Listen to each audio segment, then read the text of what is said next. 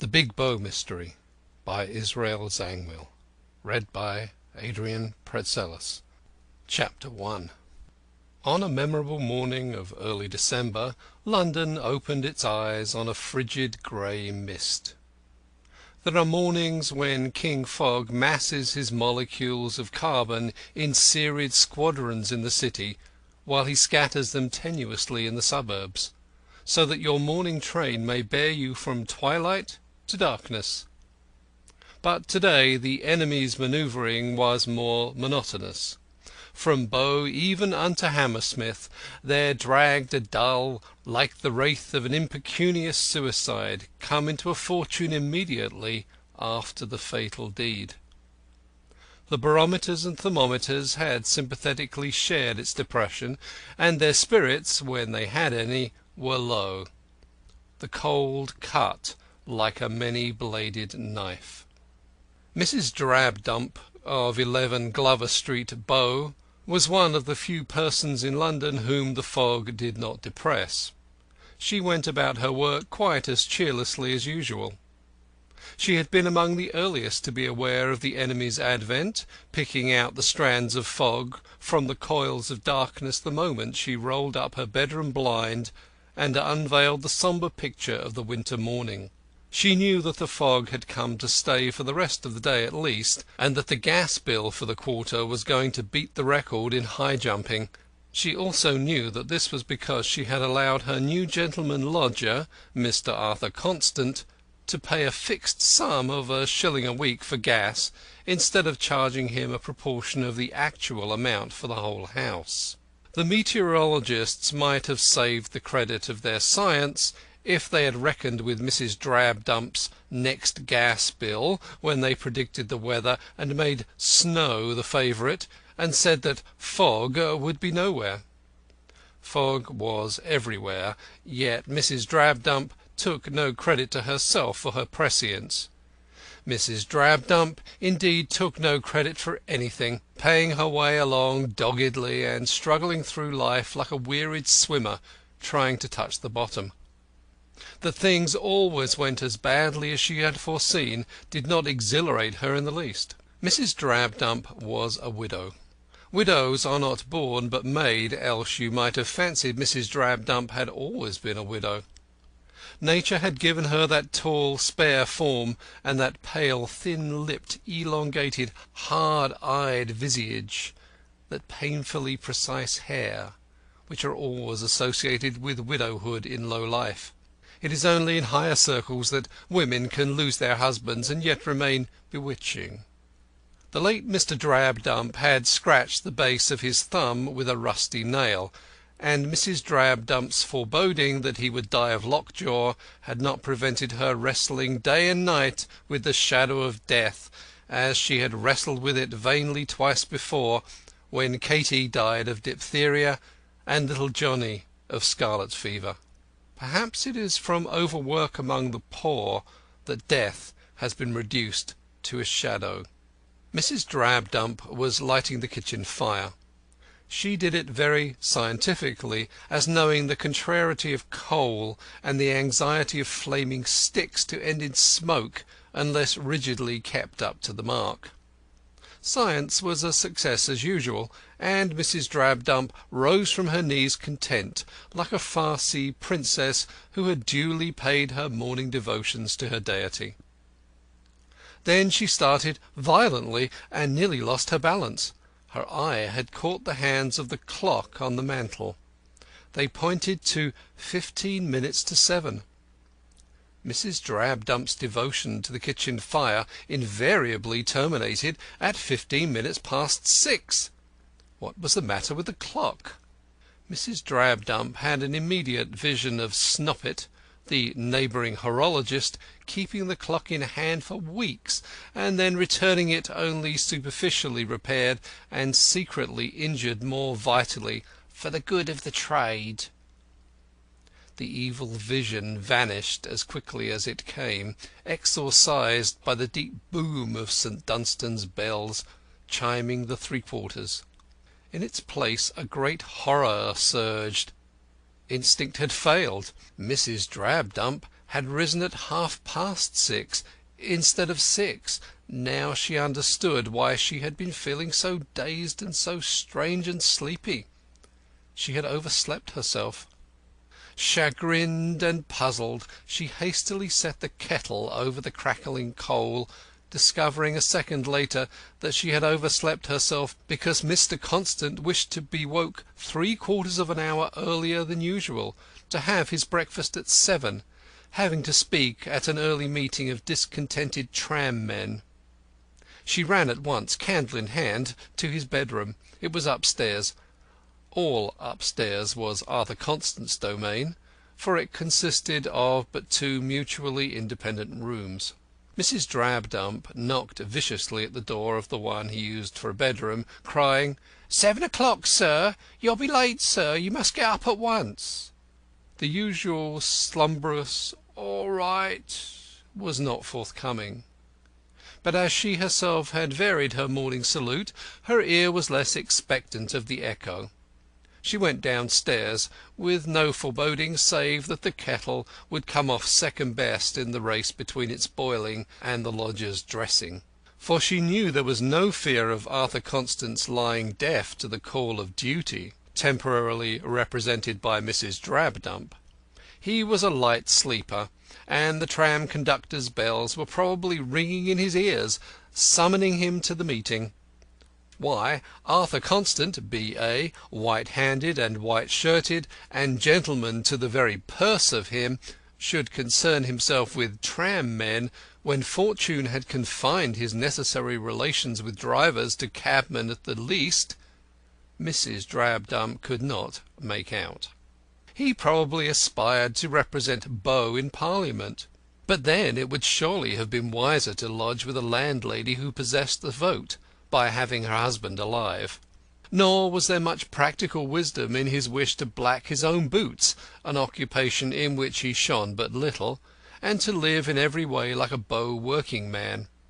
Bow working men were not so lavish in their patronage of water, whether existing in drinking glasses, morning tubs, or laundresses' establishments. Nor did they eat the delicacies with which Mrs. Drabdump supplied him, with the assurance that they were the artisan's appanage. She could not bear to see him eat things unbefitting his station. Arthur Constant opened his mouth and ate what his landlady gave him, not first deliberately shutting his eyes according to the formula, the rather pluming himself on keeping them wide open. But it is difficult for saints to see through their own halos, and in practice an areola about the head is often indistinguishable from a mist. The tea to be scalded in Mr. Constant's pot, when that cantankerous kettle should boil, was not the coarse mixture of black and green sacred to herself and Mr. Mortlake, of whom the thoughts of breakfast now reminded her. Poor Mr. Mortlake, gone off without any to Devonport, somewhere about 4 in the fog-thickened darkness of a winter night. Well, she hoped his journey would be duly rewarded, that his perks would be heavy, and that he would make as good a thing out of travelling expenses as rival Labour leaders roundly accused him of to other people's faces. She did not grudge him his gains, nor was it her business if, as they alleged, in introducing Mr. Constant to her vacant rooms, his idea was not merely to benefit his landlady. He had done her an uncommon good turn, queer as was the lodger thus introduced. His own apostleship to the sons of toil gave Mrs. Drabdump no twinges of perplexity. Tom Mortlake had been a compositor, and apostleship was obviously a profession better paid and of a higher social status. Tom Mortlake, the hero of 100 strikes, set up in print on a poster, was unmistakably superior to Tom Mortlake setting up other men's names at a case. Still, the work was not all beer and skittles, and Mrs. Drabdump felt that Tom's latest job was not enviable. She shook his door as she passed it on her way back to the kitchen, but there was no response. The street door was only a few feet off down the passage, and a glance at it dispelled the last hope that Tom had abandoned the journey. The door was unbolted and unchained. and the only security was the latchkey lock. Mrs. Drabdump felt a whit uneasy, though, to give her her due, she never suffered as much as most good housewives do from criminals who never come. Not quite opposite, but still only a few doors off, on the other side of the street, lived the celebrated ex-detective Grodman, and, illogically enough, his presence in the street gave Mrs. Drabdump a curious sense of security, as of a believer living under the shadow of the fane. That any human being of ill odour should consciously come within a mile of the scent of so famous a sleuth-hound seemed to her highly improbable. Grodman had retired, with a competence, and was only a sleeping dog now. Still, even criminals would have sense enough to let him lie. So Mrs. Drabdump did not really feel that there had been any danger, especially as a second glance at the street door showed that Mortlake had been thoughtful enough to slip the loop that held back the bolt of the big lock. She allowed herself another throb of sympathy for the labour leader whirling on his dreary way towards Devonport Dockyard. Not that he told her anything of his journey beyond the town, but she knew Devonport had a dockyard because Jess Dymond, Tom's sweetheart, once mentioned that her aunt lived near there, and it lay on the surface that Tom had gone to help the dockers, who were imitating their London brethren. Mrs. Drabdump did not need to be told things to be aware of them. She went back to prepare Mr. Constant's superfine tea, vaguely wondering why people were so discontented nowadays. But when she brought up the tea and the toast and the eggs to Mr. Constant's sitting-room, which adjoined his bedroom, though without communicating with it, Mr. Constant was not sitting in it. She lit the gas and laid the cloth. Then she returned to the landing, and beat at the bedroom door with an imperative palm. Silence alone answered her. She called him by name, and told him the hour, but hers was the only voice she heard, and it sounded strangely to her in the shadows of the staircase.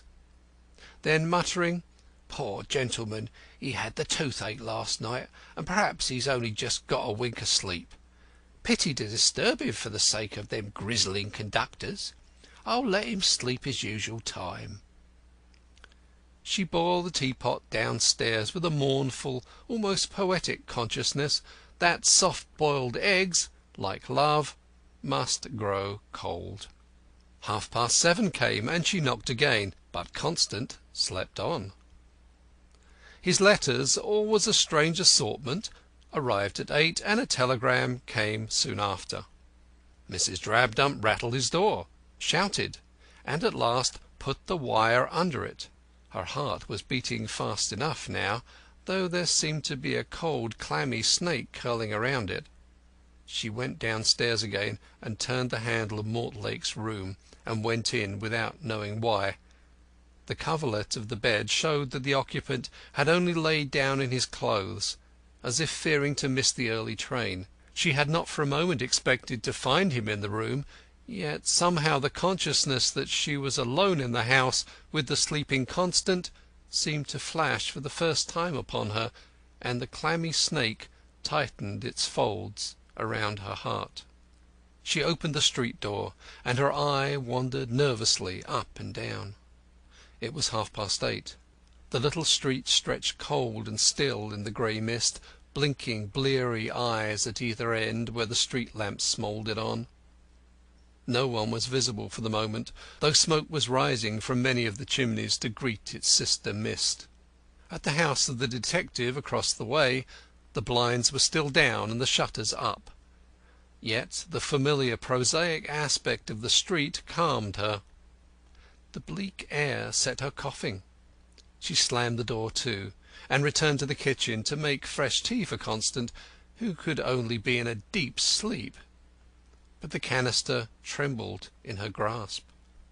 She did not know whether she dropped it or threw it down, but there was nothing in the hand that battered again a moment later at the bedroom door. No sound within answered the clamour without. She rained blow upon blow in a sort of spasm of frenzy, scarce remembering that her object was merely to wake her lodger. and almost staving in the lower panels with her kicks. Then she turned the handle and tried to open the door, but it was locked. The resistance recalled her to herself. She had a moment of shocked decency at the thought that she had been about to enter Constant's bedroom. Then the terror came over her afresh. She felt that she was alone in the house with a corpse. She sank to the floor, cowering, with difficulty stifling a desire to scream. Then she rose with a jerk and raced down the stairs without looking behind her, and threw open the door and ran out into the street, only pulling up with her hands, violently agitating Grodman's door-knocker. In a moment the first-floor window was raised. The little house was of the same pattern as her own, and Grodman's full, fleshy face loomed through the fog in sleepy irritation from under a nightcap. Despite its scowl, the ex-detective's face dawned upon her like the sun upon an occupant of the haunted chamber. "What in the devil's the matter?" he growled. Grodman was not an early bird, now that he had no worms to catch. He could afford to despise proverbs now, for the house in which he lived was his, and he lived in it because several other houses in the street were also his, and it is well for the landlord to be about his own estate in Bow, where poachers often shoot the moon. Perhaps the desire to enjoy his greatness among his early cronies counted for something too, for he had been born and bred at Bow, receiving when a youth his first engagement from the local police quarters, whence he had drawn a few shillings a week as an amateur detective in his leisure hours. Grodman was still a bachelor. In the celestial matrimonial bureau a partner might have been selected for him, but he had never been able to discover her. It was his one failure as a detective. He was a self-sufficing person who preferred a gas stove to a domestic, but in deference to Glover Street opinion he admitted a female factotum between 10 a.m. and 10 p.m., and equally in deference to Glover Street opinion excluded her between 10 p.m. and 10 a.m. "I want you to come across at once," Mrs. Drabdump gasped. "Something has happened to Mr. Constant." "What? Not bludgeoned by the police at the meeting this morning, I hope?" "No, no, he didn't go. He's dead." "Dead?" Grodman's face grew very serious now. "Yes, murdered." "What?" almost shouted the ex-detective. "How? When? Where? Who?" "I don't know. I can't get to him. I've beaten at his door. He does not answer." Grodman's face lit up with relief. "You silly woman, is that all? I shall have a cold in my head. Bitter weather. He's dog-tired after yesterday. Processions, 3 speeches, kindergarten, lecture on the moon, article on cooperation. That's his style." It was also Grodman's style. He never wasted words. "No," Mrs. Drabdump breathed up at him solemnly. "He's dead." "All right. Go back. Don't alarm the neighbourhood unnecessarily. Wait for me. Down in 5 minutes." Grodman did not take this Cassandra of the kitchen too seriously. Probably he knew this woman. His small bead-like eyes glittered with an almost amused smile as he withdrew them from Mrs. Drabdump's ken and shut down the sash with a bang. The poor woman ran back across the road and through her door, which she could not close behind her. It seemed to shut her in with the dead. She waited in the passage. After an age, 7 minutes by any honest clock, Grodman made his appearance, looking as depressed as usual, but with unkempt hair and with disconsolate side-whisker. He was not quite used to that side-whisker yet, for it had only recently come within the margin of cultivation. In active service Grodman had been clean-shaven, like all members of the profession, for surely your detective is the most versatile of actors. Mrs. Drabdump closed the street door quietly and pointed to the stairs, fear operating like a polite desire to give him precedence. Grodman ascended, amusement still glimmering in his eyes. Arrived on the landing, he knocked peremptorily at the door, crying, "9 o'clock, Mr. Constant, 9 o'clock." When he ceased there was no other sound or movement. His face grew more serious. He waited, then knocked and cried louder. He turned the door handle, but the door was fast. He tried to peer through the keyhole, but it was blocked. He shook the upper panels, but the door seemed bolted as well as locked. He stood still, his face set and rigid, for he liked and esteemed the man. "Ay, knock your loudest," whispered the pale-faced woman. "You'll not wake him now." The grey mist had followed them through the street door, and hovered about the staircase, charging the air with a moist, sepulchral odour. "Locked and bolted," muttered Grodman, shaking the door afresh. "Burst it open," breathed the woman, trembling violently all over, and holding her hand before her as if to ward off the dreadful vision. Without another word, Grodman applied his shoulder to the door, and made a violent muscular effort. He had been an athlete in his time, and the sap was yet in him. The door creaked. Little by little it began to give. The woodwork enclosing the bolt of the lock splintered. The panels bent inwards. The large upper bolt tore off its iron staple. The door flew back with a crash. Grodman rushed in. "My God!" he cried. The woman shrieked. The sight was too terrible. Within a few hours the jubilant newsboys were shrieking, "Horrible suicide in Bow!"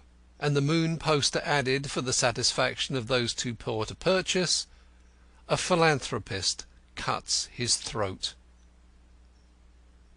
End of Chapter 1.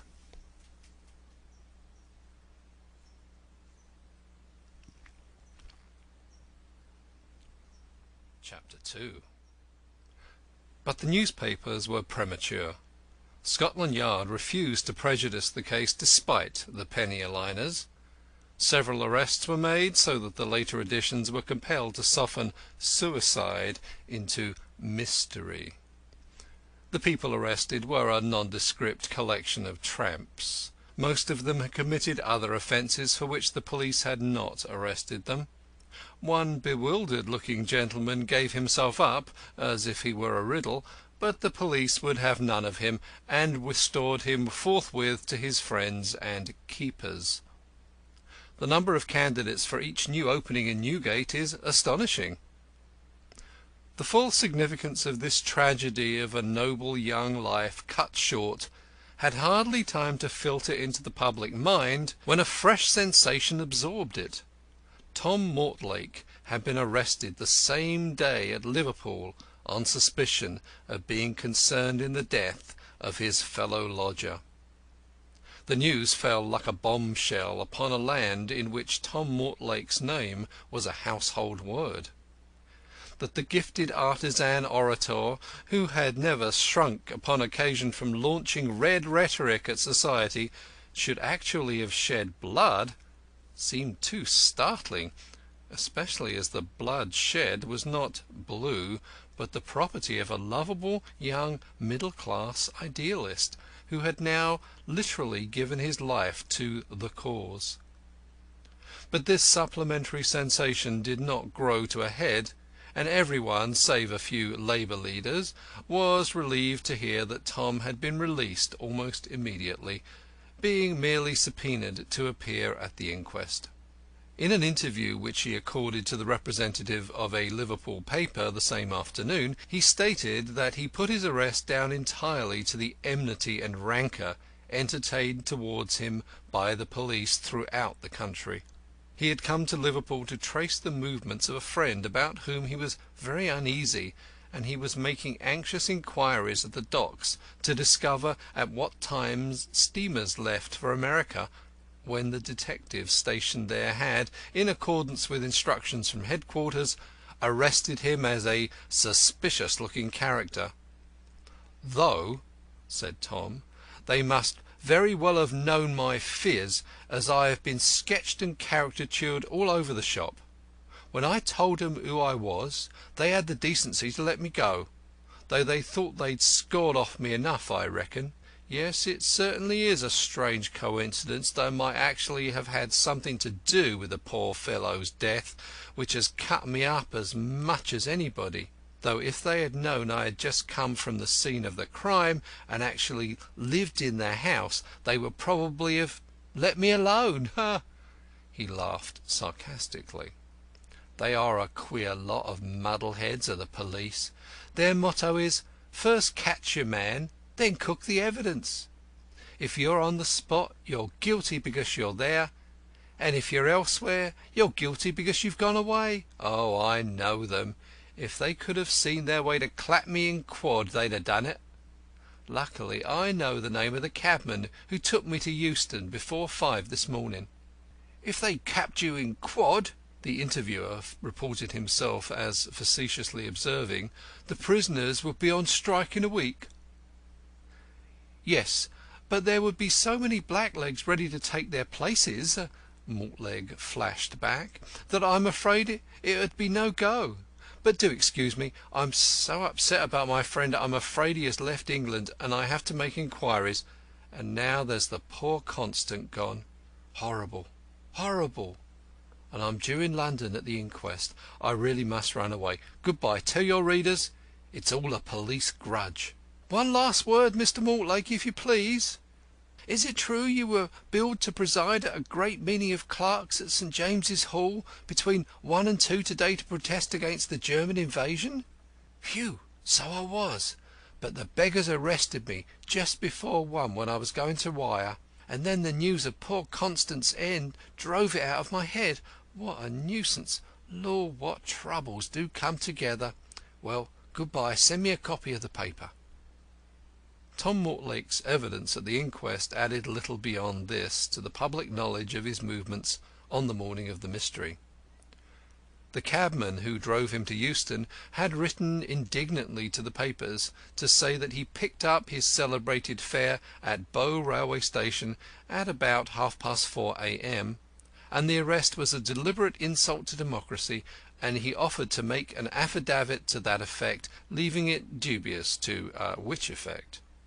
But Scotland Yard betrayed no itch for the affidavit in question, and number 2138 subsided again into the obscurity of his rank. Mortlake, whose face was very pale below the black mane brushed from his fine forehead, gave his evidence in low, sympathetic tones. He had known the deceased for over a year, coming constantly across him in their common political and social work, and had found him the furnished rooms for him in Glover Street at his own request, just as being to let when Constant resolved to leave his rooms at Oxford House in Bethnal Green, and to share the actual life of the people. The locality suited the deceased as being near the People's Palace. He respected and admired the deceased, whose genuine goodness had won all hearts. The deceased was an untiring worker, never grumbled, was always in fair spirits, regarded his life and wealth as a sacred trust to be used for the benefit of humanity. He had last seen him at 9:15 p.m. on the day preceding his death. He, the witness, had received a letter by the last post which made him uneasy about a friend. He went up to consult deceased about it. Deceased was evidently suffering from toothache, and was fixing a piece of cotton wool in a hollow tooth, but he did not complain. Deceased seemed rather upset by the news he brought, and they both discussed it rather excitedly. Juryman: "Did the news concern him?" Mortlake: "Only impersonally. He knew my friend, and was keenly sympathetic when one was in trouble." Coroner: "Could you show the jury the letter you received?" Mortlake: "I have mislaid it, and I can't make out where it has got to. If you, sir, think it relevant or essential, I will state what the trouble was." Coroner: "Was the toothache very violent?" Mortlake: "I cannot tell. I think not, though he told me it had disturbed his rest the night before." Coroner: "What time did you leave him?" Mortlake: "About 20 to 10." Coroner: "And what did you do then?" Mortlake: "I went out for an hour or so to make some inquiries. Then I returned and told my landlady I should be leaving by an early train for the country." Coroner: "And that was the last you saw of the deceased?" Mortlake (with emotion): "The last." Coroner: "How was he when you left him?" Mortlake: "Mainly concerned about my trouble." Coroner: "Otherwise you saw nothing unusual about him?" Mortlake: "Nothing." Coroner: "What time did you leave the house on Tuesday morning?" Mortlake: "About 25 minutes past 4." Coroner: "Are you sure you shut the street door?" Mortlake: "Quite sure. Knowing my landlady was rather a timid person, I even slipped the bolt of the big lock, which was usually tied back. It was impossible for any one to get in, even with a latch key." Mrs. Drabdump's evidence, which, of course, preceded his, was more important, and occupied a considerable time, unduly eked out by Drabdumpian padding. Thus she not only deposed that Mr. Constant had the toothache, but that it was going to last about a week, in tragi-comic indifference to the radical cure that had been effected.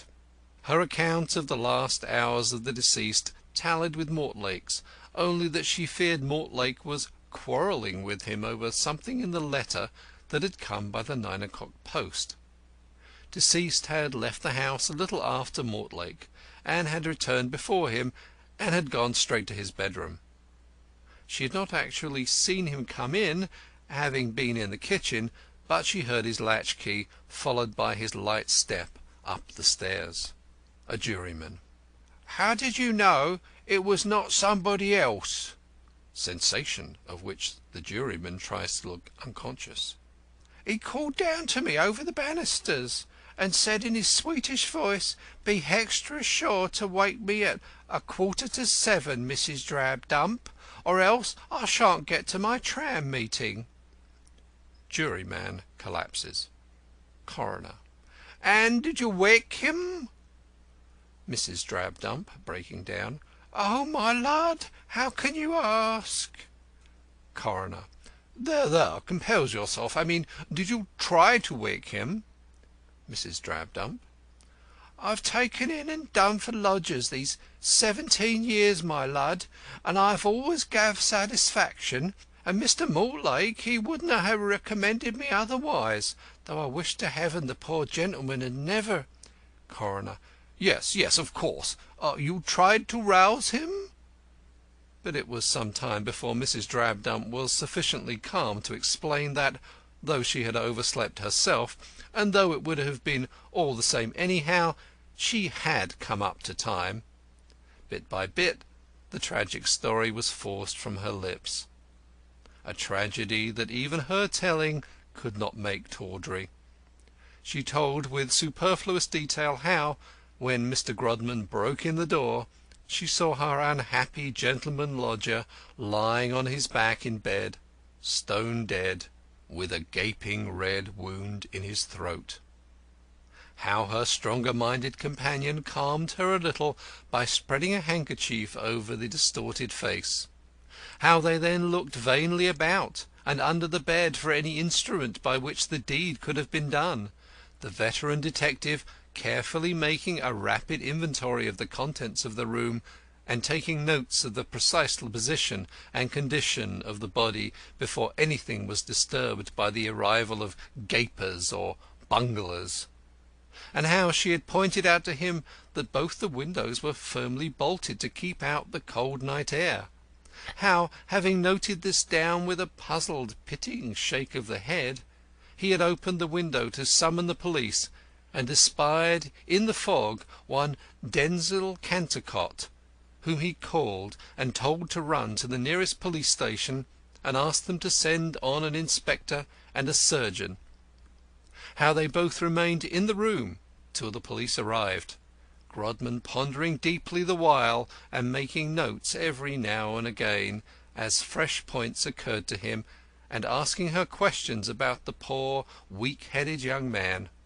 Pressed as to what she meant by calling the deceased weak-headed, she replied that some of her neighbours wrote him begging letters, though Heaven knew they were better off than herself, who had to scrape her fingers to the bone for every penny she earned. Under further pressure from Mr. Talbot, who was watching the inquiry on behalf of Arthur Constant's family, Mrs. Drabdump admitted that the deceased had behaved like a human being. Nor was there anything externally eccentric or queer in his conduct. He was always cheerful and pleasant-spoken, though certainly soft, God rest his soul. No, he never shaved, but wore all the hair that Heaven had given him. A juryman.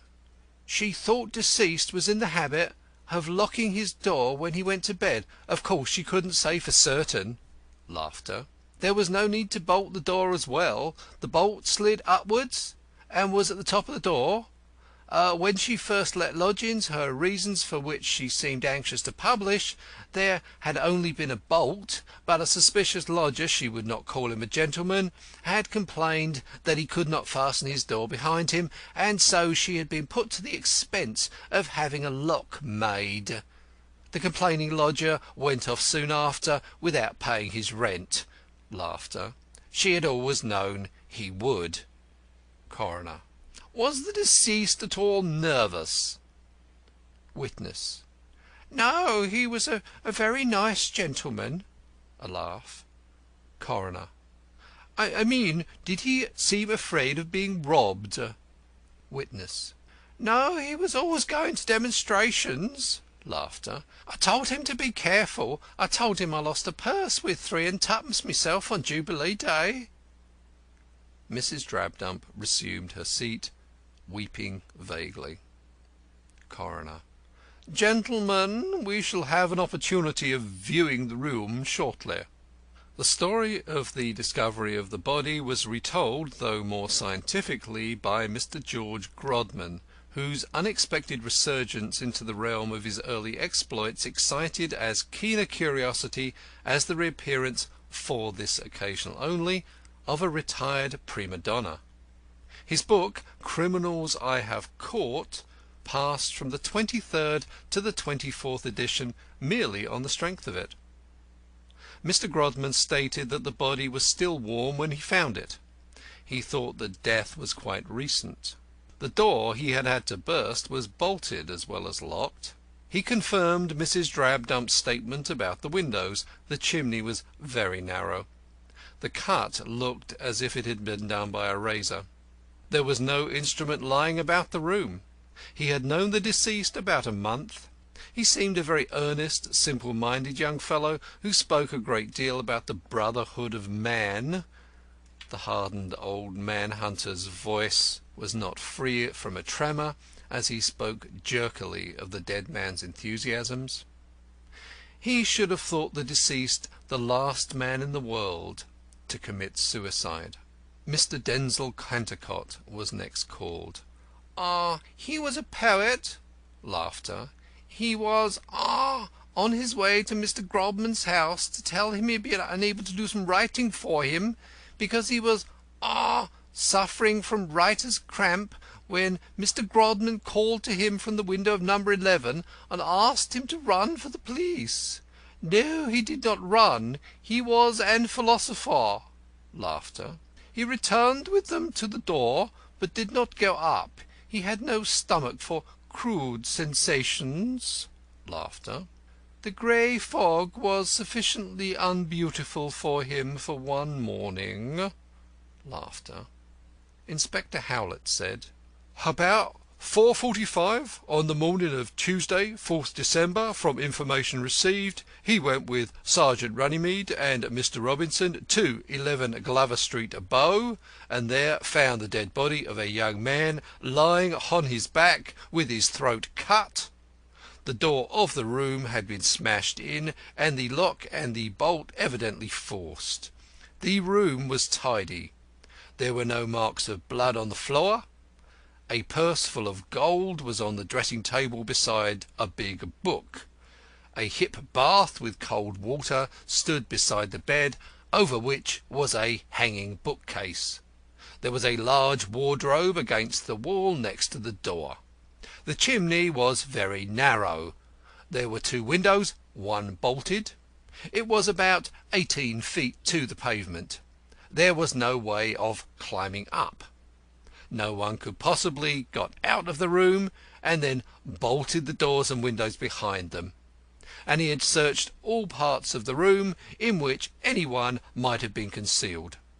He had been unable to find any instrument in the room in spite of an exhaustive search, there being not even a penknife in the pockets of the clothes of the deceased, which lay on a chair. The house and the backyard and the adjacent pavement also had been fruitlessly searched. Sergeant Runnymede made an identical statement, saving only that he had gone with Dr. Robinson and Inspector Howlett. Dr. Robinson, divisional surgeon, said, "The deceased was lying on his back with his throat cut. The body was not yet cold. The abdominal region was quite warm. Rigor mortis had set in the lower jaw, neck, and upper extremities. The muscles contracted when beaten. I inferred that life had been extinct some 2 or 3 hours, probably not longer. It might have been less. The bedclothes would keep the lower part warm for some time. The wound, which was a deep one, was 5 1/2 inches from right to left across the throat to a point under the left ear. The upper portion of the windpipe was severed, and likewise the jugular vein. The muscular coating of the carotid artery was divided. There was a slight cut, as if in continuation of the wound, on the thumb of the left hand. The hands were clasped underneath the head. There was no blood on the right hand. The wound could not have been self-inflicted. A sharp instrument had to have been used, such as a razor. The cut might have been made by a left-handed person. No doubt death was practically instantaneous. I saw no signs of a struggle about the body or the room. I noticed a purse on the dressing table next to Madame Velasquez's big book on Theosophy.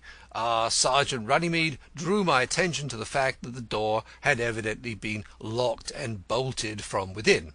A juryman: I did not say the cuts could not have been made by a right-handed person. I can offer no suggestion as to how the inflictor of the wound got in or out. Extremely improbable that the cut was self-inflicted. There was a little trace of the outside fog in the room. Police Constable Williams said he was on duty in the early hours of the morning of the 4th inst. Glover Street lay within his beat. He saw or heard nothing suspicious. The fog was never very dense, though nasty to the throat. He had passed through Glover Street about 4:30. He had not seen Mr. Mortlake or anybody else leave the house. The court here adjourned, the coroner and the jury repairing in a body to 11 Glover Street to view the house and the bedroom of the deceased. And the evening posters announced, "The Bow Mystery thickens." End of Chapter 2.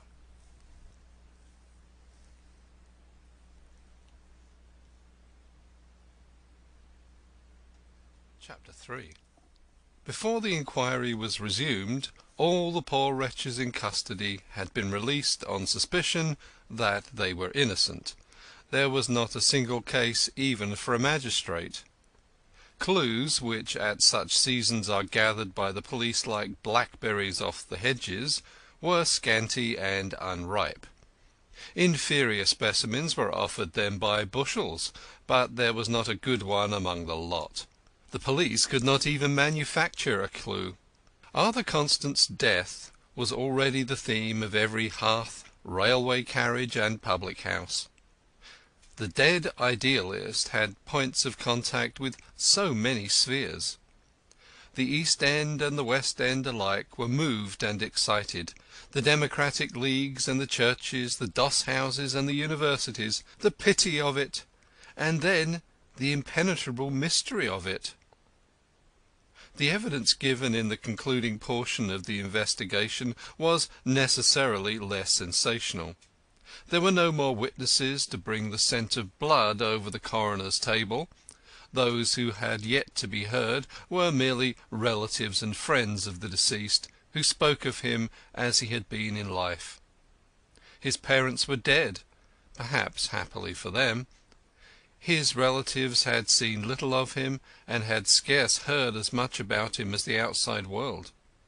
No man is a prophet in his own country, and even if he migrates, it is advisable for him to leave his family at home. His friends were a motley crew. Friends of the same friend are not necessarily friends of one another, but their diversity only made the congruity of the tale they had to tell more striking. It was the tale of a man who had never made an enemy even by benefiting him, nor lost a friend even by refusing his favours. The tale of a man whose heart overflowed with peace and goodwill to all men all the year round. Of a man to whom Christmas came not once but 365 times a year. It was the tale of a brilliant intellect who gave up to mankind what was meant for himself, and worked as a labourer in the vineyard of humanity, never crying that the grapes were sour. Of a man uniformly cheerful, and of good courage, living in that forgetfulness of self which is the truest antidote to despair. And yet there was not quite wanting the note of pain to jar the harmony and make it all human. Richard Elton, his chum from boyhood and vicar of Somerton in Midlandshire, handed to the coroner a letter received from the deceased about 10 days before his death, containing some passages which the coroner read aloud. "Do you know anything of Schopenhauer? I mean anything beyond the current misconceptions. I have been making his acquaintance lately.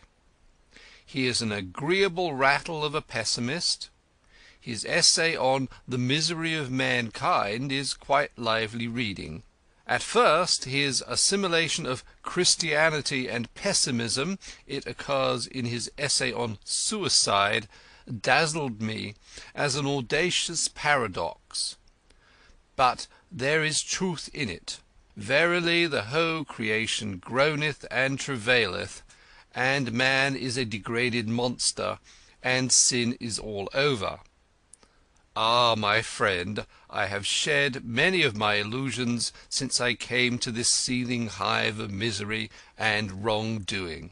What shall one man's life, a million men's lives, avail against the corruption, the vulgarity, and the squalor of civilization? Sometimes I feel like a farthing rushlight in the halls of Eblis. Selfishness is so long and life so short. And the worst of it is that everybody is so beastly contented.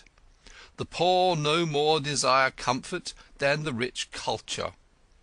The woman to whom a penny school fee for her child represents an appreciable slice of her income is satisfied that the rich we shall always have with us. The real old Tories are the paupers in the workhouse. The radical working men are jealous of their own leaders, and the leaders are jealous of one another. Schopenhauer must have organized the Labour Party in his salad days, and yet one can't help feeling that he committed suicide as a philosopher by not committing it as a man. He claims kinship with Buddha too, though esoteric Buddhism at least seems spheres removed from the philosophy of the will and the idea. What a wonderful woman Madame Blavatsky must be!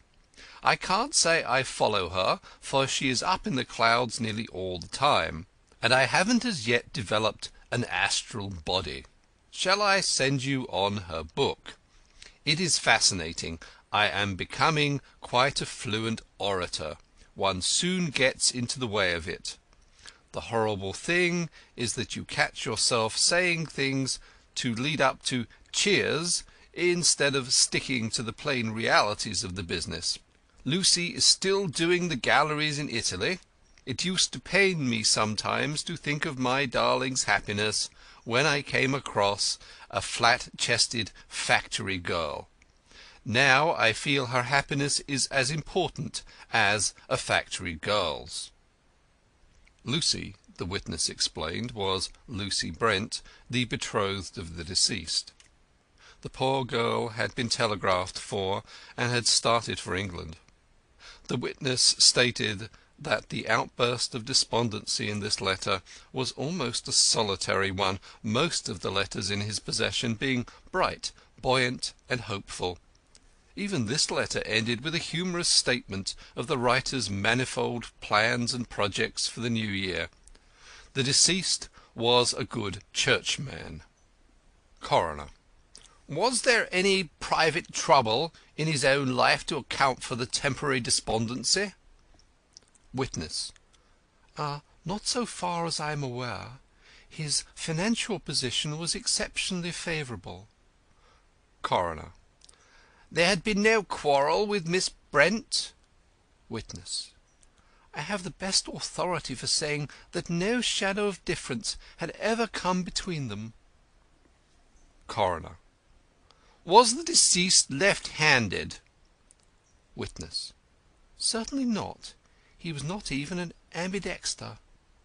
A juryman: Isn't Schopenhauer one of those infidel writers published by the Free Thought Publication Society?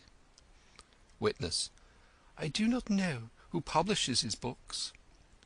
Juryman: A small grocer and big raw-boned Scotchman rejoicing in the name of Sandy Sanderson and the dignities of deaconry and membership of the committee of the Bow Conservative Association. No equivocation, sir. Is he not a secularist who has lectured at the Hall of Science? Witness: No, he is a foreign writer. Mr. Sanderson was heard to thank heaven for this small mercy. Who believes that life is not worth living. Juryman: Were you not shocked to find the friend of a minister reading such impure literature? Witness: The deceased read everything. Schopenhauer is the author of a system of philosophy, and not what you seem to imagine. Perhaps you would like to inspect the book. Laughter. Juryman: I wouldn't touch it with a pitchfork. Such books should be burnt. And this Madame Blavatsky's book, what is that? Is that also philosophy? Witness: No, it's theosophy. Laughter.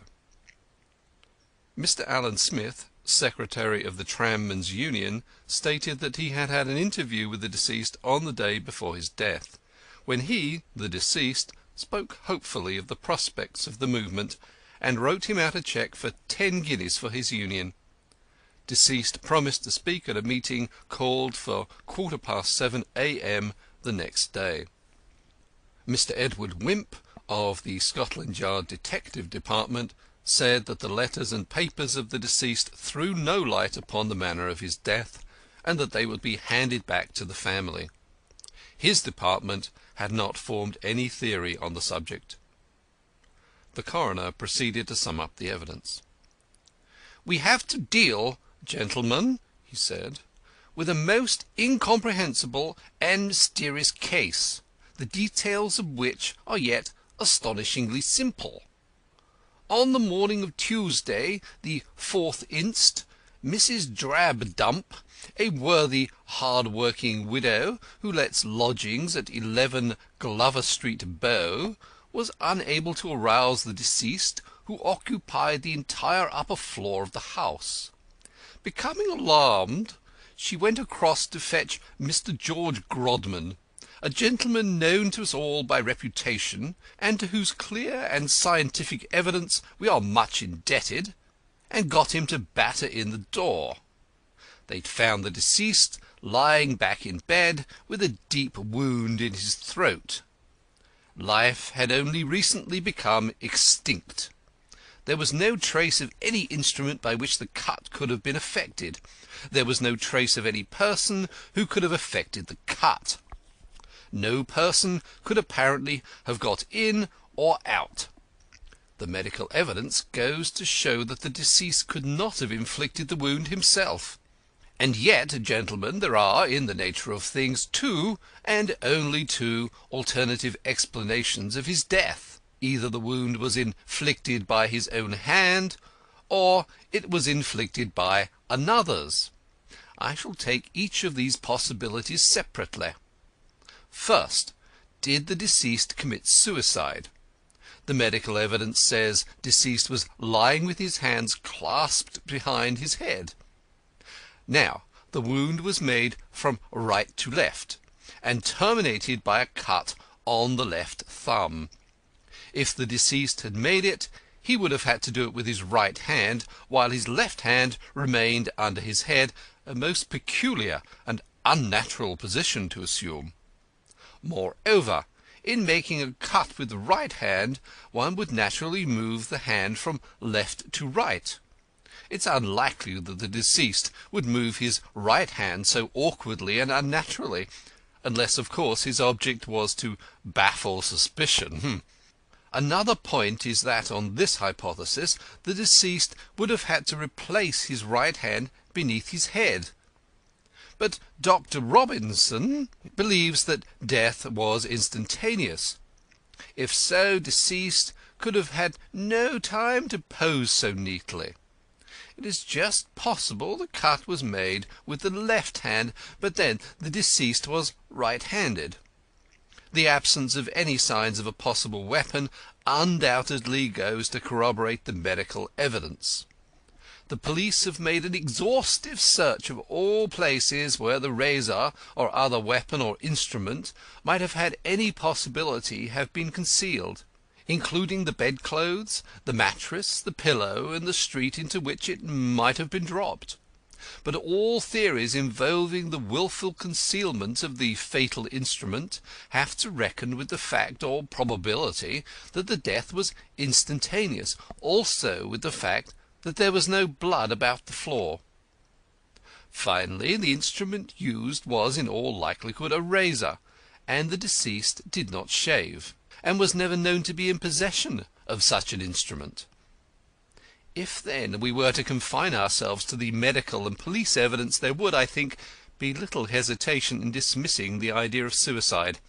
Nevertheless, it is well to forget the physical aspect of the case for a moment, and to apply our minds to an unprejudiced inquiry into the mental aspect of it. Was there any reason why the deceased should wish to take his own life? He was young, wealthy and popular, loving and loved. Life stretched fair before him. He had no vices. Plain living, high thinking, and noble doing were the three guiding stars of his life. If he had had ambition, an illustrious public career was within his reach. He was an orator of no mean power, a brilliant and industrious man. His outlook was always on the future. He was always sketching out ways in which he could be useful to his fellow men. His purse and his time were ever at the command of whomsoever should show fair claim upon them. If such a man were likely to end his own life, the science of human nature would be at an end. Still, some of the shadows of the picture have been presented to us. The man had his moments of despondency. Which of us has not? But they seem to have been few and passing. Anyhow, he was cheerful enough on the day before his death. He was suffering, too, from toothache, but it does not seem to have been violent, nor did he complain. Possibly, of course, the pain became very acute in the night, nor must we forget that he may have overworked himself and got his nerves into a morbid state. He worked very hard, never rising later than 7:30, and doing far more than the professional labour leader. He taught and wrote, as well as spoke and organised. But on the other hand, all witnesses agreed that he was looking forward eagerly to the meeting of tram men on the morning of the 4th inst. His whole heart was in the movement. Is it likely that this was the night he would choose for quitting the scene of his usefulness? Is it likely that if he had chosen it he would not have left letters and a statement behind, or made a last will and testament? Mr. Wimp has found no possible clue to such conduct in his papers. Or is it likely that he would have concealed the instrument? The only positive sign of intention is the bolting of his door, in addition to the usual locking of it, but one cannot lay much stress on that. Regarding the mental aspects alone, the balance is largely against suicide. Looking at the physical aspects, suicide is well nigh impossible. Putting the two together, the case against suicide is all but mathematically complete. The answer then to our first question, did the deceased commit suicide, is that he did not. The coroner paused, and everybody drew a long breath.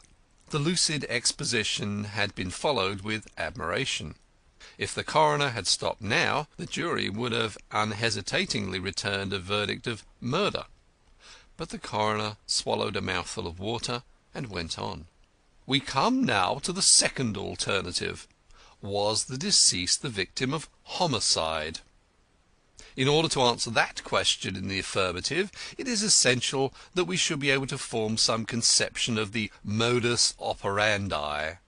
It is all very well for Dr. Robinson to say the cut was made by another hand, but in the absence of any theory as to how the cut could possibly have been made by that other hand, we should be driven back to the theory of self-infliction, however improbable it may seem to a medical gentleman. Now, what are the facts? When Mrs. Drabdump and Mr. Grodman found the body, it was yet warm, and Mr. Grodman, a witness fortunately qualified by special experience, states that the death had been quite recent. This tallies closely enough with the view of Dr. Robinson, who, examining the body about an hour later, put the time of death at 2 or 3 hours before, say at 7 o'clock. Mrs. Drabdump had attempted to wake the deceased at 7:15, which would put back the act to a little earlier. As I understand from Dr. Robinson that it is impossible to fix the time very precisely, death may very well have taken place several hours before Mrs. Drabdump's first attempt to wake deceased. Of course, it may have taken place between the first and second calls, as he may merely have been sound asleep at first. It may also not impossibly have taken place considerably earlier than the first call, for all the physical data seem to prove. Nevertheless, on the whole, I think we shall least likely to err if we assume the time of death to be 6:30. Gentlemen, let us picture to ourselves number 11 Glover Street at 6:30. We have seen the house. We know exactly how it is constructed. On the ground floor, a front room tenanted by Mr. Mortlake, with 2 windows giving on the street, both securely bolted, a back room occupied by the landlady, and a kitchen. Mrs. Drabdump did not leave her bedroom till 6:30, so we may be sure all the various doors and windows have not yet been unfastened, while the season of the year is a guarantee that nothing had been left open. The front door, through which Mr. Mortlake has gone out before 4:30, is guarded by the latch-key lock and the big lock. On the upper floor are 2 rooms, a front room used by deceased for a bedroom, and a back room which he used as a sitting room. The back room has been left open with the key inside, but the window is fastened. The door of the front room is not only locked, but bolted. We have seen the splintered mortice and the staple of the upper bolt violently forced from the woodwork and resting on the pin. The windows are bolted, the fasteners being firmly fixed in the catches. The chimney is too narrow to admit of the passage of even a child. This room, in fact, is as firmly barred in as if besieged. It has no communication with any other part of the house. It is as absolutely self-centred and isolated as if it were a fort in the sea or a log hut in the forest. Even if any strange person is in the house, nay, in the very sitting-room of the deceased, he cannot get into the bedroom, for the house is one built for the poor, with no communication between the different rooms, so that separate families, if need be, may inhabit each. Now, however, let us grant that some person has achieved the miracle of getting into the front room, first floor, 18 feet from the ground. At 6:30 or thereabouts he cuts the throat of the sleeping occupant. How is he then to get out without attracting the attention of the now roused landlady? But let us concede him that miracle too. How is he to go away and yet leave the doors and windows locked and bolted from within?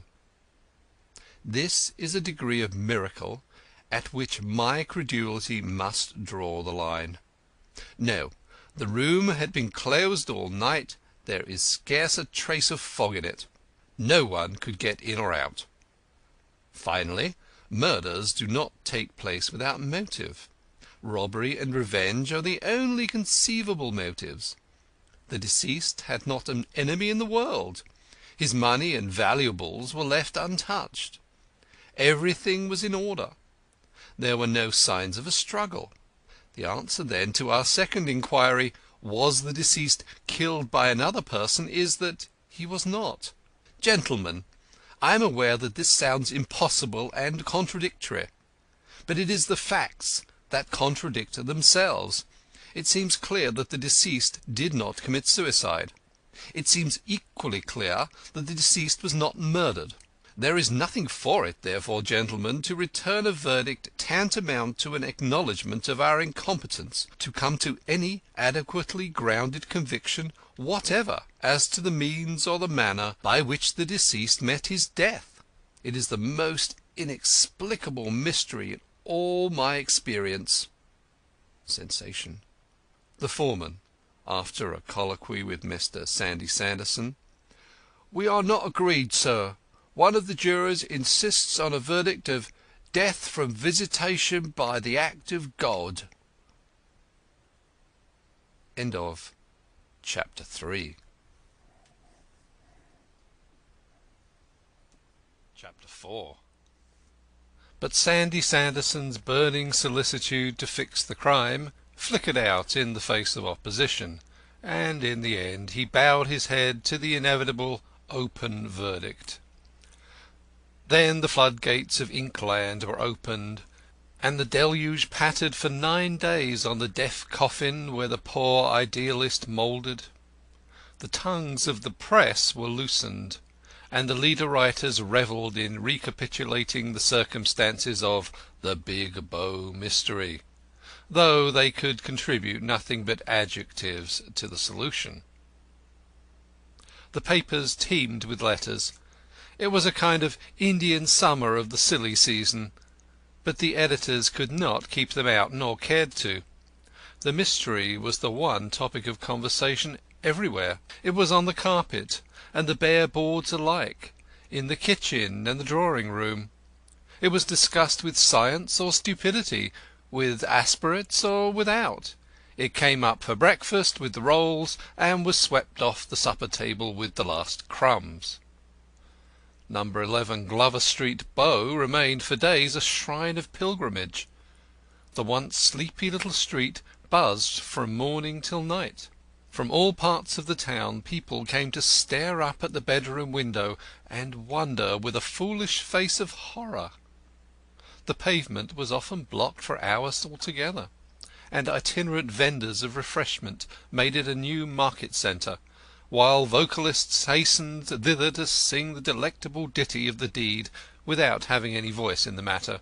It was a pity the Government did not elect a toll gate at either end of the street, but Chancellors of the Exchequer rarely avail themselves of the more obvious expedients for paying the national debt.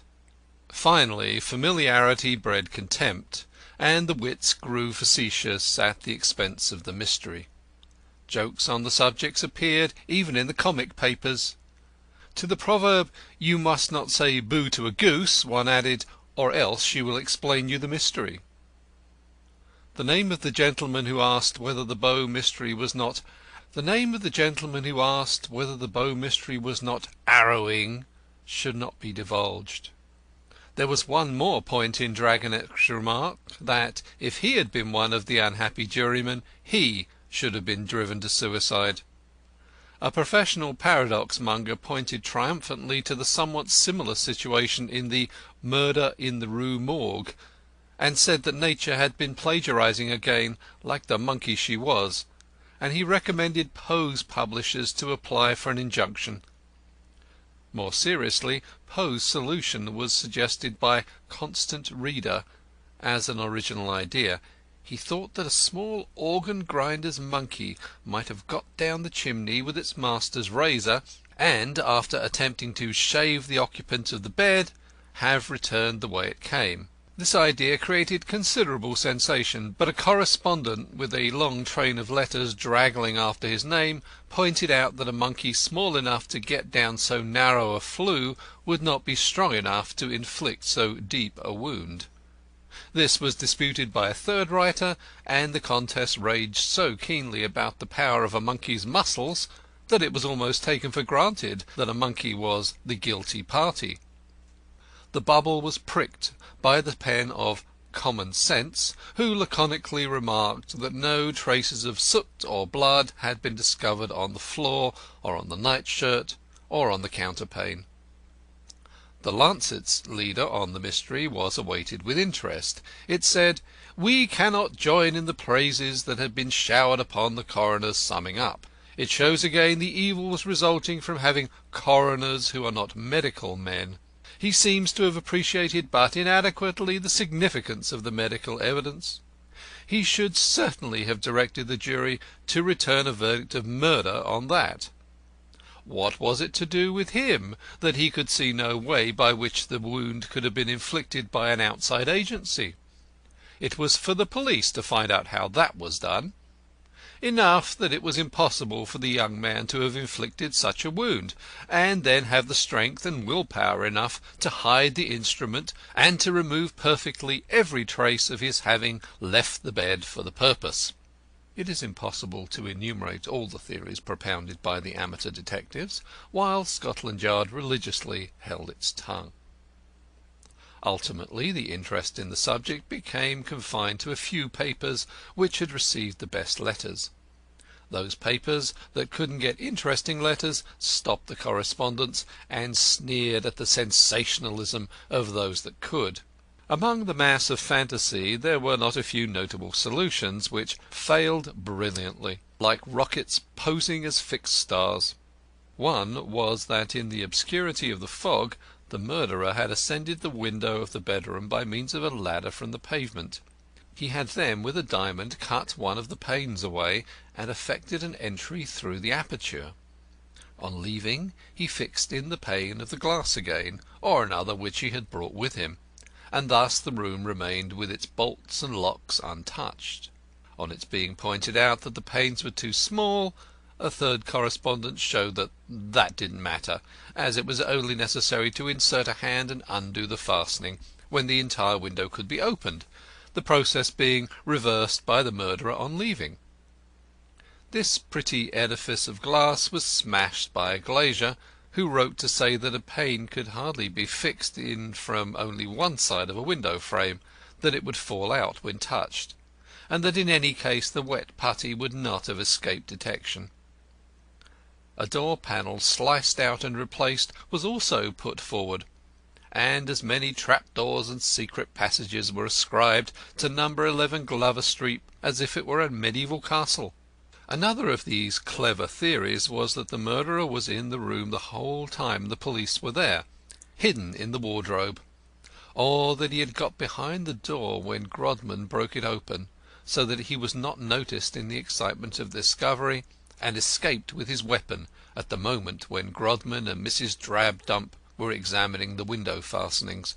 Scientific explanations were to hand to explain how the assassin locked and bolted the door behind him. Powerful magnets outside the door had been used to turn the key and push the bolt within. Murderers armed with magnets loomed on the popular imagination like a new microbe. There was only one defect in this ingenious theory: the thing could not be done. A physiologist recalled the conjurers who swallow swords by an anatomical peculiarity of the throat, and said that the deceased might have swallowed the weapon after cutting his own throat. This was too much for the police to swallow. As for the idea that the suicide had been effected with a penknife or its blade, or a bit of steel, which had then got buried in the wound, not even the quotation of Shelley's line, "Make such a wound, the knife is lost in it," could secure it a moment's acceptance. The same reception was accorded to the idea that the cut had been made with a candlestick or other harmless necessary bedroom article constructed like a sword stick. Theories of this sort caused a humorist to explain that the deceased had hidden the razor in his hollow tooth. Some kind friends of Messrs. Maskelyne and Cook suggested that they were the only persons who could have done the deed, as no one else could have got out of a locked cabinet. But perhaps the most brilliant of these flashes of false fire was the facetious, yet probably half seriously meant letter that appeared in the pell-mell press under the heading of "The Big Bow Mystery Solved." Sir, you will remember that when the Whitechapel murders were agitating the universe, I suggested that the district coroner was the assassin. My suggestion has been disregarded. The coroner is still at large. So is the Whitechapel murderer. Perhaps this suggestive coincidence will incline the authorities to pay more attention to me this time. The problem seems to be this: the deceased could not have cut his own throat. The deceased could not have had his throat cut for him. As one of the two must have happened, this is obvious nonsense.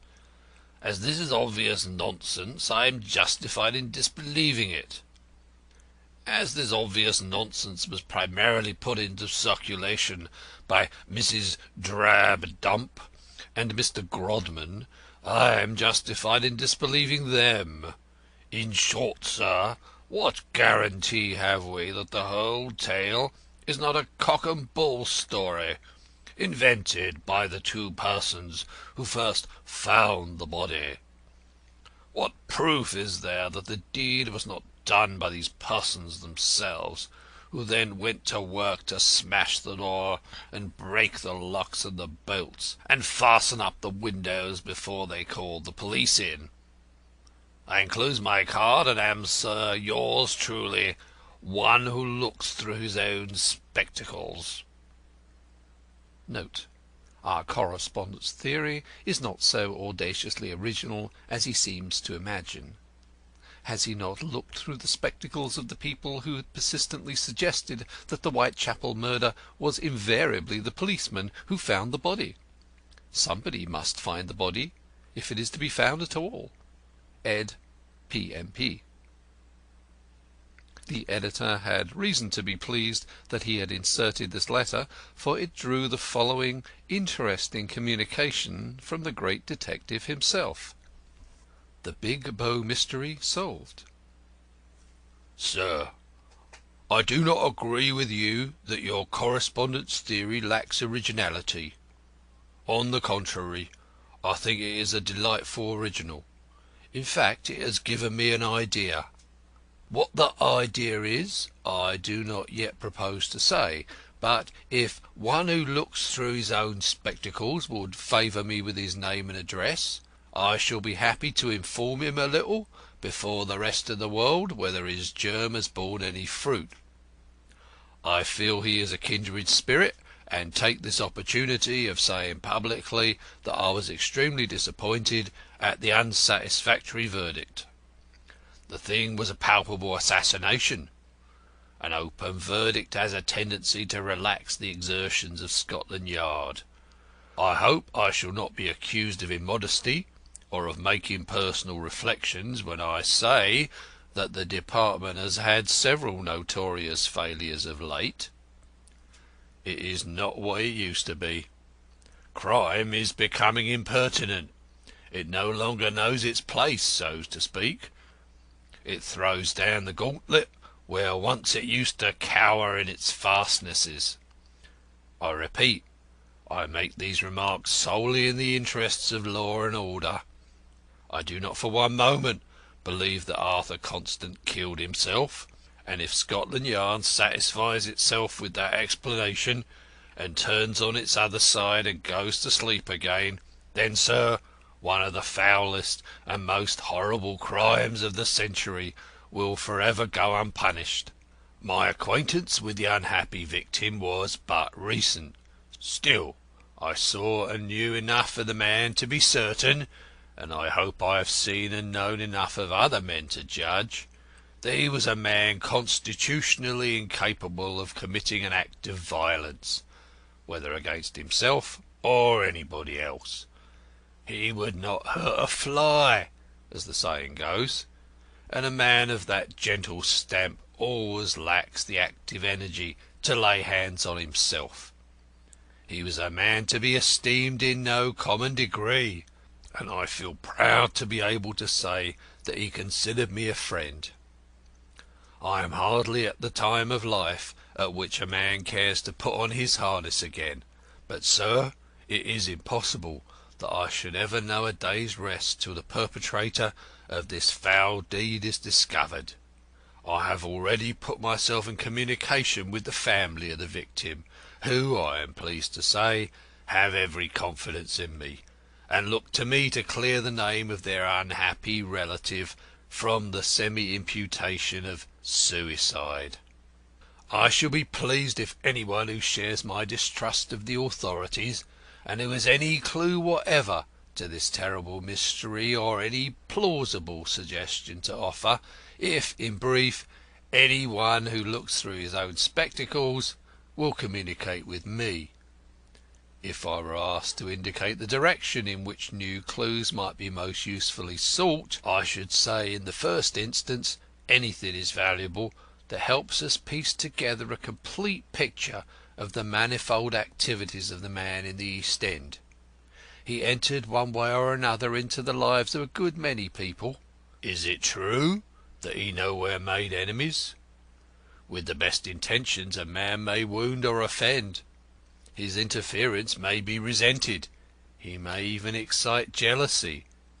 A young man like the late Mr. Constant could not have had as much practical sagacity as he had goodness. Whose corns did he tread on? The more we know of the last months of his life, the more we shall know of the manner of his death. Thanking you by anticipation for the insertion of this letter in your valuable columns, I am, sir, yours truly, George Grodman, 46 Glover Street, Bow. P.S. Since writing the above lines, I have, by the kindness of Miss Brent, been placed in possession of a most valuable letter, probably the last letter written by the unhappy gentleman. It is dated Monday, 3 December, on the very eve of the murder, and was addressed to her at Florence, and has now, after some delay, followed her back to London, where the sad news unexpectedly brought her. It is a letter couched, on the whole, in the most hopeful spirit, and speaks in details of his schemes. Of course, there are things in it not meant for the ears of the public, but there can be no harm in transcribing an important passage. You seem to have imbibed the idea that the East End is a kind of Golgotha, and this despite that the books out of which you probably got it are carefully labelled fiction. Lamb says somewhere that we think of the Dark Ages as literally without sunlight, and so I fancy, like you, dear, think of the East End as a mixture of mire, misery, and murder. How's that for alliteration? Why, within 5 minutes' walk of me there are the loveliest houses, with gardens back and front, inhabited by very fine people and furniture. Many of my university friends' mouths would water if they knew the income of some of the shopkeepers in the High Road.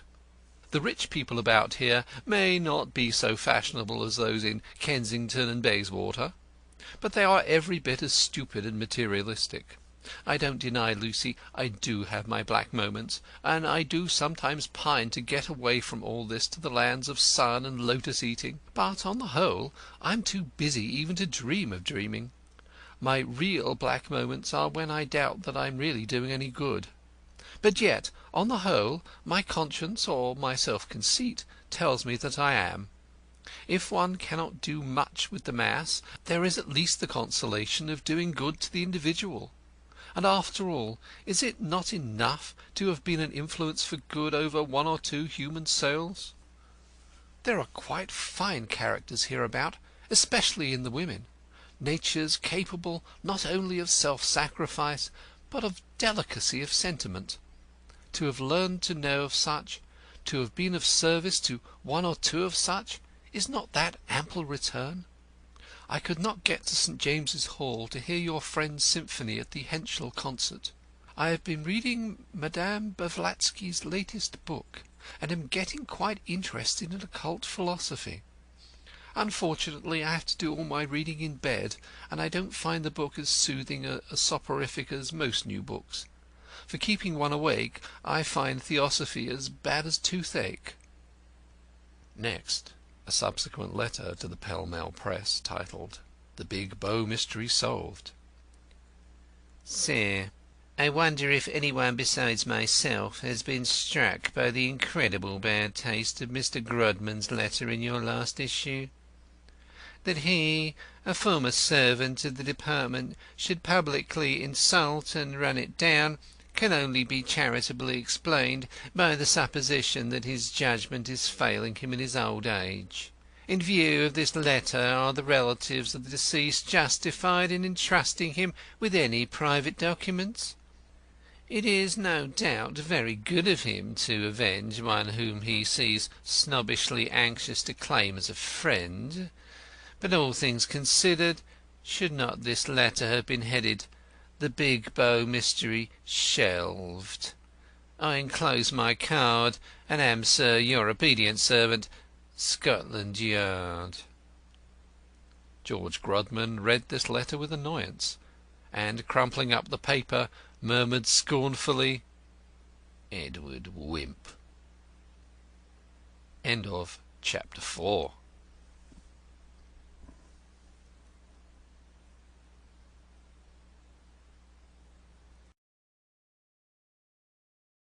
Chapter 5. "Yes, but what will become of the beautiful?" said Denzil Cantercot. "Hang the beautiful!" said Peter Crowl, as if he were on the committee of the Academy. "Give me the true." Denzil did nothing of the sort. He didn't happen to have it about him. Denzil Cantercot stood smoking a cigarette in his landlord's shop, and imparting an air of distinction and an agreeable aroma to the close, leathery atmosphere. Crowl cobbled away, talking to his tenant without raising his eyes. He was a small, big-headed, sallow, sad-eyed man, with a greasy apron. Denzil was wearing a heavy overcoat with a fur collar. He was never seen without it in public during the winter. In private he removed it and sat in his shirt-sleeves. Crowl was a thinker, or thought he was, which seems to involve original thinking anyway. His hair was thinning rapidly at the top, as if his brain was struggling to get as near as possible to the realities of things. He prided himself on having no fads. Few men are without some foible or hobby. Crowl felt almost lonely at times in his superiority. He was a vegetarian, a secularist, a blue ribbonite, a republican and an anti-tobacconist. Meat was a fad. Drink was a fad. Religion was a fad. Monarchy was a fad. Tobacco was a fad. "A plain man like me," Crowl used to say, "can live without fads." "A plain man" was Crowl's catchword. When of a Sunday morning he stood on Mile End Waste, which was opposite his shop, and held forth to the crowds on the evils of kings, priests, and mutton chops, the plain man turned up at intervals like the theme of a symphonic movement. "I'm only a plain man, and I want to know," was a phrase that sabred the spider webs of logical refinement and held them up scornfully on the point. When Crowl went for a little recreation in Victoria Park on Sunday afternoons, it was with this phrase that he invariably routed the supernaturalists. Crowl knew his Bible better than most ministers, and always carried a miniature printed copy in his pocket, dog-eared to mark contradictions in the text. The second chapter of Jeremiah says one thing, the first chapter of Corinthians says another. Two contradictory statements may both be true, but "I'm only a plain man, and I want to know." Crowl spent a large part of his time in setting the word against the word. Cockfighting affords its votaries no acuter pleasure than Crowl derived from setting two texts by the ears. Crowl had a metaphysical genius which sent his Sunday morning disciples frantic with admiration, and struck the enemy dumb with dismay.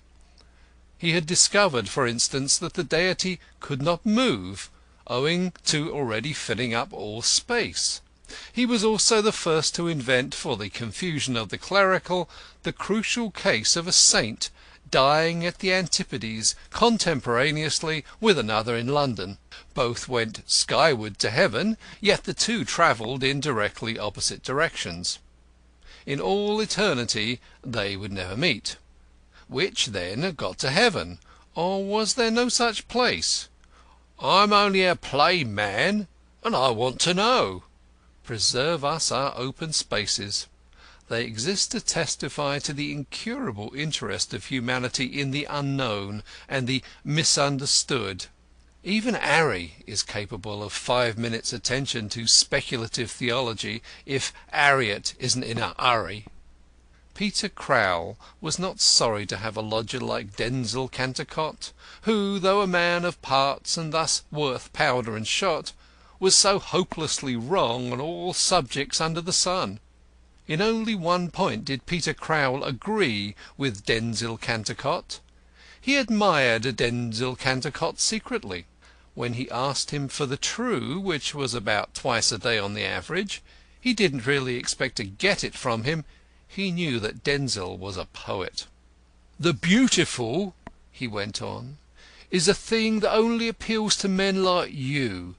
The true is for all men. The majority have the first claim, till you poets must stand aside.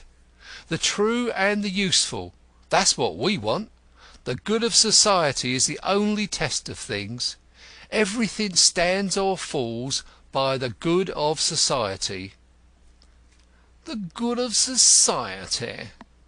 echoed Denzil scornfully. "What's the good of society? The individual is before all. The mass must be sacrificed to the great man. Otherwise the great man will be sacrificed to the mass. Without great men there would be no art. Without art life would be a blank." "Ah, but we should fill it up with bread and butter," said Peter Crowl. "Yes, it is bread and butter that kills the beautiful," said Denzil Cantercot bitterly. "Many of us start by following the butterfly through the verdant meadows, but we turn aside—" "To get the grub," chuckled Peter, cobbling away. "Peter, if you make a jest of everything, I'll not waste my time on you." Denzil's wild eyes flashed angrily. He shook his long hair. Life was very serious to him. He never wrote comic verse intentionally. There are three reasons why men of genius have long hair. One is that they forget it is growing. The second is that they like it. The third is that it comes cheaper. They wear it long for the same reason they wear their hats long. Owing to this peculiarity of genius, you may get quite a reputation for lack of twopence. The economic reason did not apply to Denzil, who could always get credit with the profession on the strength of his appearance. Therefore, when street Arabs vocally commanded him to get his hair cut, they were doing no service to barbers. Why does all the world watch over barbers and to conspire to promote their interests? Denzil would have told you it was not to serve the barbers, but to gratify the crowd's instinctive resentment of originality. In his palmy days Denzil had been an editor, but he no more thought of turning his scissors against himself than of swallowing his paste. The efficacy of hair was changed since the days of Samson. Otherwise Denzil would have been a Hercules instead of a long, thin, nervous man, looking too brittle and delicate to be used even for a pipe cleaner. The narrow oval of his face sloped to a pointed, untrimmed beard. His linen was reproachable, his dingy boots were down at heel, and his cocked hat was drab with dust. Such are the effects of a love for the beautiful. Peter Crowl was impressed with Denzil's condemnation of flippancy, and he hastened to turn off the joke. "I'm quite serious," he said. "Butterflies are no good to nothing or nobody. Caterpillars at least save the birds from starving." "Just like your view of things, Peter," said Denzil. "Good morning, madam." This to Mrs. Crowl, to whom he removed his hat with elaborate courtesy. Mrs. Crowl grunted and looked at her husband with a note of interrogation in each eye. For some seconds Crowl stuck to his last, endeavouring not to see the question. He shifted uneasily on his stool. His wife coughed grimly. He looked up, saw her towering over him, and helplessly shook his head in a horizontal direction. It was wonderful how Mrs. Crowl towered over Mr. Crowl even when he stood up in his shoes. She measured half an inch less. It was quite an optical illusion. "Mr. Crowl," said Mrs. Crowl. "Then I'll tell him." "No, no, my dear, not yet," faltered Peter helplessly. "Leave it to me." "I've left it to you long enough. You'll never do nothing. If it was a question of providing to a lot of chuckleheads that Jolly G and Genesis, or some other dead and gone Scripture folk that don't concern no mortal soul, used to contradict each other, your tongue 'ud run 13 to the dozen. But when it's a matter of taking the bread out of the mouths of your own children, you ain't got no more to say for yourself than a lamp post. Here's a man staying with you for weeks and weeks, eating and drinking the flesh off your bones, without paying a "Hush, hush, mother, it's all right," said poor Crowl, red as fire. Denzil looked at her dreamily. "Is it possible you're alluding to me, Mrs. Crowl?" he said. "Who then should I be alluding to, Mr. Cantercot? Here's 7 weeks come and gone, and not a blessed halfpenny have I." "My dear Mrs. Crowl," said Denzil, removing his cigarette from his mouth with a pained air, "why reproach me with your neglect?" "My neglect? I like that." "I don't," said Denzil more sharply. "If you had sent me in the bill, you would have had the money long ago. How do you expect me to think of these details?" "We ain't so grand down here. People pays their way. They don't get no bills," said Mrs. Crowl, accentuating the word with infinite scorn. Peter hammered away at a nail as though to drown his spouse's voice. "It's £3 14 and eightpence, if you're so anxious to know," Mrs. Crowl resumed. "And there ain't a woman in the Mile End Road has done it cheaper, with bread at fourpence 3 farthing a quartern, and landlords clambering for rent every Monday morning almost afore the sun's up, and folks dragging and sliddering on till their shoes is only fit to throw after brides and Christmas coming, and 7pence a week for schooling." Peter winced under the last item. He had felt it coming, like Christmas. His wife and he parted company on the question of free education. Peter felt that, having brought 9 children into the world, it was only fair that he should pay a penny a week for each of those old enough to bear educating.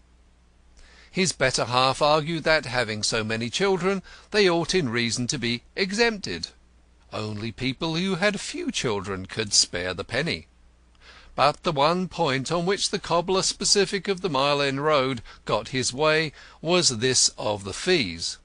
It was a question of conscience, and Mrs. Crowl had never made application for their remission, though she often slapped her children in vexation instead. They were used to slapping, and when nobody else slapped them, they slapped one another. They were bright, ill-mannered brats who pestered their parents and worried their teachers, and were as happy as the road was long. "Oh, bother the school fees," Peter retorted, vexed. "Mr. Cantercott's not responsible for your children." "I should hope not, indeed, Mr. Crowl," Mrs. Crowl said sternly. "I'm ashamed of you." And with that she flounced out of the shop into the back parlour. "It's all right," Peter called after her soothingly. "The money'll be all right, mother."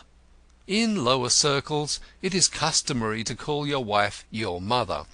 In somewhat superior circles it is the fashion to speak of her as the wife, as you speak of the Stock Exchange or the Thames, without claiming any particular property. Instinctively men are ashamed of being moral and domesticated. Denzil puffed his cigarette unembarrassed. Peter bent attentively over his work, making nervous stabs with his awl. There was a long silence. An organ grinder played a waltz outside unregarded, and, failing to annoy anybody, moved on. Denzil lit another cigarette. The dirty-faced clock on the wall chimed 12. "What do you think," said Crowl, "of republics?" "They are low," Denzil replied. "Without a monarch there is no visible incarnation of authority." "What? Do you call Queen Victoria visible?" "Peter, do you want to drive me from the house? Leave frivolousness to women whose minds are only large enough for domestic difficulties. Republics are low. Plato mercifully kept the poets out of his. Republics are not congenial soil for poetry." "What nonsense! If England dropped its fad of monarchy and became a republic to-morrow, do you mean to say that—" "I mean to say there would be no poet laureate to begin with." "Who's fibbing now, you or me, Cantercot? But I don't care a button-hook about poets, present company always excepted. I'm only a plain man, and I want to know where's the sense of giving any one person authority over everybody else?" "Ah, that's what Tom Mortlake used to say. Wait till you're in power, Peter, with trade union money to control, and working men bustling to give you flying angels, and to carry you aloft like a banner, huzzaing." "Ah, that's because he's head and shoulders above 'em already," said Crowl, with a flash in his sad grey eyes. "Still, it don't prove that I'd talk any different, and I don't think you're quite wrong about his being spoilt. Tom's a fine fellow, a man every inch of him, and that's a good many. I don't deny he has his weaknesses, and there was a time when he stood in this very shop and denounced that poor dead Constant. 'Crowl,' he said, 'that man'll do mischief. I don't like these kid-glove philanthropists mixing themselves up in practical labour disputes they don't understand." Denzil whistled involuntarily. It was a piece of news. "I dare say," continued Crowl, "he's a bit jealous of anybody's interference with his influence. But in this case the jealousy did wear off, you see, for the poor feller and he got quite pals, as everybody knows. Tom's not the man to hug a prejudice. However, all that don't prove nothing against republics. Look at the Tsar and the Jews. Now, I'm only a plain man, and I wouldn't live in Russia, not for all the leather in it. An Englishman, taxed as he is to keep up his fad of monarchy, is at least a king in his own castle, whoever bosses it at Windsor. Excuse me a minute, the missus is calling." "Excuse me a minute. I'm going, and I want to say before I go, I feel it only right you should know at once that after what has passed to-day I can never be on the same footing here as in the, shall we say, pleasant days of yore." "Oh, no, Cantercot, don't say that, don't say that," pleaded the little cobbler. "Well, shall I say unpleasant, then?" "No, no, Cantercot, don't misunderstand me. Mother has been very much put to it lately to rub along. You see, she has such a growing family. It grows daily. But never mind her. You pay whenever you got the money." Denzil shook his head. "It cannot be. You know, when I came here first I rented your top room and boarded myself. Then I learned to know you. We talked together of the beautiful and the useful. I found you had no soul, but you were honest, and I liked you. I went so far as to take my meals with your family. I made myself at home in your back parlour. But the vase has been shattered. I do not refer to that on the mantelpiece, and though the scent of the roses may cling to it still, it can be pieced together never more." He shook his hair sadly and shambled out of the shop. Crowl would have gone after him, but Mrs. Crowl was still calling, and ladies must have the precedence in all polite societies. Cantercot went straight, or as straight as his loose gait permitted, to 46 Glover Street, and knocked at the door. Grodman's factotum opened it. She was a pock-marked person, with a brick-dust complexion and a coquettish manner. "Oh, here we are again," she said vivaciously. "Don't talk like a clown," Cantercot snapped. "Is Mr. Grodman in?" "No, you've put him out," growled the gentleman himself, suddenly appearing in his slippers. "Come in. What the devil have you been doing with yourself since the inquest? Drinking again?" "I've sworn off. Haven't touched a drop since—" "The murder?" "Eh?" said Denzil Cantercot, startled. "What do you mean?" "What I say. Since December 4. I reckon everything from that murder now, as they reckon longitude from Greenwich." "Oh!" said Denzil Cantercot. "Let me see. Nearly a fortnight. What a long time to keep away from drink. And me." "I don't know which is worse," said Denzil, irritated. "You both steal away my brains." "Indeed," said Grodman, with an amused smile. "Well, it's only petty pilfering after all. What's put salt on your wounds?" "The 24th edition of my book." "Whose book?" "Well, your book. You must be making piles of money out of criminals I have caught." "Criminals I have caught," corrected Grodman.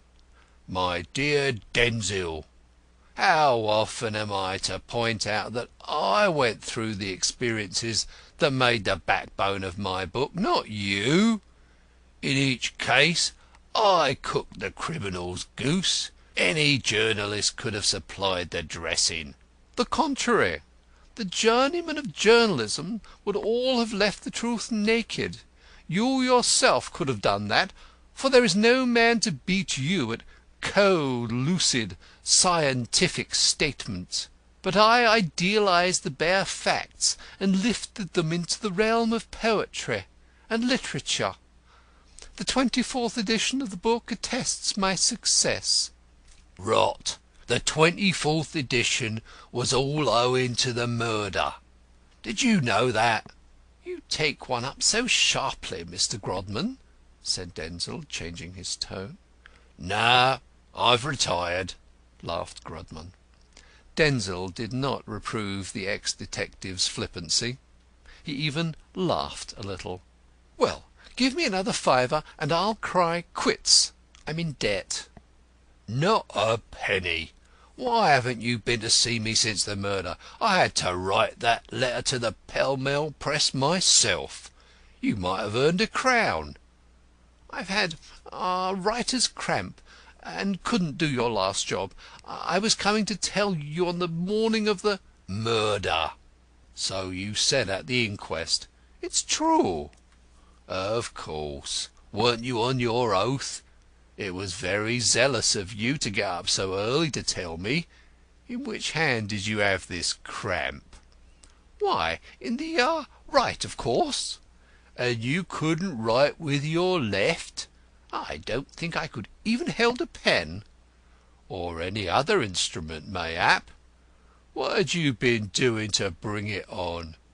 "Writing too much. That's the only possible cause." "Oh, I didn't know. Writing what?" Denzil hesitated. "An epic poem." "No wonder you're in debt. Will a sovereign get you out of it?"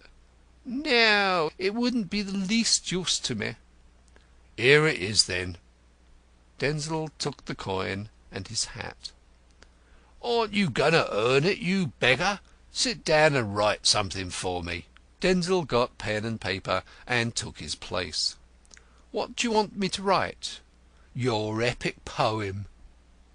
Denzil started and flushed, but he set to work. Grodman leaned back in his armchair and laughed, studying the poet's grave face. Denzil wrote 3 lines and paused. "Can't remember any more? Well, read me the start."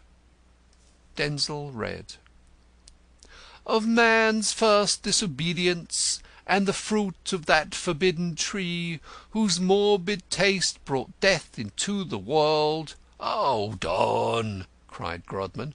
"What morbid subjects you choose, to be sure." "Morbid?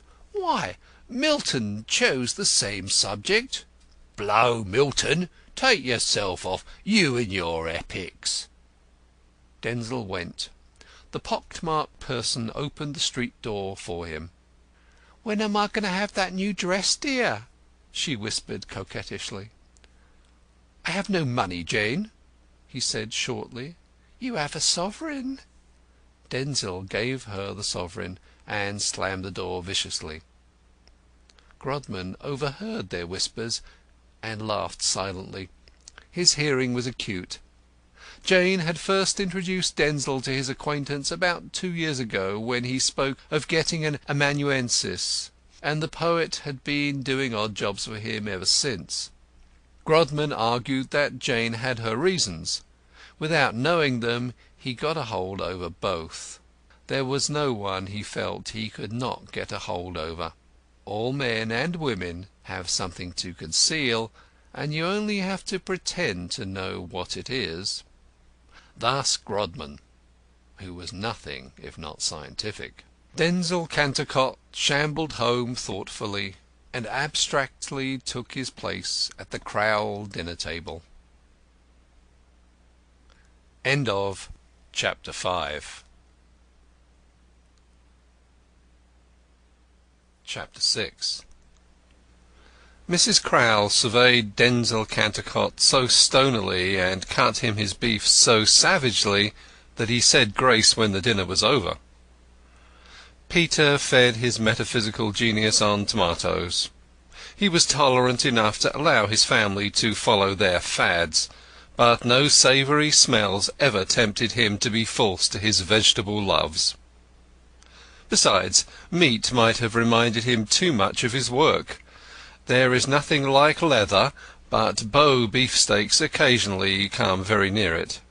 After dinner Denzil usually indulged in poetic reverie, but today he did not take his nap. He went out at once to raise the wind. But there was a dead calm everywhere. In vain he asked for an advance at the office of the Mile End Mirror, to which he contributed scathing leaderettes about vestrymen. In vain he trudged to the City and offered to write the Ham and Eggs Gazette an essay on the modern methods of bacon curing. Denzil knew a great deal about the breeding and slaughtering of pigs, smoke lofts and drying processes, having for years dictated the policy of the New Pork Herald in these momentous matters. Denzil also knew a great deal about many other esoteric matters, including weaving machines, the manufacture of cabbage leaves and snuff, and the inner economy of drain pipes. He had written for the trade papers since boyhood, but there is a great competition on these papers. So many men of literary gifts know all about the intricate technicalities of manufactures and markets, and are eager to set the trade right. Grodman perhaps hardly allowed sufficiently for the step backward that Denzil made when he devoted his whole time for months to Criminals I Have Caught. It was as damaging as a debauch. For when your rivals are pushing forwards, to stand still is to go back. In despair Denzil shambled toilsomely to Bethnal Green. He paused before the window of a little tobacconist's shop, wherein was displayed a placard announcing plots for sale. The announcement went on to state that a large stock of plots was to be obtained on the premises, embracing sensational plots, humorous plots, love plots, religious plots, and poetic plots, also complete manuscripts, original novels, poems, and tales. Apply within. It was a very dirty-looking shop, with begrimed bricks and blackened woodwork.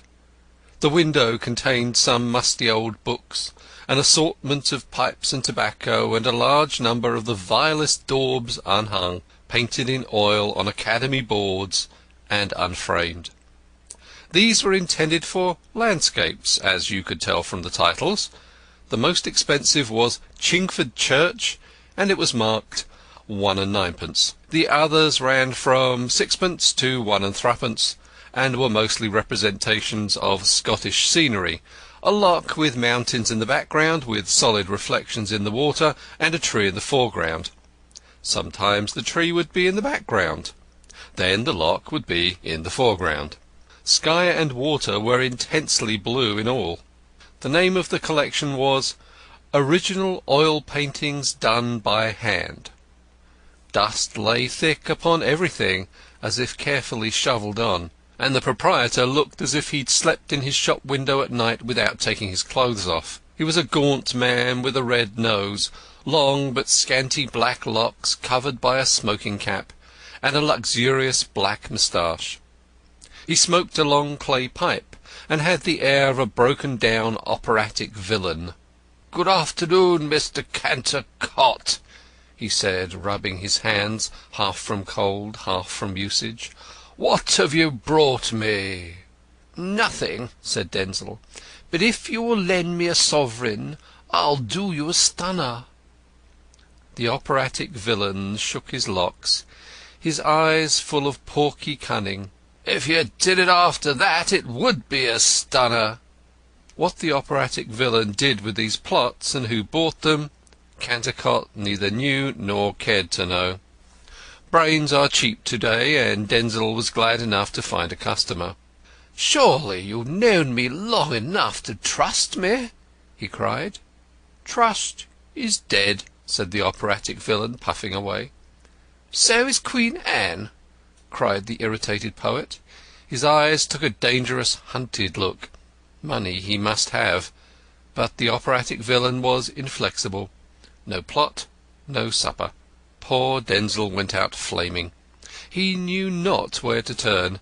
Temporarily he turned on his heel again, and stared despairingly at the shop window. Again he read the legend, "Plots for sale." He stared so long at this that it lost its meaning. when the sense of the word suddenly flashed upon him again, they bore a new significance. He went in meekly and borrowed fourpence of the operatic villain. Then he took the bus for Scotland Yard. There was a not ill-looking servant girl in the bus. The rhythm of the vehicle shaped itself into rhymes in his brain. He forgot all about his situation and his object. He had never really written an epic except Paradise Lost, but he composed lyrics about wine and women, and often wept to think how miserable he was. But nobody ever bought anything of him, except articles on bacon curing or attacks on vestrymen. He was a strange wild creature, and the wench felt quite pretty under his ardent gaze. It almost hypnotized her, though she looked down at her new French kid boots to escape it. At Scotland Yard Denzil asked for Edward Wimp. Edward Wimp was not on view. Like kings and editors, detectives are difficult to approach, unless you are a criminal, when you cannot see anything of them at all. Denzil knew of Edward Wimp principally because of Grodman's contempt for his successor. Wimp was a man of taste and culture. Grodman's interests were entirely concentrated on the problems of logic and evidence. Books about these formed his sole reading. For belles-lettres he cared not a straw. Wimp, with his flexible intellect, had a great contempt for Grodman and his slow, laborious, ponderous, almost Teutonic methods. Worse, he almost threatened to eclipse the radiant tradition of Grodman by some wonderfully ingenious bits of workmanship. Wimp was at his greatest in collecting circumstantial evidence, in putting 2 and 2 together to make 5. He would collect together a number of dark and disconnected data, and flash across them the electric light of some unifying hypothesis in a way which would have done credit to a Darwin or a Faraday. An intellect which might have served to unveil the secret workings of nature was subverted to the protection of a capitalistic civilization. By the assistance of a friendly policeman, whom the poet magnetized into the belief that his business was a matter of life and death, Denzil obtained the great detective's private address. It was near King's Cross. By a miracle Wimp was at home in the afternoon. He was writing when Denzil was ushered up 3 pairs of stairs into his presence, but he got up and flashed the bull's-eye of his glance upon the visitor. "Mr. Denzil Cantercot, I believe," said Wimp. Denzil started. He had not sent up his name, merely describing himself as a gentleman. "That is my name," he murmured. "You were one of the witnesses at the inquest on the body of the late Arthur Constant. I have your evidence here." He pointed to a file. "Why have you come to give fresh evidence?" Again Denzil started, flushing in addition this time. "I want money," he said, almost involuntarily. "Sit down." Denzil sat. Wimp stood. Wimp was young and fresh-coloured. He had a Roman nose and was smartly dressed. He had beaten Grodman by discovering the wife Heaven meant for him. He had a bouncing boy who stole jam out of the pantry without anyone being the wiser. Wimp did what work he could do at home in a secluded study at the top of the house. Outside his chamber of horrors he was the ordinary husband of commerce. He adored his wife, who thought poorly of his intellect but highly of his heart. In domestic difficulties Wimp was helpless. He could not even tell whether the servant's character was forged or genuine. Probably he could not level himself to such petty problems. He was like the senior wrangler who has forgotten how to do quadratics, and has to solve equations of the 2nd degree by the calculus. "How much money do you want?" he asked. "I do not make bargains," Denzil replied, his calm come back by this time. "I came here to tender you a suggestion. It struck me that you might offer me a £5 for my trouble. Should you do so, I should not refuse it." "You shall not refuse it if you deserve it." "Good. I come to the point at once. My suggestion concerns Tom Mortlake." Denzil threw out the name as if it were a torpedo. Wimp did not move. "Tom Mortlake," went on Denzil, looking disappointed, "had a sweetheart." He paused impressively. Wimp said, "Yes." "Where is that sweetheart now?" "Where indeed?" "You know about her disappearance?" "You have just informed me of it." "Yes, she is gone, without a trace. She went about a fortnight before Mr. Constant's murder." "Murder? How do you know it was murder?" "Grodman says so," said Denzil, startled again. Isn't that rather proof that it was suicide? Well, go on." "About a fortnight before the suicide, Jessie Dymond disappeared, so they tell me, in Stepney Green, where she lodged and worked." "What was she?" "She was a dressmaker.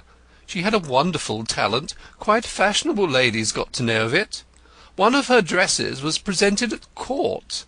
I think the lady forgot to pay for it, so Jessie's landlady said." "Did she live alone?"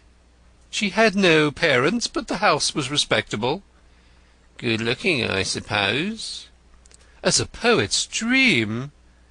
"As yours, for instance?" "I am a poet. I dream."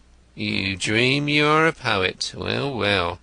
She was engaged to Mortlake?" "Oh, yes, they made no secret of it. The engagement was an old one. When he was earning 36 shillings a week as a compositor, they were saving up to buy a home. He worked at Railton and Hawkes, who print the New Pork Herald. I used to take my copy into the comp's room, and one day the father of the chapel told me all about Mortlake and his young woman. Ye gods, how times are changed! 2 years ago Mortlake had to struggle with my calligraphy. Now he is in with all the nobs, and goes to the at-homes of the aristocracy." "Radical MPs," murmured Wimp, smiling. "While I am still barred from the dazzling drawing-rooms where beauty and intellect foregather. A mere artisan, a manual labourer." Denzil's eyes flashed angrily. He rose with excitement. "They say he always was a jabberer in the compositing room, and he jabbered himself right out of it, and into a pretty good thing. He didn't have much to say about the crimes of capital when he was set up to second the toast of Railton and Hawkes at the bean feast." "Toast and butter, said Wimp genially. "I shouldn't blame a man for serving the two together, Mr. Cantercot." Denzil forced a laugh. "Yes, but consistency's my motto. I like to see the royal soul immaculate, unchanging, immovable by fortune. Anyhow, when better times came for Mortlake, the engagement still dragged on. He did not visit her so much. This last autumn he saw very little of her." "How do you know?" I was often in Stepney Green. My business took me past the house of an evening. Sometimes there was no light in her room. That meant she was downstairs gossiping with the landlady." "She might have been out with Tom?" "No, sir. I knew Tom was on the platform somewhere or other. He was working up at all hours, organising the 8 hours working movement." "A very good reason for relaxing his sweethearting." "It was. He never went to Stepney Green on a week-night." "But you always did." "No, not every night." "You didn't go in?" "Never. She wouldn't permit my visits. She was a girl of strong character. She always reminded me of Flora MacDonald." "Another lady of your acquaintance?" "A lady I know better than the shadows who surround me, who is more real to me than the women who pester me for the price of apartments. Jessie Dymond, too, was of the race of heroines. Her eyes were clear blue, 2 wells with truth at the bottom of each. When I looked into those eyes, my own were dazzled. They were the only eyes I could never make dreamy." He waved his hand as if making a pass with it. It was she who had the influence over me." "You knew her then?" "Oh, yes. I knew Tom from the old New Pork Herald days, and when I first met him with Jessie hanging on his arm, he was quite proud to introduce her to a poet. When he got on, he tried to shake me off." "You should have repaid him what you borrowed." "It was only a trifle," stammered Denzil. "Yes, but the world turns on trifles," said the wise wimp. "The world is itself a trifle," said the pensive poet. "The beautiful alone is deserving of our regard." "And when the beautiful was not gossiping with her landlady, did she gossip with you as you passed the door?" "Alas, no. She sat in her room reading, and cast a shadow." "On your life?" "No, on the blind." "Always one shadow?" "No, sir. Once or twice two." "Ah, you had been drinking?" "On my life, not. I have sworn off the treacherous wine cup." "That's right. Beer is bad for poets. It makes their feet shaky. Whose was the second shadow?" "A man's." "Naturally. Mortlake's, perhaps." "Impossible. He was still striking 8 hours." "You found out whose shadow? You didn't leave a shadow of doubt?" "No. I waited till the substance came out." "It was Arthur Constant." "You are a magician. You terrify me. Yes, it was he." "Only once or twice, you say?" "I didn't keep watch over them." "No, of course not. You only passed casually. I understand you thoroughly." Denzil did not feel comfortable at the assertion. "What did he go there for?" Wimp went on. "I don't know. I'd stake my soul on Jessie's honour." "You might double your stake without risk." "Yes, I might. I would. You see her with my eyes." "For the moment they are the only ones available. When was the last time you saw the two together?" "About the middle of November." "Mortlake knew nothing of the meetings?" "I don't know. Perhaps he did. Mr. Constant had probably enlisted her in his social mission work. I knew she was one of the attendants at the big children's tea in the great Assembly Hall early in November. He treated her quite like a lady. She was the only attendant who worked with her hands." "The others carried the cups on their feet, I suppose?" "No. How could that be?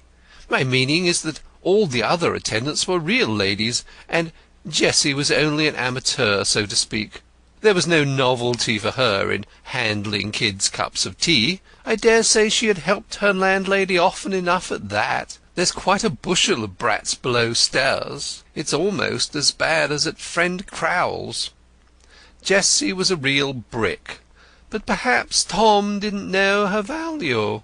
Perhaps he didn't like Constant to call on her, and it led to a quarrel. Anyhow, she's disappeared like the snowfall on the river. There's not a trace. The landlady, who was such a friend of hers that Jessie used to make her up her stuff into dresses for nothing, tells me that she's dreadfully annoyed at not having been left the slightest clue to her late tenant's whereabouts." "You have been making inquiries on your own account, apparently." "Only of the landlady. Jessie never even gave her the week's notice, but paid her in lieu of it, and left her immediately. The landlady told me I could have knocked her down with a feather. Unfortunately, I wasn't there to do it, or I should certainly have knocked her down for not keeping her eyes open better. She says if she had only the least suspicion beforehand that the minx—she dared to call Jessie a minx—was going, she'd have known where, or her name would have been somebody else's. And yet she admits that Jessie was looking ill and worried. Stupid old hag!" "A woman of character," murmured the detective. "Didn't I tell you so?" cried Denzil eagerly. "Another girl would have let out that she was going, but no, not a word. She plumped down the money and walked out. The landlady ran upstairs. None of Jessie's things were there. She must have quietly sailed them off or transferred them to the new place. I never in my life met a girl who so thoroughly knew her own mind, or had a mind so worth knowing. She always reminded me of the Maid of Saragossa." "Indeed. And when did she leave?" "On the 19th of November." "Mortlake, of course, knows where she is?" "I can't say. Last time I was at the house to inquire, it was at the end of November, he hadn't been seen there for 6 weeks. He wrote to her, of course, sometimes. The landlady knew his writing." Wimp looked Denzil straight in the eyes and said, "You mean, of course, to accuse Mortlake of the murder of Mr. Constant?" No, not at all," stammered Denzil. "Only you know what Mr. Grodman wrote in the Pell Mell. The more we know about Mr. Constant's life, the more we shall know about the manner of his death. I thought my information would be valuable to you, so I brought it in." "And why didn't you take it to Mr. Grodman?" "Because I thought it wouldn't be valuable to me." "You wrote criminals I have caught?" How did you know that?" Wimp was startling him to-day with a vengeance. "Your style, my dear Mr. Cantercot. The unique, noble style." "Yes, I was afraid it would betray me," said Denzil.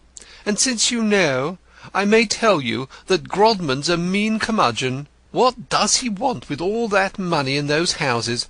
A man with no sense of the beautiful.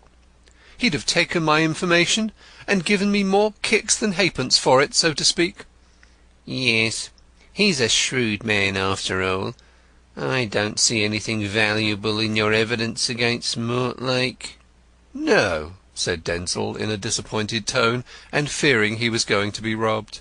"Not when Mortlake was already jealous of Mr. Constant, who was a sort of rival organiser, unpaid. A kind of blackleg doing the work cheaper, nay, for nothing." "Did Mortlake tell you he was jealous?"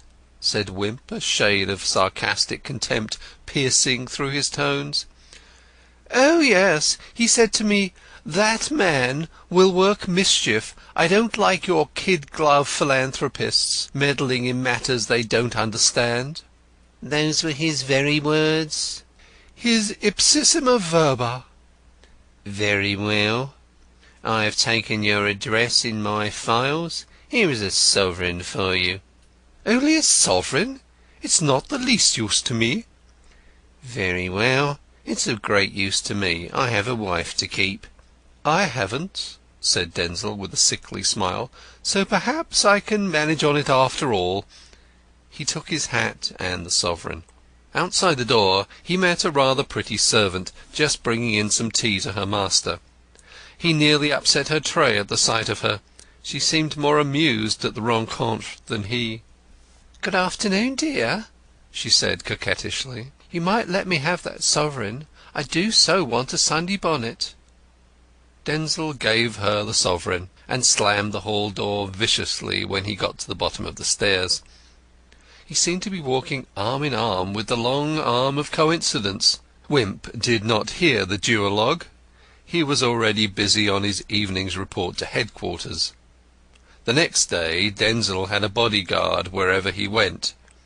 It might have gratified his vanity had he known it, but tonight he was yet unattended, so no one noted that he went to 46 Glover Street after the early Crowl supper. He could not help going. He wanted to get another sovereign. He also itched to taunt Grodman. Not succeeding in the former object, he felt the road open for the second. "Do you still hope to discover the Bow murderer?" he asked the old bloodhound. "I can lay my hand on him now," Grodman announced curtly. Denzil hitched his hair back involuntarily. He found conversations with detectives as lively as playing at skittles with bombshells. They got on his nerves terribly, these undemonstrative gentlemen with no sense of the beautiful. "But why don't you give him up to justice?" he murmured. "Ah, it has to be proved yet, but it is only a matter of time." "Oh," said Denzil. And shall I write the story for you?" "No, you will not live long enough." Denzil turned white. "Nonsense! I'm years younger than you," he gasped. "Yes," said Grodman, "but you drink so much." Chapter 6. Chapter 7. When Wimp invited Grodman to eat his Christmas plum pudding at King's Cross, Grodman was only a little surprised. The two men were always overwhelmingly cordial when they met, in order to disguise their mutual detestation. When people really like each other, they make no concealment of their mutual contempt. In his letter to Grodman, Wimp said that he thought it might be nicer for him to keep Christmas in company than in solitary state. There seems to be a general prejudice in favour of Christmas numbers, and Grodman yielded to it. Besides, he thought that a peep at the Wimp domestic interior would be as good as a pantomime. He quite enjoyed the fun that was coming, for he knew that Wimp had not invited him out of mere peace and goodwill. There was only one other guest at the festive board. This was Wimp's wife's mother's mother, a lady of sweet 70. Only a minority of mankind can obtain a grandmother-in-law by marrying, but Wimp was not unduly conceited. The old lady suffered from delusions. One of them was that she was a centenarian. She dressed for the part. It is extraordinary what pains ladies will take to conceal their age. Another of Wimp's grandmother-in-law's delusions was that Wimp had married to get her into the family. Not to frustrate his design, she always gave him her company on high days and holidays. Wilfrid Wimp, the little boy who stole the jam, was in great form at the Christmas dinner. The only drawback to his enjoyment was that its sweets needed no stealing. His mother presided over the platters, and thought how much cleverer Grodman was than her husband. When the pretty servant who waited on them was momentarily out of the room, Grodman had remarked that she seemed very inquisitive. This coincided with Mrs. Wimp's own convictions, though Mr. Wimp could never be brought to see anything unsatisfactory or suspicious about the girl, not even though there were faults in spelling in the character with which her last mistress had supplied her. It was true that the puss had pricked up her ears when Denzil Cantercott's name was mentioned. Grodman saw it, and watched her, and fooled Wimp to the top of his bent. It was, of course, Wimp who introduced the poet's name, and he did it so casually that Grodman perceived at once that he wished to pump him. The idea that the rival bloodhound should come to him for confirmation of suspicions against his own pet jackal was too funny. It was almost as funny to Grodman that evidence of some sort should be obviously lying to hand in the bosom of Wimp's handmaiden, so obviously that Wimp could not see it. Grodman enjoyed his Christmas dinner, secure that he had not found a successor after all. Wimp, for his part, contemptuously wondered at the way Grodman's thought hovered about Denzil without grazing the truth. A man constantly about him, too. "Denzil is a man of genius," said Grodman, "and as such comes under the heading of suspicious characters. He has written an epic poem and read it to me. It is morbid from start to finish. There is death in the third line. I dare say you know he polished up my book." Grodman's artlessness was perfect. "No, you surprise me," Wimp replied. "I'm sure he couldn't have done much to it. Look at your letter in the Pall Mall. Who wants more polish and refinement than that showed?" "Oh, I didn't know you did me the honour of reading that." "Oh, yes, we both read it," put in Mrs. Wimp. "I told Mr. Wimp it was very clever and cogent. After that quotation from the letter to the poor fellow's fiancée, there could be no more doubt that it was murder. Mr. Wimp was convinced by it too, weren't you, Edward?" Edward coughed uneasily. It was a true statement, and therefore an indiscreet. Grodman would plume himself terribly. At this moment Wimp felt that Grodman had been right in remaining a bachelor. Grodman perceived the humour of the situation, and wore a curious sub-mocking smile. "On the day I was born," said Wimp's grandmother-in-law, "over 100 years ago, there was a babe murdered." Wimp found himself wishing it had been she. He was anxious to get back to Cantercot. "Don't let us talk shop on Christmas Day," he said, smiling at Grodman. "Besides, murder isn't a very appropriate subject." "No, it ain't," said Grodman. "How did we get on it? Oh, yes, Denzil Cantercot. Ha, ha, ha! That's curious. Oh, yes, Denzil Cantercot. Ho, ho, ho! That's curious, for since Denzil revised Criminals I Have Caught, his mind's running on nothing but murders. A poet's brain is easily turned." Wimp's eyes glittered with excitement and contempt for Grodman's blindness. In Grodman's eye there danced an amused scorn of Wimp. To the outsider his amusement appeared at the expense of the poet. Having wrought his rival up to the highest pitch, Grodman slyly and suddenly unstrung him. "How lucky for Denzil," he said, still in the same naive, facetious, Christmassy tone, "that he can prove an alibi in this Constant affair." "An alibi?" gasped Wimp. "Really?" "Oh, yes. He was with his wife, you know. She's my woman of all work, Jane. She happened to mention his being with her." Jane had done nothing of the kind. After the colloquy he had overheard, Grodman had set himself to find out the relation between his two employees. By casually referring to Denville as "your husband," he so startled the poor woman that she did not attempt to deny the bond. Only once did he use the two words, but he was satisfied. As to the alibi, he had not yet troubled her, but to take its existence for granted would upset and discomfort Wimp. For the moment that was triumph enough for Wimp's guest. "Pa," said Wilfred Wimp, "what's a alibi? A marble?" "No, my lad," said Grodman. "It means being somewhere else when you're supposed to be somewhere." "Oh, playing truant," said Wilfred self-consciously. His schoolmaster had often proved an alibi against him. "Then Denzil will be hanged." Was it a prophecy? Wimp accepted it as such, as an oracle from the gods bidding him mistrust Grodman. Out of the mouths of little children issueth wisdom, sometimes even when they are not saying their lessons. "When I was in my cradle a century ago," said Wimp's grandmother-in-law, "men were hanged for stealing horses." They silenced her with snapdragon performances.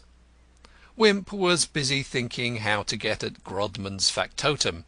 Grodman was busy thinking how to get at Wimp's domestic. Neither received any of the usual messages from the Christmas bells. The next day was sloppy and uncertain. A thin rain drizzled languidly. One can stand that sort of thing on a summer bank holiday. One expects it. But to have a bad December bank holiday is too much of a bad thing. Some steps should surely be taken to confuse the weather clerk's chronology. Once let him know that bank holiday is coming, and he writes to the company for more water. To-day his stock seemed low, and he was dribbling it out. At times the wintry sun would shine in a feeble, diluted way, and though the holiday-makers would have preferred to take their sunshine neat, they swarmed forth in their myriads whenever there was a ray of hope. But it was only dodging the raindrops. Up went the umbrellas again, and the streets became meadows of ambulating mushrooms. Denzil Cantercot sat in his fur overcoat at the open window, looking at the landscape in water-colours. He smoked an after-dinner cigarette, and spoke of the beautiful. Crowl was with him. They were in the first-floor front, Crowl's bedroom, which, from its view of the Mile End Road, was livelier than the parlour with its outlook on the backyard. Mrs. Crowl was an anti-tobacconist as regards the best bedroom, But Peter did not like to put the poet or his cigarette out. He felt there was something in common between smoke and poetry, over and above their both being fads. Besides, Mrs. Crowl was sulking in the kitchen. She had been arranging for an excursion with Peter and the children to Victoria Park. She had dreamed of the Crystal Palace, but Santa Claus had put no gifts in the cobbler's shoes. Now she could not risk spoiling the feather in her bonnet. The 9 brats expressed their disappointment by slapping one another on the staircases. Peter felt that Mrs. Crowl connected him in some way with the rainfall, and was unhappy. Was it not enough that he had been deprived of the pleasure of pointing out to a superstitious majority the mutual contradictions of Leviticus and the Song of Solomon? It was not often that Crowl could count on such an audience. "And you still call nature beautiful?" he said to Denzil, pointing to the ragged sky and the dripping eaves. "Ugly old scarecrow." "Ugly she seems to-day," admitted Denzil. "But what is ugliness but a higher form of beauty? You have to look deeper into it to see it. Such vision is the priceless gift of the few. To me this wan desolation of sighing rain is lovely as the sea-washed ruins of cities."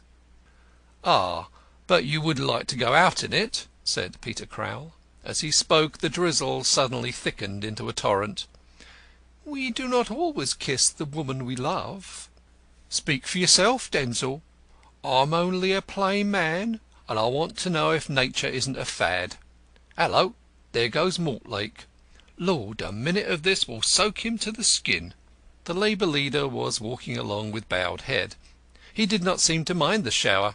It was some seconds before he even heard Crowl's invitation to him to take shelter. When he did hear it, he shook his head. "I know I can't offer you a drawing-room with duchesses stuck about it," said Peter, vexed. Tom turned the handle of the shop door and went in. There was nothing in the world which now galled him more than the suspicion that he was stuck up and wished to cut old friends. He picked his way through the 9 brats, who clung affectionately to his wet knees, dispersing them finally by a jet of coppers to scramble for. Peter met him on the stairs, and shook his hand lovingly and admiringly, and took him into Mrs. Crowl's bedroom. "Don't mind what I say, Tom. I'm only a plain man, and my tongue will say what comes uppermost. But it ain't from the soul, Tom. It ain't from the soul," said Peter, punning feebly, and letting a mirthless smile play over his sallow features. "You know Mr. Cantercot, I suppose, the poet?" "Oh, yes. How do you do, Tom?" cried the poet. "Seen the New Pork Herald lately? Not bad. Those old times, eh?" "No," said Tom. "I wish I was back in 'em." "Nonsense, nonsense," said Peter, in much concern. "Look at the good you are doing to the working man. Look at how you are sweeping away the fads. Ah, it's a grand thing to be gifted, Tom. The idea of your chucking yourself away on a compositing room. Manual labour is all very well for plain men like me, with no gifts, but just enough brains to see into the reality of things, to understand that we've got no soul and no immortality, and all that, and too selfish to look after anybody's comfort but my own and mother's and the kids. But men like you and Cantercot, it ain't right that you should be pegging away at low material things. Not that I think Cantercot's gospel any value to the masses. The beautiful is all very well for folks who's got nothing else to think of, but give me the true. You're the man for my money, Mortlake. No reference to the funds, Tom, to which I contribute little enough, heaven knows, though how a place can know anything, heaven alone knows. You give us the useful, Tom. That's what the world wants more than the beautiful." "Socrates said that the useful is the beautiful," said Denzil. "That may be," said Peter, "but the beautiful ain't the useful." "Nonsense," said Denzil. "What about Jessie? I mean Miss Dymond. There's a combination for you. She always reminds me of Grace Darling. How is she, Tom?" "She's dead," snapped Tom. "What?" Denzil turned as white as a Christmas ghost. "It was in the papers," said Tom. "All about her in the lifeboat." "Oh, you mean Grace Darling," said Denzil, visibly relieved. "I meant Miss Dymond." "You needn't be so interested in her," said Tom surlily. "She don't appreciate it. The shower is over. I must be going." "No, stay a little longer, Tom," pleaded Peter. "I can see a lot about you in the papers, but little of your dear old phiz now. I can't spare the time to go and hear you, but I really must give myself a treat. When's your next show?" "Oh, I'm always giving shows," said Tom, smiling a little. "But my next big performance is on the 21st of January, when that picture of poor Mr. Constant is to be unveiled at the Bow Break a Day Club. They have written to Gladstone and other big pots to come down.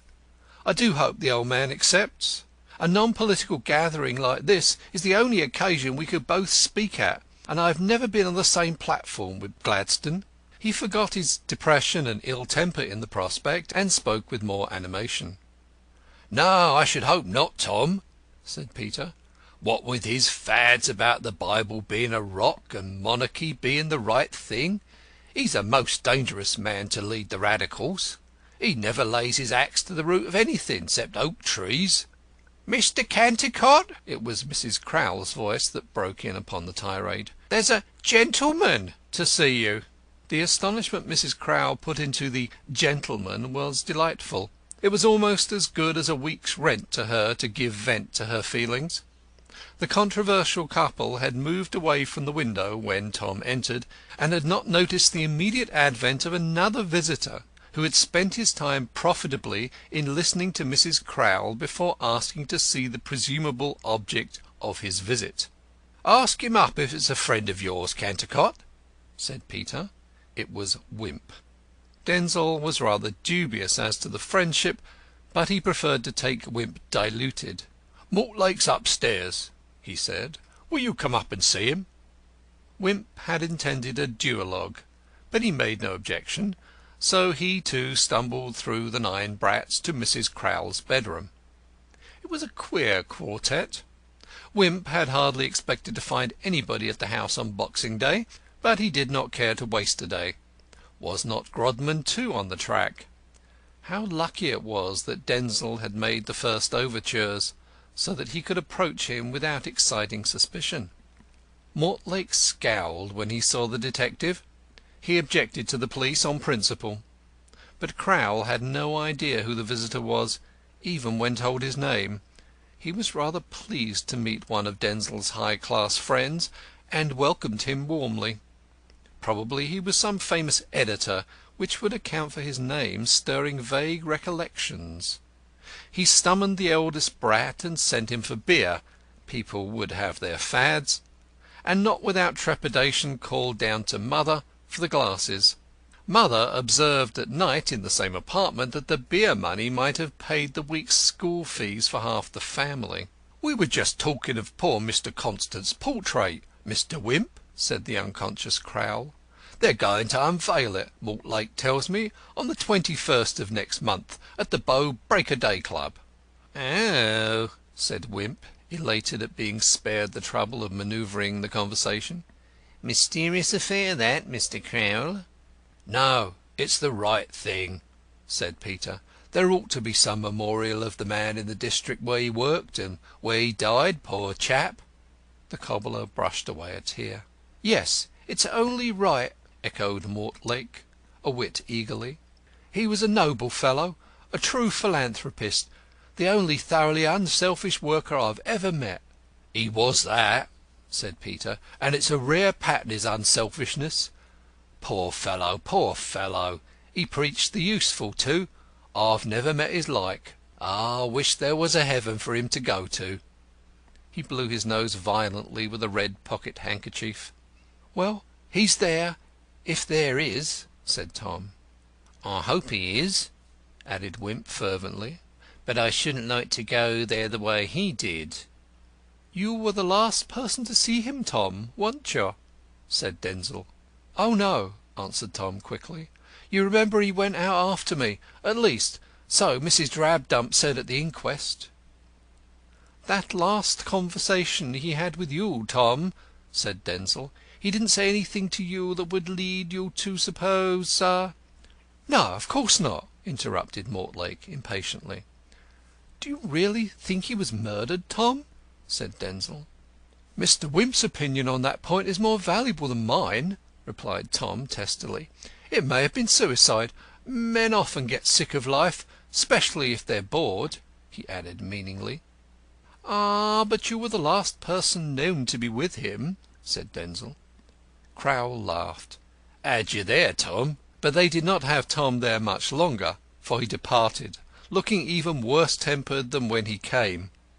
Wimp went soon after, and Crowl and Denzil were left to their interminable argumentation concerning the useful and the beautiful. Wimp went west. He had several strings, or chords, to his bow, and he ultimately found himself at Kensal Green Cemetery. Being there, he went down the avenues of the dead to a grave to note down the exact date of a death. It was a day on which the dead seemed enviable.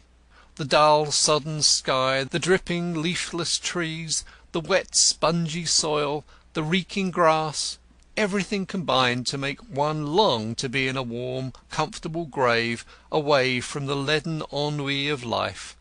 Suddenly the detective's keen eye sought a sight of a figure that made his heart throb with sudden excitement. It was that of a woman in a grey shawl and a brown bonnet, standing before a railed-in grave. She had no umbrella. The rain plashed mournfully upon her, and left no trace on her soaking garments. Wimp crept up behind her, but she paid no heed to him. Her eyes were lowered to the grave, which seemed to be drawing them towards it by some strange morbid fascination. His eyes followed hers. The simple headstone bore the name Arthur Constant. Wimp tapped her suddenly on the shoulder. "How do you do, Mrs. Drabdump?" Mrs. Drabdump went deadly white. She turned round, staring at Wimp without any recognition. "You remember me, surely?" he said. "I've been down once or twice to your place about that poor gentleman's papers." His eye indicated the grave. "Law, I remember you now," said Mrs. Drabdump. "Won't you come under my umbrella? You must be drenched to the skin." "Oh, it don't matter, sir. I can't take no hurt. I've had the rheumatics this 20 year." Mrs. Drabdump shrank from accepting Wimp's attentions, not so much perhaps because he was a man as because he was a gentleman. Mrs. Drabdump liked to see the fine folks keep their place, and not contaminate their skirts by contact with the lower castes. "It's set wet. It'll rain right into the new year," she announced. "But they say a bad beginning makes a worse ending." Mrs. Drabdump was one of those persons who give you the idea that they just missed being born barometers. "But what are you doing in this miserable spot, so far from home?" queried the detective. "It's Bank Holiday," Mrs. Drabdump reminded him in tones of acute surprise. "I always make a hexcursion on Bank Holiday." End of Chapter 7. Chapter 8. The new year drew Mrs. Drabdump a new lodger. He was an old gentleman with a long grey beard. He rented the rooms of the late Mr. Constant, and lived a very retired life. Haunted rooms, or rooms that ought to be haunted if the ghosts of those murdered in them had any self-respect, are supposed to fetch a lower rent in the market. The whole Irish problem might be solved if the spirits of Mr. Balfour's victims would only depreciate the value of a property to a point consistent with the support of an agricultural population. But Mrs. Drabdump's new lodger paid so much for his new rooms that he laid himself open to a suspicion of a special interest in ghosts. Perhaps he was a member of the Psychical Society. The neighbourhood imagined him another mad philanthropist, but as he did not appear to be doing any good to anybody, it relented and conceded his sanity. Mortlake, who occasionally stumbled across him in the passage, did not trouble himself to think about him at all. He was too full of other troubles and cares. Though he worked harder than ever, the spirit appeared to have gone out of him. Sometimes he forgot himself in a fine rapture of eloquence, lashing himself up into a divine resentment of injustice or a passion of sympathy with the sufferings of his brethren, but mostly he plodded on in a dull mechanical fashion. He still made brief provincial tours, starring a day here and a day there, and everywhere his admirers remarked how jaded and overworked he looked. There was talk of starting a subscription to give him a holiday on the Continent, a luxury obviously unobtainable on the few pounds allowed him per week. The new lodger would doubtless have been pleased to subscribe, for he seemed quite to like occupying Mortlake's chamber the nights he was absent, though he was thoughtful enough not to disturb the hard-worked landlady in the adjoining room by unseemly noise. Wimp was always a quiet man. Meanwhile the 21st of the month approached, and the East End was in excitement. Mr. Gladstone had consented to be present at the ceremony of unveiling the portrait of Arthur Constant, presented by an unknown donor to the Bow Break-a-Day Club, and it was to be a great function. The whole affair was outside the lines of party politics, so that even Conservatives and Socialists considered themselves justified in pestering the committee for tickets, to say nothing of ladies. As the committee desired to be present themselves, 9/10 of the applications for admission had to be refused, as is usual on these occasions. The committee agreed among themselves to exclude the fair sex altogether as the only way of disposing of their womankind, who were making speeches as long as Mr. Gladstone's. Each committee man told his sisters, female cousins, and aunts that the other committee men had insisted on divesting the function of all grace, and what could a man do when he was in a minority of one? Crowl, who was not a member of the Break-a-Day Club, was particularly anxious to hear the great orator, whom he despised. Fortunately Mortlake remembered the cobbler's anxiety to hear himself, and on the eve of the ceremony sent him a ticket. Crowl was in the first flush of possession when Denzil Cantercot returned, after a sudden and unannounced absence of 3 days. His clothes were muddy and tattered, his cocked hat was deformed, his cavalier beard was matted, and his eyes were bloodshot. The cobbler nearly dropped the ticket at the sight of him. "Hullo, Cantercot!" he gasped. "Why, where have you been away all these days?" "Terribly busy. Here, give me a glass of water. I'm as dry as the Sahara." Crowl ran inside and got the water, trying hard not to inform Mrs. Crowl of their lodger's return. Mother had expressed herself freely on the subject of the poet during his absence, and not in terms which would have commended themselves to the poet's fastidious literary sense. Indeed, she did not hesitate to call him a sponger and a low swindler who had run away to avoid paying the piper. Her fool of a husband might be quite sure that he would never set eyes on the scoundrel again. However, Mrs. Crowl was wrong. Here was Denzil back again. And yet Mr. Crowl felt no sense of victory. He had no desire to crow over his partner and to utter that, "See, didn't I tell you so?" which is a greater consolation than religion in most of the misfortunes of life. Unfortunately, to get the water, Crowl had to go to the kitchen, and as he was usually such a temperate man, this desire for drink in the middle of the day attracted the attention of the lady in possession. Crowl had to explain the situation. Mrs. Crowl ran into the shop to improve it. Mr. Crowl followed in dismay, leaving a trail of spilt water in his wake. "You good-for-nothing, disreputable scarecrow! Where have you—" "Oh, hush, mother! Let him drink. Mr. Cantercot is thirsty." "Does he care if my children are hungry?" Denzil tossed the water greedily down his throat, almost at a gulp, as if it were brandy. "Madam," he said, smacking his lips, "I do care. I care intensely." Few things in life would grieve me more deeply than to hear a child, a dear little child, the beautiful in a nutshell, had suffered hunger. You wrong me." His voice was tremulous with the sense of injury. Tears stood in his eyes. "Wrong you? I had no wish to wrong you," said Mrs. Crowl. "I should like to hang you." "Don't talk of such ugly things," said Denzil, touching his throat nervously. "Well, what have you been doing all this time?" "Why, what should I be doing?" "How should I know what became of you? I thought it was another murder." "What?" Denzil's glass smashed to fragments on the floor. "What do you mean?" But Mrs. Crowl was glaring too viciously at Mr. Crowl to reply. He understood the message as if it were printed. It ran: "You have broken one of my best glasses. You have annihilated threepence or a week's school fees for half the family." Peter wished she would turn the lightning upon Denzil, a conductor down whom it would run innocuously. He stooped down and picked up the pieces as carefully as if they were cuttings from the Koh-i-Noor.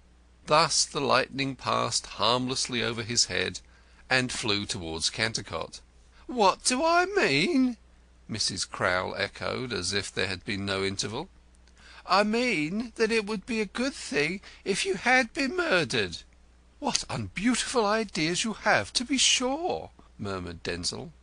"Yes, but they'd be useful," said Mrs. Crowl, who had not lived with Peter all these years for nothing.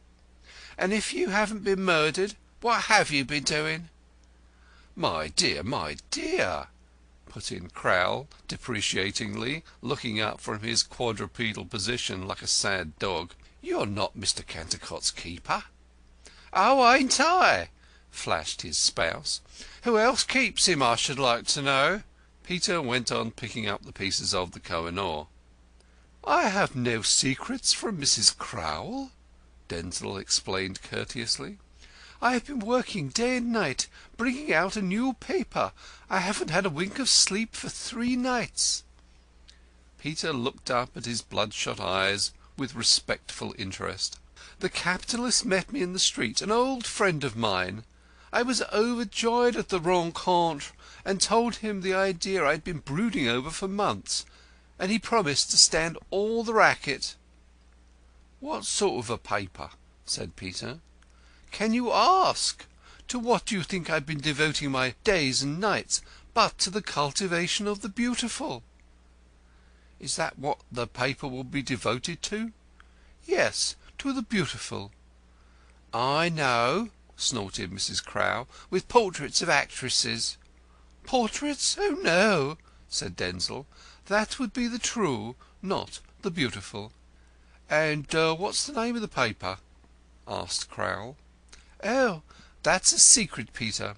Like Scott, I prefer to remain anonymous. Just like your fads. I'm only a plain man, and I want to know where the fun of anonymity comes in. If I had any gifts, I should like to get the credit. It's a right and a natural feeling to my thinking." "Unnatural, Peter, unnatural. We're all born anonymous, and I'm for sticking close to nature. Enough for me that I should disseminate the beautiful. Any letters come during my absence, Mrs. Crowl?" "No," she snapped, "but a gent named Grodman called. He said you hadn't been to see him for some time, and looked annoyed to hear you disappeared. How much have you let him in for?" "The man's in my debt," said Denzil, annoyed. "I wrote a book for him, and he's taken all the credit for it, the rogue. My name doesn't appear even in the preface. What's that ticket you're looking so lovingly at, Peter?" "That's for to-night. The unveiling of Constant's portrait. Gladstone speaks. Awful demand for places." "Gladstone!" sneered Denzil. "Who wants to hear Gladstone? A man who's devoted his life to pulling down the pillars of Church and State." "A man who's devoted his life to propping up the crumbling fads of religion and monarchy. But for all that, the man has his gifts, and I'm burning to hear him." "I wouldn't go out of my way an inch to hear him," said Denzil. and went up to his room, and when Mrs. Crowl sent him up a nice cup of strong tea at tea-time, the brat who bore it found him lying dressed on the bed, snoring unbeautifully. The evening wore on. It was fine frosty weather. The Whitechapel Road swarmed with noisy life, as though it were a Saturday night. The stars flared in the sky like the lights of celestial costermongers. Everybody was on the alert for the advent of Mr. Gladstone. He must surely come through the road on his journey from the West Bow wards. But no one saw him or his carriage except for those about the hall. Probably he went by tram most of the way. He would have caught cold in an open carriage, or bobbing his head out of the window of a closed. "If he had only been a German prince or a cannibal king," said Crowl bitterly as he plodded toward the club, "we should have disguised Mile End in bunting and blue fire. But perhaps it's a compliment. He knows his London, and it's no use trying to hide the facts from him. They must have a queer notion of cities, these monarchs. They must fancy everybody lives in a flutter of flags and walks about under triumphant arches, like as if I was to stitch shoes in my Sunday clothes." By a defiance of chronology, Crowl had them on to-day, and they seemed to accentuate the simile. "And why shouldn't life be fuller of the beautiful?" said Denzil. The poet had brushed the reluctant mud off his garments to the extent he was willing to go, and had washed his face, but his eyes were still bloodshot from the cultivation of the beautiful. Denzil was accompanying Crowl to the door of the club out of good fellowship. Denzil was himself accompanied by Grodman, though less obtrusively. Least obtrusively was he accompanied by his usual Scotland Yard shadows, Wimp's agents. There was a surging, nondescript crowd about the club, so that the police and the doorkeeper and the stewards could with difficulty keep out the tide of the ticketless, though which the current of the privileged had equal difficulty in permeating. The streets all around were thronged with people longing for a glimpse of Gladstone. Mortlake drove up in a hansom, his head a self-conscious pendulum of popularity, swaying and bowing to right and left, and received all the pent-up enthusiasm. "Well, good-bye, Cantercot," said Crowl. "No, I'll see you to the door, Peter." They fought their way shoulder to shoulder. Now that Grodman had found Denzil, he was not going to lose him again. He had only found him by accident, for he was himself bound to the unveiling ceremony, to which he had been invited in view of his known devotion to the task of unveiling the mystery. He spoke to one of the policemen about, who said, "Aye, aye, sir," and he was prepared to follow Denzil if necessary, and to give up the pleasure of hearing Gladstone for an acuter thrill. The arrest must be delayed no longer. But Denzil seemed as if he were going in on the heels of Crowl. This would suit Grodman better. He could then have the two pleasures. But Denzil was stopped halfway through the door. "Ticket, sir." Denzil drew himself up to his full height. "Press," he said majestically. All the glories and grandeurs of the Fourth Estate were concentrated in that haughty monosyllable. Heaven itself is full of journalists who have overawed St. Peter, but the doorkeeper was a veritable dragon. "What paper, sir?" "New York Herald," said Denzil sharply. He did not relish his word being distrusted. "New York Herald," said one of the bystanding stewards, scarce catching the words. "Pass him in." And in a twinkling of an eye Denzil had eagerly slipped inside. During the brief altercation Wimp had come up. Even he could not make his face quite impassive, and there was a suppressed intensity in the eyes and a quiver about the mouth. He went in on Denzil's heels, blocking up the doorway with Grodman.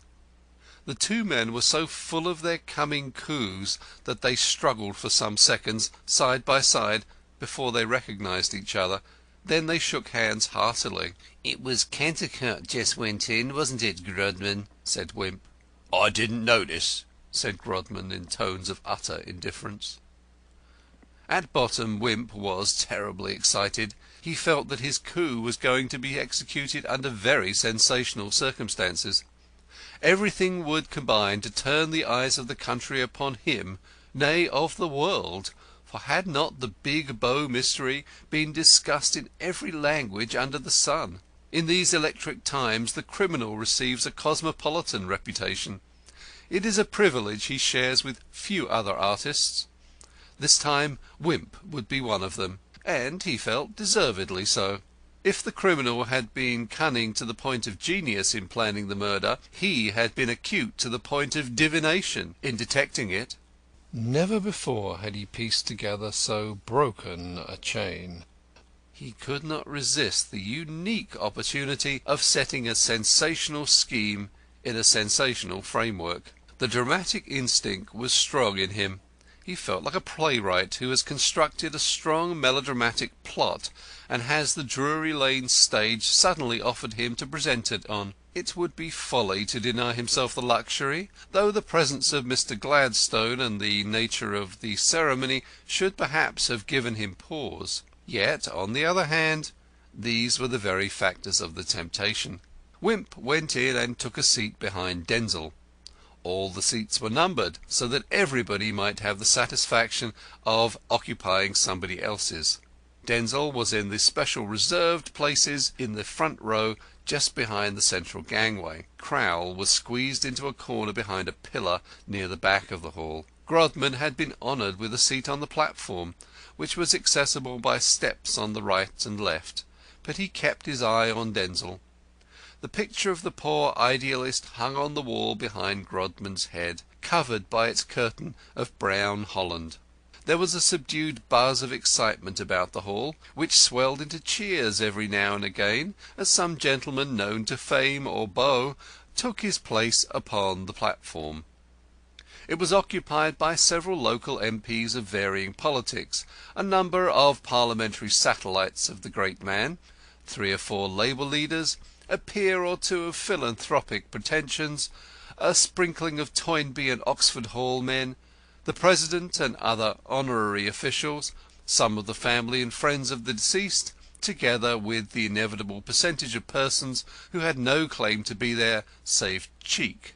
Gladstone was late. Later than Mortlake, who was cheered to the echo when he arrived, someone starting, "For he's a jolly good fellow," as if it were a political meeting. Gladstone came in just in time to acknowledge the compliment. The noise of the song, trolled out from iron lungs, had drowned the huzzas heralding the old man's advent. The convivial chorus went to Mortlake's head as if champagne had already preceded it. His eyes grew moist and dim. He saw himself swimming to the millennium on waves of enthusiasm. Ah, how his brother toilers should be rewarded in their trust in him! In his usual courtesy and consideration, Mr. Gladstone had refused to perform the actual unveiling of Arthur Constant's portrait. "That," he said in his postcard, "will fall most appropriately to Mr. Mortlake, a gentleman who has, I am given to understand, enjoyed the personal friendship of the late Mr. Constant, and has co-operated with him in various schemes for the organisation of skilled and unskilled classes of labour, as well as for the diffusion of better ideals of self-culture and self-restraint, among the working men of Bow, who have been fortunate, so far as I can perceive, in the possession, if in one case unhappily only temporary possession, of 2 such men of undoubted ability and honesty to direct their divided counsels, to lead them along a road which, though I cannot pledge myself to approve of it in all its turnings and windings, is yet not unfitted to bring them somewhat nearer to goals to which there are few of us, but would extend some measure of hope that the working classes of this great empire may in due course, yet with no unnecessary delay, be enabled to arrive." Mr. Gladstone's speech was an expansion of his postcard, punctuated by cheers. The only new thing in it was the grateful and touching way in which he revealed what had been a secret up till then, that the portrait had been painted and presented to the Bow Break-a-Day Club by Lucy Brent, who in the fullness of time would have been Arthur Constant's wife. It was a painting for which he had sat to her while alive, and yet she had stifled yet pampered her grief by working harder since his death. The fact added the last touch of pathos to the occasion. Crow's face was hidden behind his red handkerchief. Even the fire of excitement in Wimp's eye was quenched for a moment by a teardrop as he thought of Mrs. Wimp and Wilfred. As for Grodman, there was almost a lump in his throat. Denzil Cantercot was the only unmoved man in the room. He thought the episode quite too beautiful, and was already weaving it into rhyme. At the conclusion of his speech, Mr. Gladstone called upon Tom Mortlake to unveil the portrait. Tom rose, pale and excited. He faltered as he touched the cord. He seemed overcome with emotion. Was it the mention of Lucy Brent that had moved him to his depths? The brown holland fell away. The dead stood revealed as he had been in life. Every feature painted by the hand of love was instinct with vitality. The fine earnest face, the sad kindly eyes, the noble brow seemed still a-throb with the thought of humanity. A thrill ran through the room. There was a low, undefinable murmur. Oh, the pathos and the tragedy of it! Every eye was fixed, misty with emotion, upon the dead man in the picture, and the living man, who stood pale and agitated, and visibly unable to commence his speech, at the side of the canvas. Suddenly a hand was laid upon the Labour leader's shoulder, and there rang through the hall, in Wimp's clear, decisive tones, the words, "Tom Mortlake, I arrest you for the murder of Arthur Constant." End of Chapter 8.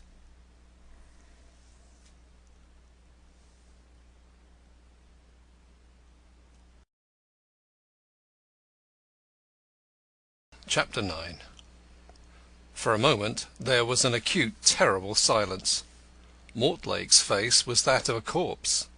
The face of the dead man at his side was flushed with the hues of life. To the overstrung nerves of the onlookers, the brooding eyes of the picture seemed sad and stern with menace, and charged with the lightnings of doom. It was a horrible contrast. For Wimp alone the painted face had fuller, more tragical meanings. The audience seemed turned to stone. They sat or stood in every variety of attitude, frozen, rigid.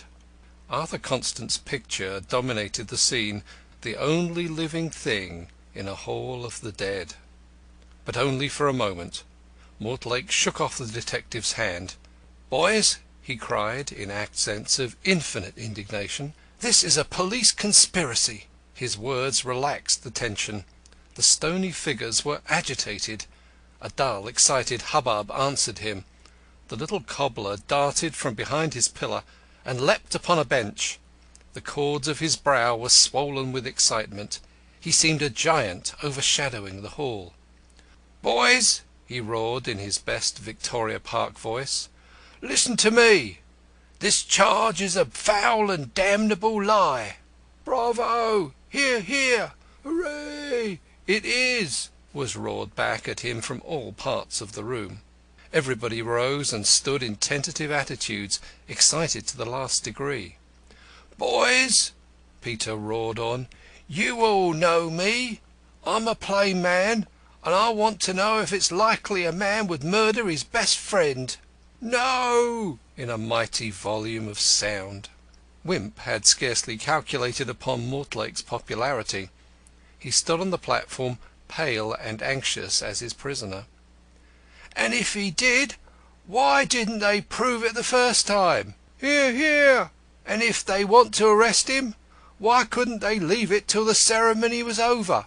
Tom Mortlake's not the man to run away. Tom Mortlake! Tom Mortlake! 3 cheers for Tom Mortlake! Hip, hip, hooray! 3 groans for the police! Hoo, hoo, hoo!" Wimp's melodrama was not going well. He felt like the author to whose ears is borne the ominous sibilance of the pit. He almost wished he had not followed the curtain-raiser with his own stronger drama. Unconsciously the police scattered about the hall drew together. The people on the platform knew not what to do. They had all risen and stood in a densely packed mass. Even Mr. Gladstone's speech failed him in circumstances so novel. The groans died away. The cheers for Mortlake rose and swelled, and fell and rose again. Sticks and umbrellas were banged and rattled. Handkerchiefs were waved. The thunder deepened. The motley crowd, still surging about the hall, took up the cheers, and for hundreds of yards around people were going black in the face out of mere irresponsible enthusiasm. At last Tom waved his hand. The thunder dwindled, died. The prisoner was master of the situation. Grodman stood on the platform, grasping the back of his chair, a curious, mocking, Mephistophelian glitter about his eyes. His lips wreathed in a half-smile. There was no hurry for him to get Denzil Cantercot arrested now. Wimp had made an egregious, a colossal blunder. In Grodman's heart there was a great glad calm, as of a man who has strained his sinews to win in a famous match and has heard the judge's word. He almost felt kindly to Denzil now. Tom Mortlake spoke. His face was set and stony. His tall figure was drawn up haughtily to its full height. He pushed the black mane back from his forehead with a characteristic gesture. The fevered audience hung upon his lips. The men at the back leaned eagerly forward. The reporters were breathless with fear lest they should miss a word. What would the great Labour leader have to say at this supreme moment? "Mr. Chairman and gentlemen, it is to me a melancholy pleasure to have been honoured with the task of unveiling tonight this portrait of a great benefactor to Bow and a true friend to the labouring classes. Except that he honoured me with his friendship while living, and that the aspirations of my life have, in my small and restricted way, been identical with his, there is little reason why this honourable duty should have fallen upon me. Gentlemen, I trust that we shall all find an inspiring influence in the daily vision of the dead, who yet liveth in our hearts, and in this noble work of art, wrought, as Mr. Gladstone has told us, by the hand of one who loved him." The speaker paused a moment, his low, vibrant tones faltering into silence. "If we humble working men of Bow can never hope to exert individually a tithe of the beneficial influence wielded by Arthur Constant, it is yet possible for each of us to walk in the light he has kindled in our midst, a perpetual lamp of self-sacrifice and brotherhood." That was all. The room rang with cheers. Tom Mortlake resumed his seat. To Wimp, the man's audacity verged on the sublime. To Denzil, on the beautiful. Again there was a breathless hush. Mr. Gladstone's mobile face was working with excitement. No such extraordinary scene had occurred in the whole of his extraordinary experience. He seemed about to rise. The cheering subsided to a painful stillness. Wimp cut the situation by laying his hand again upon Tom's shoulder. "Come quietly with me," he said. The words were almost a whisper, but in the supreme silence they travelled to the ends of the hall. "Don't you go, Tom!" The trumpet tones were Peter's. The call thrilled an answering chord of defiance in every breast, and a low, ominous murmur swept through the hall. Tom rose, and there was silence again. "Boys," he said, "let me go. Don't make any noise about it. I shall be with you again to-morrow." But the blood of the Break-o'-Day boys was at fever heat. A hurtling mass of men struggled confusedly from their seats. In a moment all was chaos. Tom did not move. Half a dozen men, headed by Peter, scaled the platform. Wimp was thrown to one side, and the invaders formed a ring round Tom's chair. The platform people scampered like mice from the centre. Some huddled together in the corners, others slipped out at the rear. The committee congratulated themselves on having had the self-denial to exclude ladies. Mr. Gladstone's satellites hurried the old man off and into his carriage, though the fight promised to become Homeric. Grodman stood at the side of the platform, secretly more amused than ever, concerning himself no more with Denzil Cantercot, who was already strengthening his nerves at the bar upstairs. The police about the hall blew their whistles, and policemen came rushing in from outside and the neighbourhood. An Irish MP on the platform was waving his gingham like a shillelagh in sheer excitement, forgetting his new-found respectability and dreaming himself back at Donnybrook Fair. Him a conscientious constable floored with a truncheon, but a shower of fists fell upon the zealot's face, and he tottered back bleeding. Then the storm broke in all its fury. The upper air was black with staves, sticks, and umbrellas, mingled with the pallid hailstones of knobby fists. Yells and groans, and hoots and battle cries blent in grotesque chorus, like one of Dvorak's weird diabolical movements. Mortlake stood impassive, with arms folded, making no further effort, and the battle raged round him as the water swirls round some steadfast rock.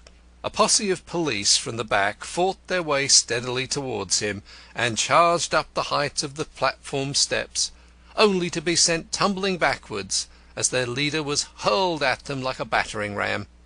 Upon the top of the heap he fell, surmounting the strata of policemen, but others clambered upon them, escalading the platform. A moment more and Mortlake would have been taken. Then the miracle happened. As when of old a reputable goddess ex machina saw her favourite hero in dire peril, straightway she drew down a cloud from the celestial stores of Jupiter and enveloped her fondling in kindly night, so that his adversary strove with the darkness. So did Crowl, the cunning cobbler, the much-daring, essay to ensure his friend's safety. He turned off the gas at the meter. An Arctic night, unprecedented by twilight, fell, and there dawned the Sabbath of the witches. The darkness could be felt, and it left blood and bruises behind it. When the lights were turned on again, Mortlake was gone, but several of the rioters were arrested triumphantly. And through all and over all, the face of the dead man who had sought to bring peace on earth brooded. Crowl sat meekly eating his supper of bread and cheese, with his head bandaged, while Denzil Cantercot told him the story of how he had rescued Tom Mortlake. He had been among the first to scale the height, and had never budged from Tom's side or from the forefront of the battle till he had seen him safely outside and into a by-street. "I'm so glad you saw that he got away safely," said Crowl. "I wasn't quite sure he would." "Yes, but I wish some cowardly fool hadn't turned off the gas. I like men to see that they are beaten." "But it seemed easier," faltered Crowl. "Easier," echoed Denzil, taking a deep draught of bitter. "Really, Peter, I'm sorry to find you always will take such low views. It may be easier, but it's shabby. It shocks one's sense of the beautiful." Crowl ate his bread and cheese shamefacedly. "But what was the use of breaking your head to save him?" said Mrs. Crowl, with an unconscious pun. "He must be caught." "Oh, I don't see how the useful does come in now," said Peter thoughtfully, "but I didn't think of that at the time." He swallowed his water quickly, and it went down the wrong way and added to his confusion. It also began to dawn upon him that he might be called to account. Let it be said at once that he wasn't. He had taken too prominent a part. Meanwhile Mrs. Wimp was bathing Mr. Wimp's eye, and rubbing him generally with arnica. Wimp's melodrama had been, indeed, a sight for the gods.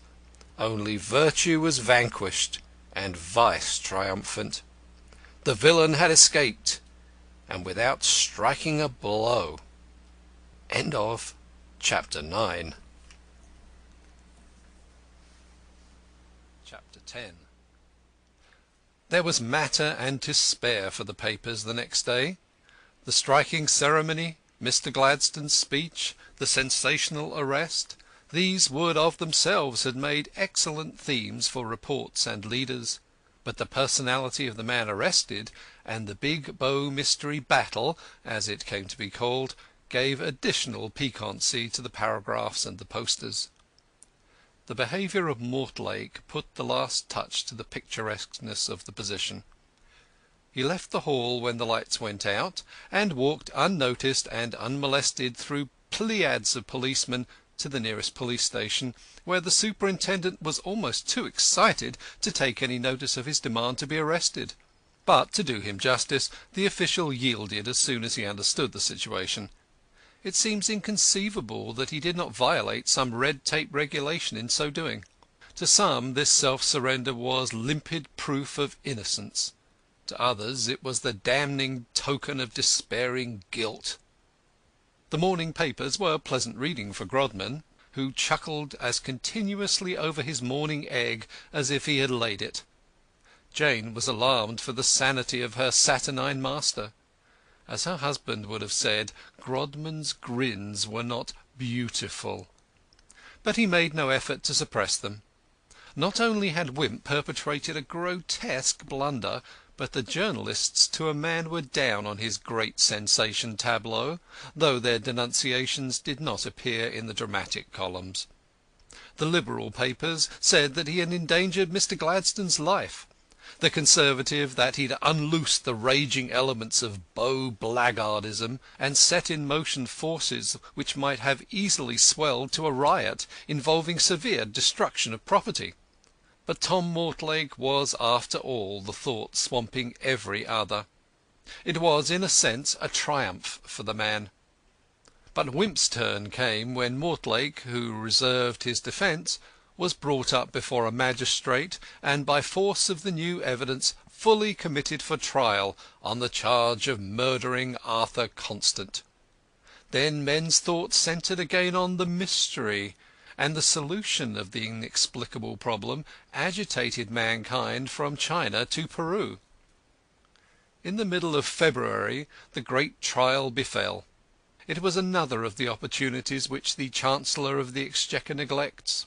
So stirring a drama might easily have cleared its expenses, despite the length of the cast, the salaries of the stars, and the rent of the house, in a mere advance booking. For it was a drama which, by the rights of Magna Charta, could never be repeated.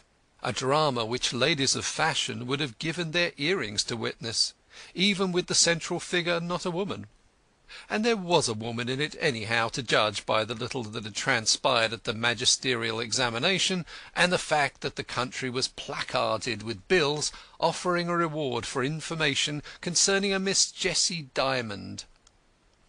Mortlake was defended by Sir Charles Brown Harland, Q.C., retained at the expense of the Mortlake Defence Fund, subscriptions to which came also from Australia and the Continent, and set on his mettle by the fact that he was the accepted Labour candidate for an East End constituency.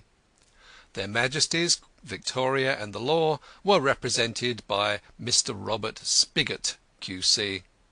Mr. Spigot, Q.C., in presenting his case, said, "I propose to show that the prisoner murdered his friend and fellow lodger, Mr. Arthur Constant, in cold blood, and with the most careful premeditation. Premeditation so studied as to leave the circumstances of the death an impenetrable mystery for weeks to all the world, though fortunately without altogether baffling the almost superhuman ingenuity of Mr. Edward Wimp of the Scotland Yard Detective Department.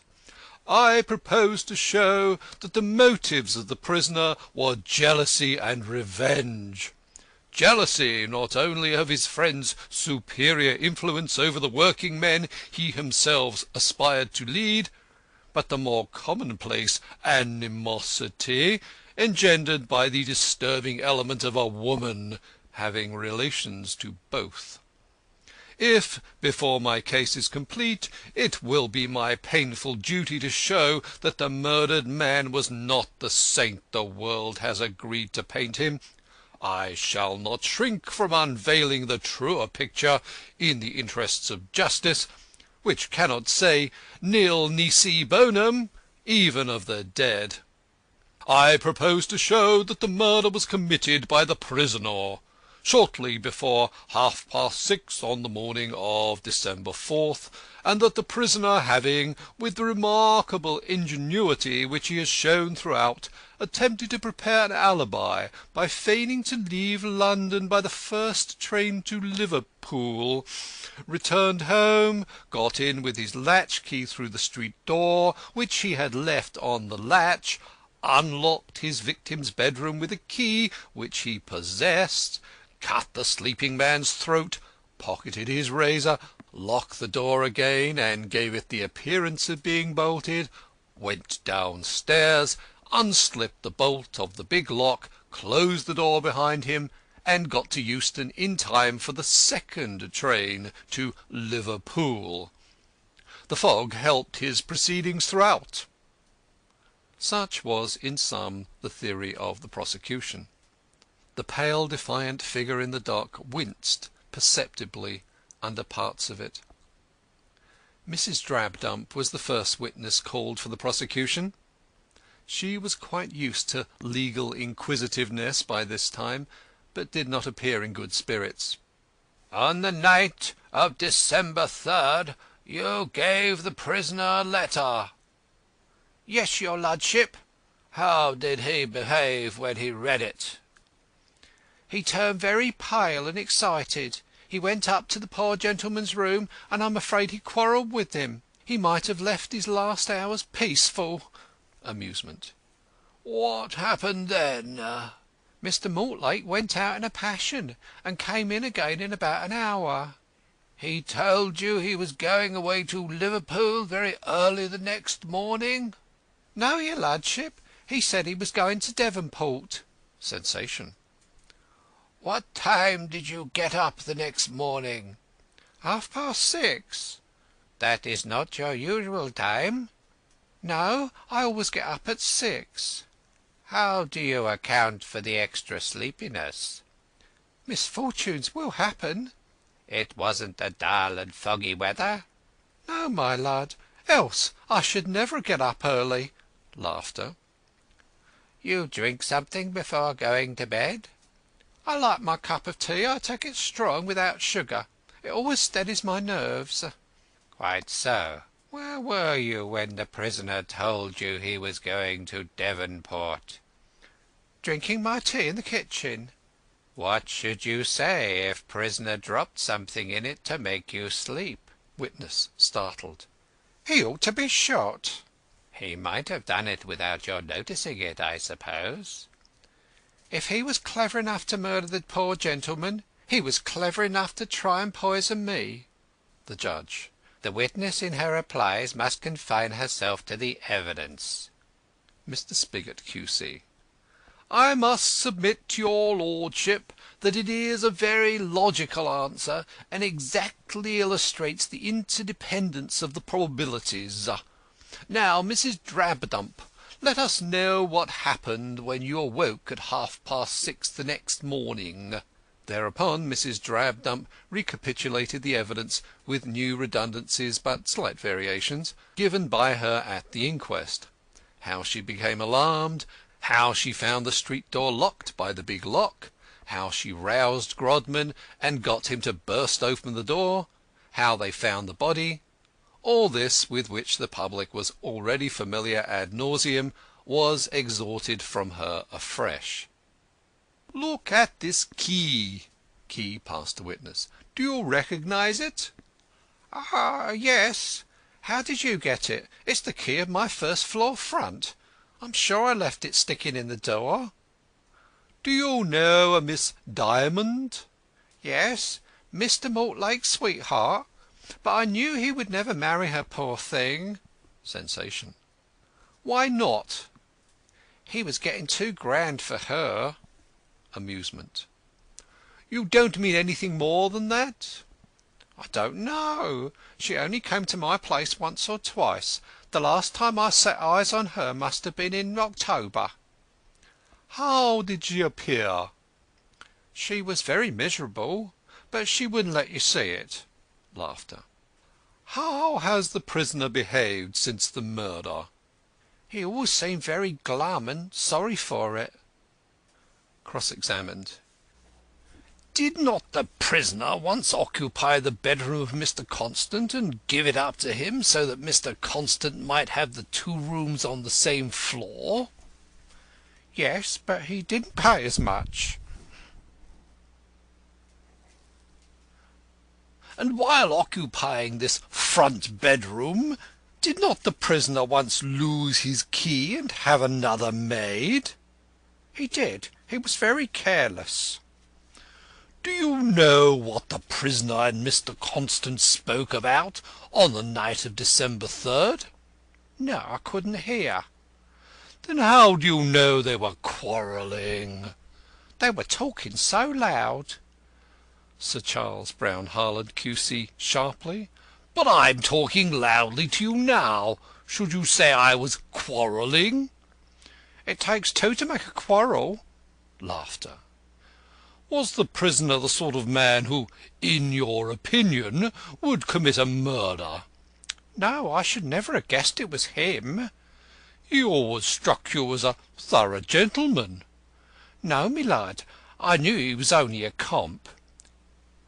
You say the prisoner had seemed depressed since the murder. Might that not have been due to the disappearance of his sweetheart? No, he'd more likely be glad to get rid of her. Then he wouldn't be jealous if Mr. Constant took her off his hands. Sensation. Men are dog in the mangers. Never mind about men, Mrs. Drabdump. Had the prisoner ceased to care for Miss Dymond? He didn't seem to think of her, my lad. When he got a letter in her handwriting among his heap, he used to throw it aside till he'd torn open the others. Harland Brown, Q.C., with a triumphant ring in his voice. Thank you, Mrs. Drabdump. You may sit down. Spigot, Q.C. One moment, Mrs. Drabdump. You say the prisoner had ceased to care for Miss Dymond.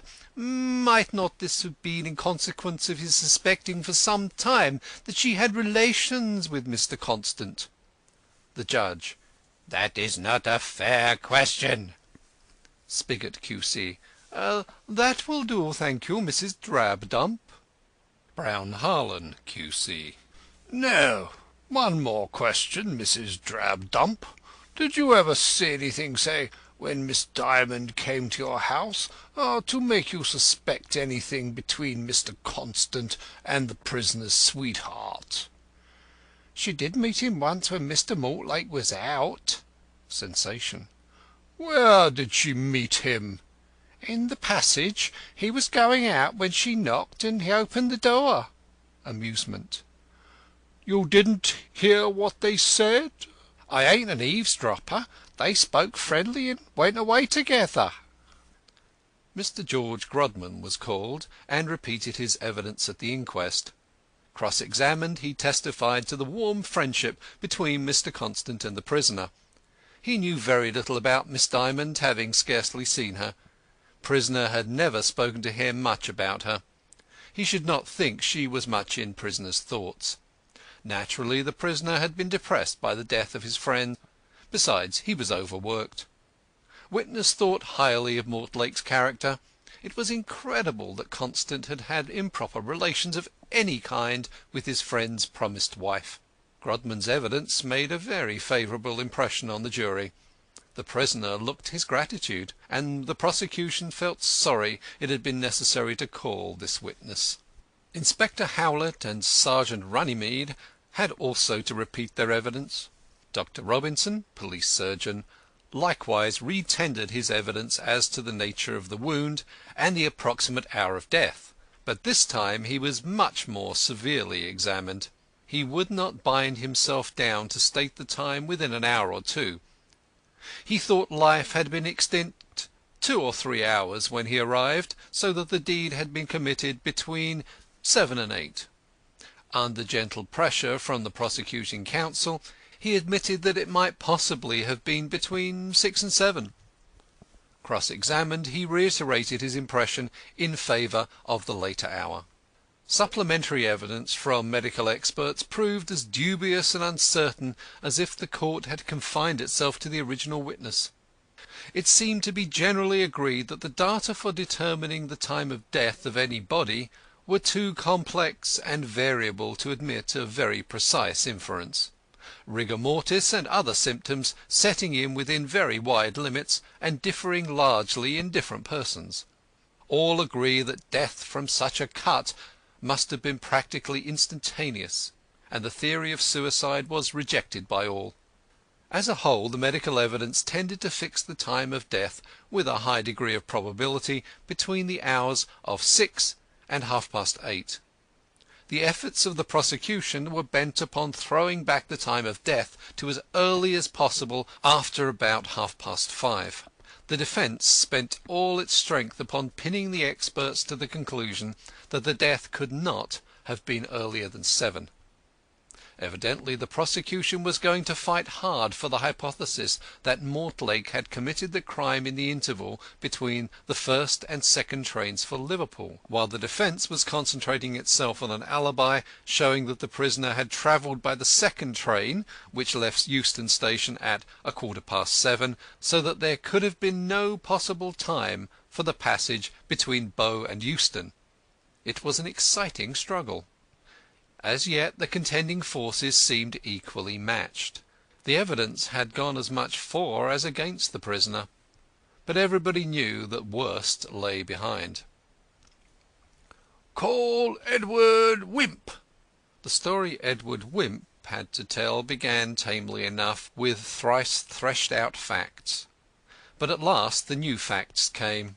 In consequence of suspicions that had formed in your mind, you took up your quarters disguised in the late Mr. Constant's room? I did, at the commencement of the year. My suspicions had gradually gathered against the occupants of number 11 Glover Street, and I resolved to quash or confirm these suspicions once and for all. Will you tell the jury what happened? Whenever the prisoner was away for the night, I searched his room. I found the key of Mr. Constant's bedroom buried deeply in the side of prisoner's leather sofa. I found what I imagined to be the letter he received on December 3rd in the pages of a Bradshaw lying under the same sofa. There were 2 razors about. Mr. Spigot, Q.C., said, "The key has already been identified by Mrs. Drabdump. The letter I now propose to read." It was undated and ran as follows: Dear Tom, this is to bid you farewell. It is best for all. I am going a long way, dearest. Do not seek to find me, for it will be useless. Think of me as one swallowed up by the waters, and be assured that it is only to spare you shame and humiliation in the future that I tear myself from you and all the sweetness of life. Darling, there is no other way. I fear you could never marry me now. I have felt it for months. Dear Tom, you will understand what I mean. We must look facts in the face. I hope you will always be friends with Mr. Constant. Good-bye, dear. God bless you. May you always be happy, and find a worthier wife than I. Perhaps when you are great and rich and famous, as you deserve, you will sometimes think not unkindly of one who, however faulty and unworthy of you, will at least love you till the end. Yours till death, Jessie. By the time this letter was finished, numerous old gentlemen, with wigs or without, were observed to be polishing their glasses. Mr. Wimp's examination was resumed. "After making these discoveries, what did you do?" I made inquiries about Miss Dymond, and found Mr. Constant had visited her once or twice in the evening. I imagined there would be some traces of a pecuniary connection. I was allowed by the family to inspect Mr. Constant's cheque-book, and found a paid cheque made out for £25 in the name of Miss Dymond. By inquiry at the bank, I found it had been cashed on November 12th of last year. I then applied for a warrant against the prisoner. Cross-examined. Do you suggest that the prisoner opened Mr. Constant's bedroom with the key you found? Certainly. Harland Brown, Q.C., sarcastically. And locked the door from within with it on leaving? Certainly. Will you have the goodness to explain how the trick was done? It wasn't done. Laughter. The prisoner probably locked the door from the outside. Those who broke it open naturally imagined it had been locked from the inside when they found the key inside. The key would, on this theory, be on the floor, as the outside locking could not have been effected if it had been in the lock. The first persons to enter the room would naturally believe it had been thrown down in the bursting of the door.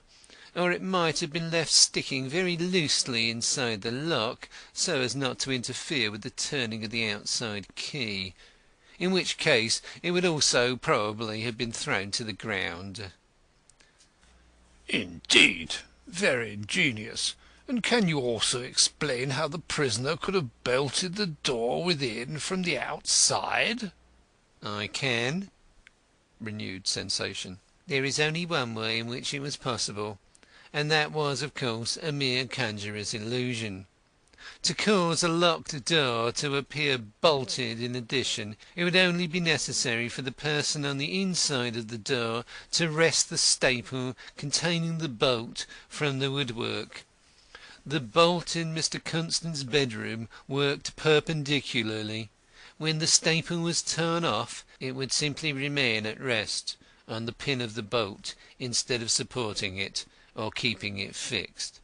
A person bursting open the door and finding the staple resting on the pin and turning away from the lintel of the door would of course imagine he had torn it away, never dreaming the resting off had been done beforehand. Applause in court, which was instantly checked by the ushers. The counsel for the defence felt he had been entrapped in attempting to be sarcastic with the redoubtable detective. Grodman seemed green with envy.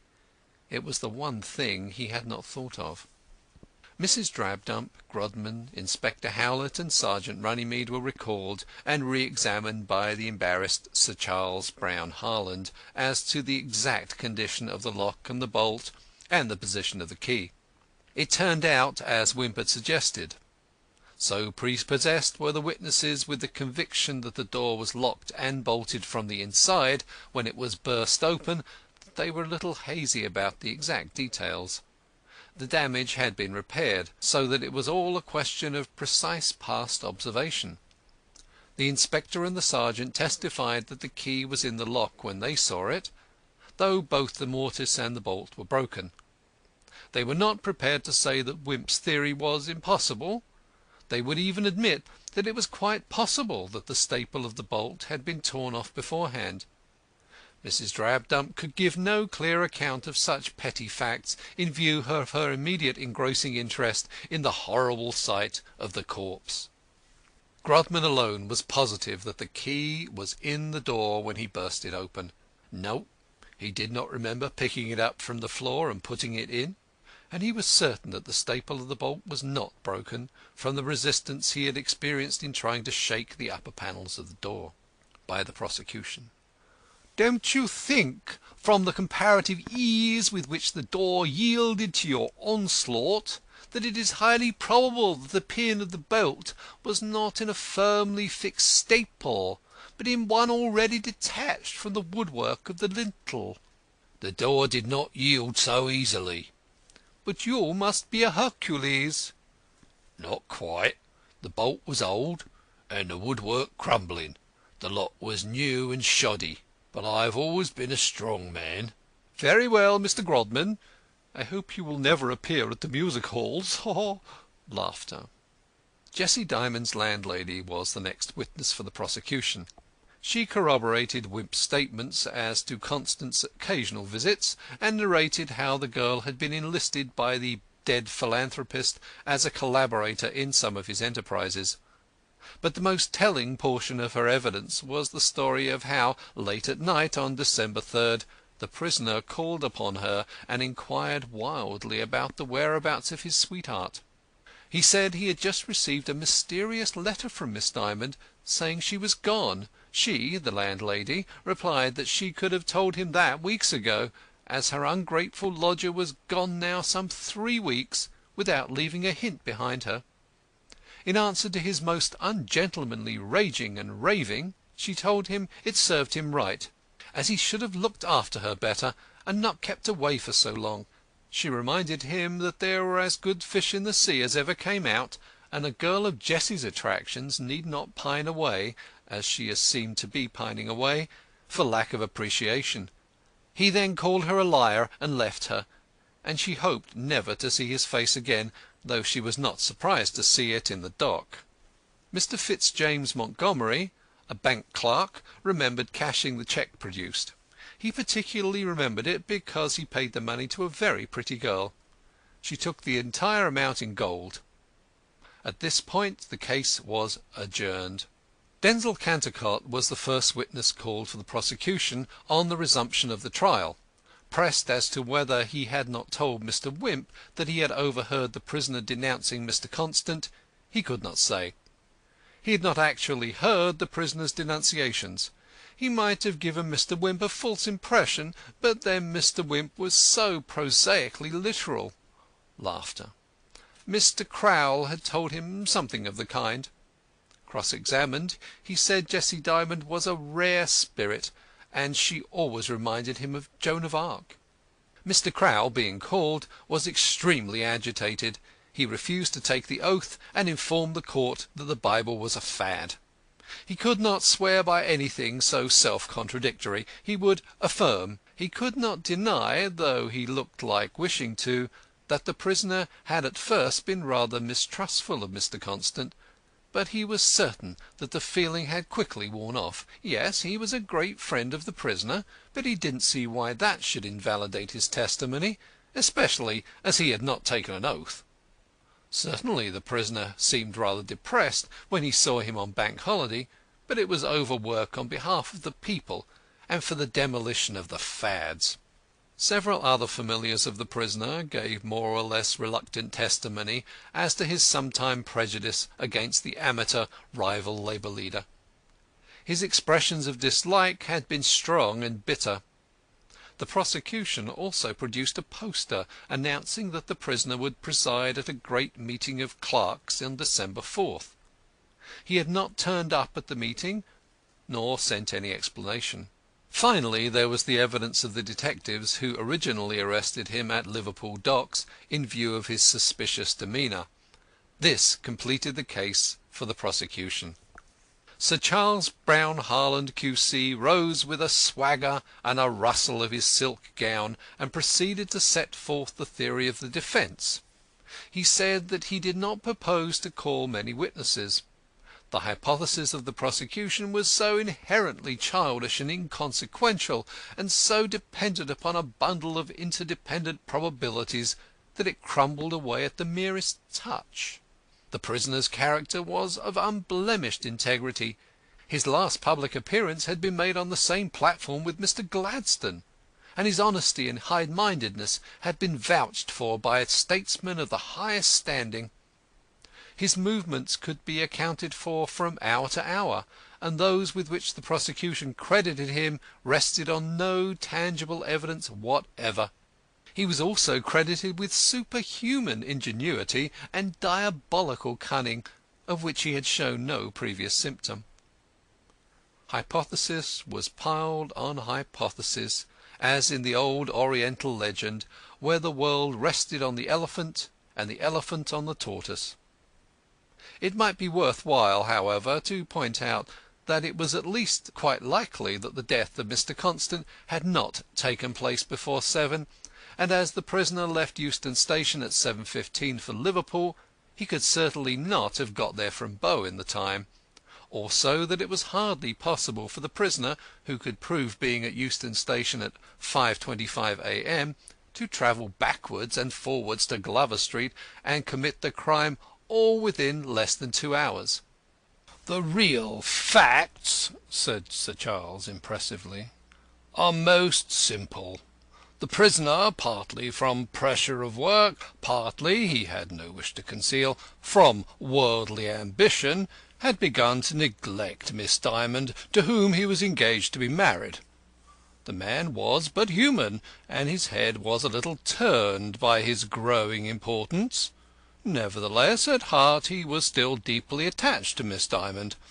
She, however, appears to have jumped to the conclusion that he had ceased to love her, that she was unworthy of him, unfitted by education to take her place side by side with him in the new spheres to which he was mounting, that, in short, she was a drag on his career. Being by all accounts a girl of remarkable force of character, she resolved to cut the Gordian knot by leaving London, and fearing lest her affianced husband's conscientiousness should induce him to sacrifice himself to her, dreading also perhaps her own weakness, she made the parting absolute, and the place of her refuge a mystery.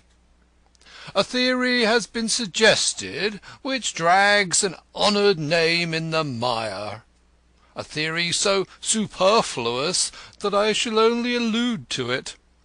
That Arthur Constant could have seduced or had any improper relations with his friend's betrothed is an hypothesis to which the lives of both give the lie. Before leaving London or England, Miss Dymond wrote to her aunt in Devonport, her only living relative in this country, asking her as a great favour to forward an addressed letter to the prisoner a fortnight after receipt. The aunt obeyed implicitly. This was the letter, which fell like a thunderbolt on the prisoner on the night of December 3rd. All his old love returned. He was full of self-reproach and pity for the poor girl. The letter read ominously. Perhaps she was going to put an end to herself. His first thought was to rush up to his friend Constant to seek his advice. Perhaps Constant knew something of the affair. The prisoner knew the two were in not infrequent communication. It is possible, my lord and gentlemen of the jury, I do not wish to follow the methods of the prosecution and confuse theory with fact, so I say it is possible, that Mr. Constant had supplied her with the £25 to leave the country. He was like a brother to her, perhaps even acted imprudently in calling upon her, though neither dreamed of evil. It is possible that he may have encouraged her in her abnegation and in her altruistic aspirations, perhaps even without knowing their exact drift, for does he not speak in his very last letter of the fine female characters he was meeting, and the influence for good he had over individual human souls? Still, this we can now never know, unless the dead speak or the absent return. It is also not impossible that Miss Dymond was entrusted with the £25 for charitable purposes. But to come back to certainties. The prisoner consulted Mr. Constant about the letter. He then ran to Miss Dymond's lodgings in Stepney Green, knowing beforehand his trouble would be futile. The letter bore the postmark of Devonport. He knew the girl had an aunt there. Possibly she might have gone to her. He could not telegraph, for he was ignorant of the address. He consulted his Bradshaw, and resolved to leave by the 5:30 a.m. from Paddington, and told his landlady so. He left the letter in the Bradshaw, which ultimately got thrust among a pile of papers under the sofa, so that he had to get another. He was careless and disorderly, and the key found by Mr. Wimp in his sofa, which he was absurdly supposed to have hidden there after the murder, must have lain there for some years, having been lost there in the days when he occupied the bedroom afterwards rented by Mr. Constant. For it was his own sofa removed from that room, and the suction of sofas was well known. Afraid to miss his train, he did not undress on that distressful night. Meanwhile the thought occurred to him that Jessie was too clever a girl to leave so easy a trail, and he jumped to the conclusion that she would be going to her married brother in America, and had gone to Devonport merely to bid her aunt farewell. He determined, therefore, to get to Liverpool without wasting time at Devonport to institute inquiries. Not suspecting the delay in the transit of the letter, he thought he might yet stop her, even at the landing stage or on the tender. Unfortunately his cab went slowly in the fog. He missed the first train, and wandered about brooding disconsolately in the mist till the second. At Liverpool his suspicious, excited demeanour procured his momentary arrest. Since then the thought of the lost girl has haunted and broken him. That is the whole, the plain and the sufficing story. The effective witnesses for the defence were indeed few. It is so hard to prove a negative. There was Jessie's aunt, who bore out the statement of the counsel for the defence. There were porters who saw him leave Euston by the 7:15 train for Liverpool, and arrive just too late for the 5:15. There was the cabman, 2138, who drove him to Euston just in time, he, witness thought, to catch the 5:15 a.m. Under cross-examination the cabman got a little confused. He was asked whether, if he really picked up the prisoner at Bow railway station at about 4:30, he ought not have caught the first train at Euston. He said the fog made him drive rather slowly, but admitted the mist was transparent enough to warrant full speed. He also admitted being a strong trade unionist.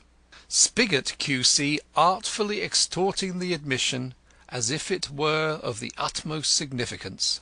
Finally, there were numerous witnesses, of all sorts and conditions, to the prisoner's high character, as well as to Arthur Constant's blameless and moral life. In his closing speech on the third day of the trial, Sir Charles pointed out with great exhaustiveness and cogency the flimsiness of the case for the prosecution, the number of hypotheses it involved, and their mutual interdependence. Mrs. Drabdump was a witness whose evidence must be accepted with extreme caution. The jury must remember that she was unable to disassociate her observations from her inferences, and thought that the prisoner and Mr. Constant were quarrelling merely because they were agitated. He dissected her evidence, and showed that it entirely bore out the story of the defence.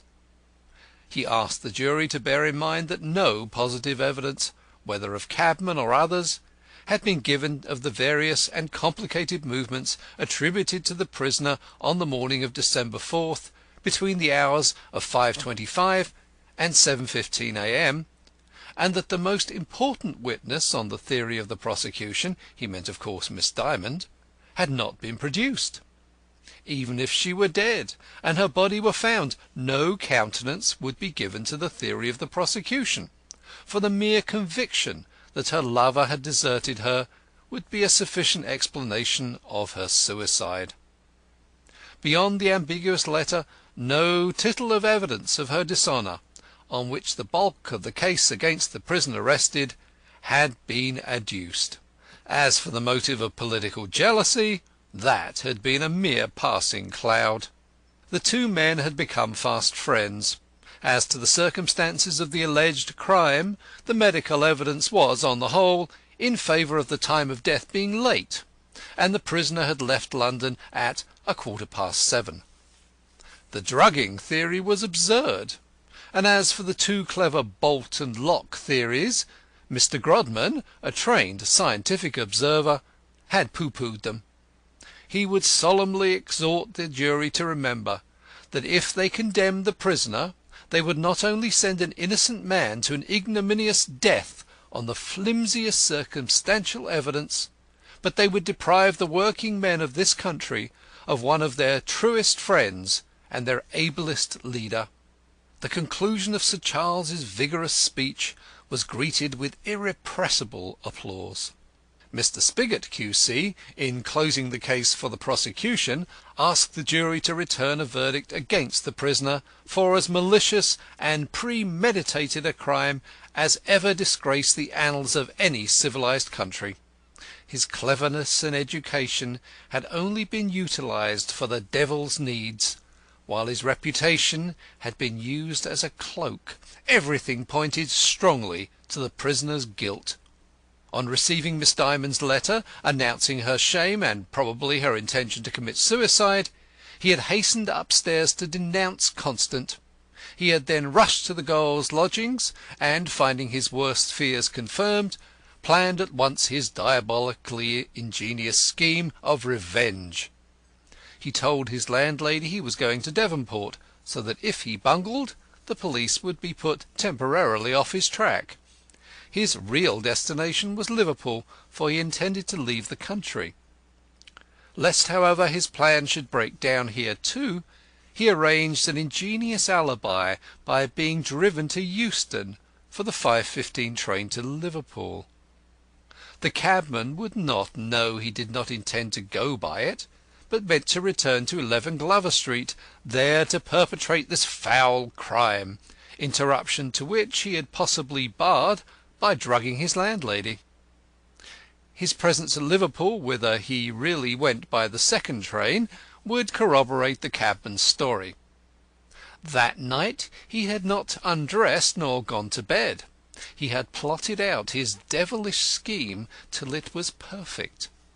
The fog came as an unexpected ally to cover his movements. Jealousy, outraged affection, the desire for revenge, the lust for political power, these were human. They might pity the criminal, they could not find him innocent of the crime. Mr. Justice Crogey, summing up, began dead against the prisoner. Reviewing the evidence, he pointed out that plausible hypotheses neatly dovetailed did not necessarily weaken one another, the fitting so well together of the whole rather making for the truth of the parts. Besides, the case for the prosecution was as far from being all hypothesis as the case for the defence was from excluding hypotheses. The key, the letter, the reluctance to produce the letter, the heated interview with Constant, the misstatement about the prisoner's destination, the flight to Liverpool, the false tale about searching for a hymn, the denunciations of Constant, all these were facts. On the other hand, there were various lacunae and hypotheses in the case for the defence. Even conceding the somewhat dubious alibi afforded by the prisoner's presence at Euston at 5:25 a.m., there was no attempt to account for his movements between that and 7:15 a.m. It was as possible that he returned to Bow as that he lingered about Euston. There was nothing in the medical evidence to make his guilt impossible. Nor was there anything inherently impossible in Constant's yielding to the sudden temptation of a beautiful girl, nor in a working girl deeming herself deserted, temporarily succumbing to the fascinations of a gentleman and regretting it bitterly afterwards. What had become of the girl was a mystery. Hers might have been one of the nameless corpses which the tide swirls up on its slimy banks. The jury must remember, too, that the relation might not have actually passed into dishonour. It might have been just grave enough to smite the girl's conscience and to induce her to behave as she had done. It was enough that her letter should have excited the jealousy of the prisoner. There was one other point which he would like to impress on the jury, and which the counsel for the prosecution had not sufficiently insisted upon. This was that the prisoner's guiltiness was the only plausible solution that had ever been advanced of the Bow mystery. The medical evidence agreed that Mr. Constant did not die by his own hand. Someone must therefore have murdered him. The number of people who could have had any possible reason or opportunity to murder him was extremely small. The prisoner had both reason and opportunity. By what logicians call the method of exclusion, suspicion would attach to him on even slight evidence. The actual evidence was strong and plausible, and now that Mr. Wimp's ingenious theory had enabled them to understand how the door could have been apparently locked and bolted from within, the last difficulty and the last argument for suicide had been removed. The prisoner's guilt was as clear as circumstantial evidence could make it. If they let him go free, the Bow mystery might henceforth be placed among the archives of unavenged assassinations. Having thus well nigh hung the prisoner, the judge wound up by insisting on the high probability of the story for the defence, though that too was dependent in important details upon the prisoner's mere private statements to his counsel. The jury, being by this time sufficiently muddled by his impartiality, were dismissed, with the exhortation to allow due weight to every fact and probability in determining their righteous verdict. The minutes ran into hours, but the jury did not return. The shadows of night fell across the reeking, fevered court before they announced their verdict. "Guilty!" The judge put on his black cap. The great reception arranged outside was a fiasco. The evening banquet was indefinitely postponed. Wimp had won. Grodman felt like a whipped cur. End of chapter 10.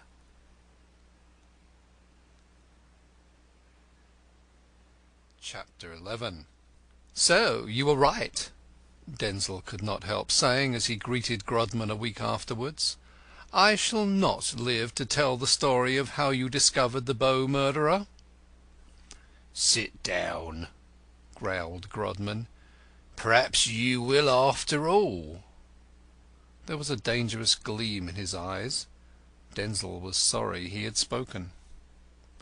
"I sent for you," Grodman said, "to tell you that on the night Wimp arrested Mortlake, I had made preparations for your arrest." Denzil gasped. "What for?" "My dear Denzil, there is a little law in this country invented for the confusion of the poetic. The greatest exponent of the beautiful is only allowed the same number of wives as the greengrocer. I do not blame you for not being satisfied with Jane. She's a good servant, but a bad mistress. But it was cruel to Kitty not to inform her that Jane had a prior right to you, and unjust to Jane not to let her know of the contract with Kitty." "They both know it now well enough, curse them," said the poet. "Yes, your secrets are like your situations. You can't keep 'em long. My poor poet, I pity you betwixt the devil and the deep sea." "They're a pair of harpies, each holding over me the Damocles sword of an arrest for bigamy. Neither loves me." "I should think they would come in very useful to you. You plant one in my house to tell my secrets to Wimp, and you plant one in Wimp's house to tell Wimp's secrets to me, I suppose. Out with some, then." "Upon my honour, you wrong me. Jane brought me here, not I Jane. As for Kitty, I never had such a shock in my life as finding her installed in Wimp's house." "She thought it safer to have the law handy for your arrest. Besides, she probably desired to occupy a parallel position to Jane's. She must do something for a living. You wouldn't do anything for hers. And so you couldn't go anywhere without meeting a wife. Ha, ha, ha! Serve you right, my polygamous poet." "But why should you arrest me?" "Revenge, Denzil. I've been the best friend you ever had in this cold, prosaic world. You've eaten my bread, drunk my claret, written my book, smoked my cigars, and pocketed my money. And yet, when you have an important piece of information bearing on a mystery about which I am thinking day and night, you calmly go and sell it to Wimp." "I didn't," stammered Denzil. "Liar! Do you think that Kitty has any secrets from me? As soon as I discovered your two marriages, I determined to have you arrested for your treachery. But when I found you had, as I thought, put Wimp on the wrong scent, when I felt sure that by arresting Mortlake he was going to make a greater ass of himself than even nature had been able to do, then I forgave you. I let you walk about the earth and drink freely. Now it is Wimp who crows. Everybody pats him on the back. They call him the mystery man of the Scotland Yard tribe. Poor Tom Mortlake will be hanged, and all through your telling Wimp about Jessie Dymond." "It was you yourself," said Denzil sullenly. "Everybody was giving it up, and you said, 'Let us find all that Arthur Constant did in the last few months of his life.' Wimp couldn't miss stumbling on Jessie sooner or later. I'd have throttled Constant if I'd known he'd touched her," he wound up with irrelevant indignation. Grodman winced at the idea that he himself had worked ad majorem gloriam of Wimp. And yet had not Mrs. Wimp let out as much at the Christmas party? "What's past is past," he said gruffly. "But if Tom Mortlake hangs, you go to Portland." "How can I help Tom hanging?" "Help the agitation as much as you can. Write letters under all sorts of names to all the papers. Get everybody you know to sign the great petition. Find out where Jessie Dymond is, the girl who holds the proof of Mortlake's innocence." "You really believe him innocent?" "Don't be satirical, Denzil. Haven't I taken the chair at all the meetings? Am I not the most copious correspondent of the press?" "I thought it was only to spite Wimp." "Rubbish!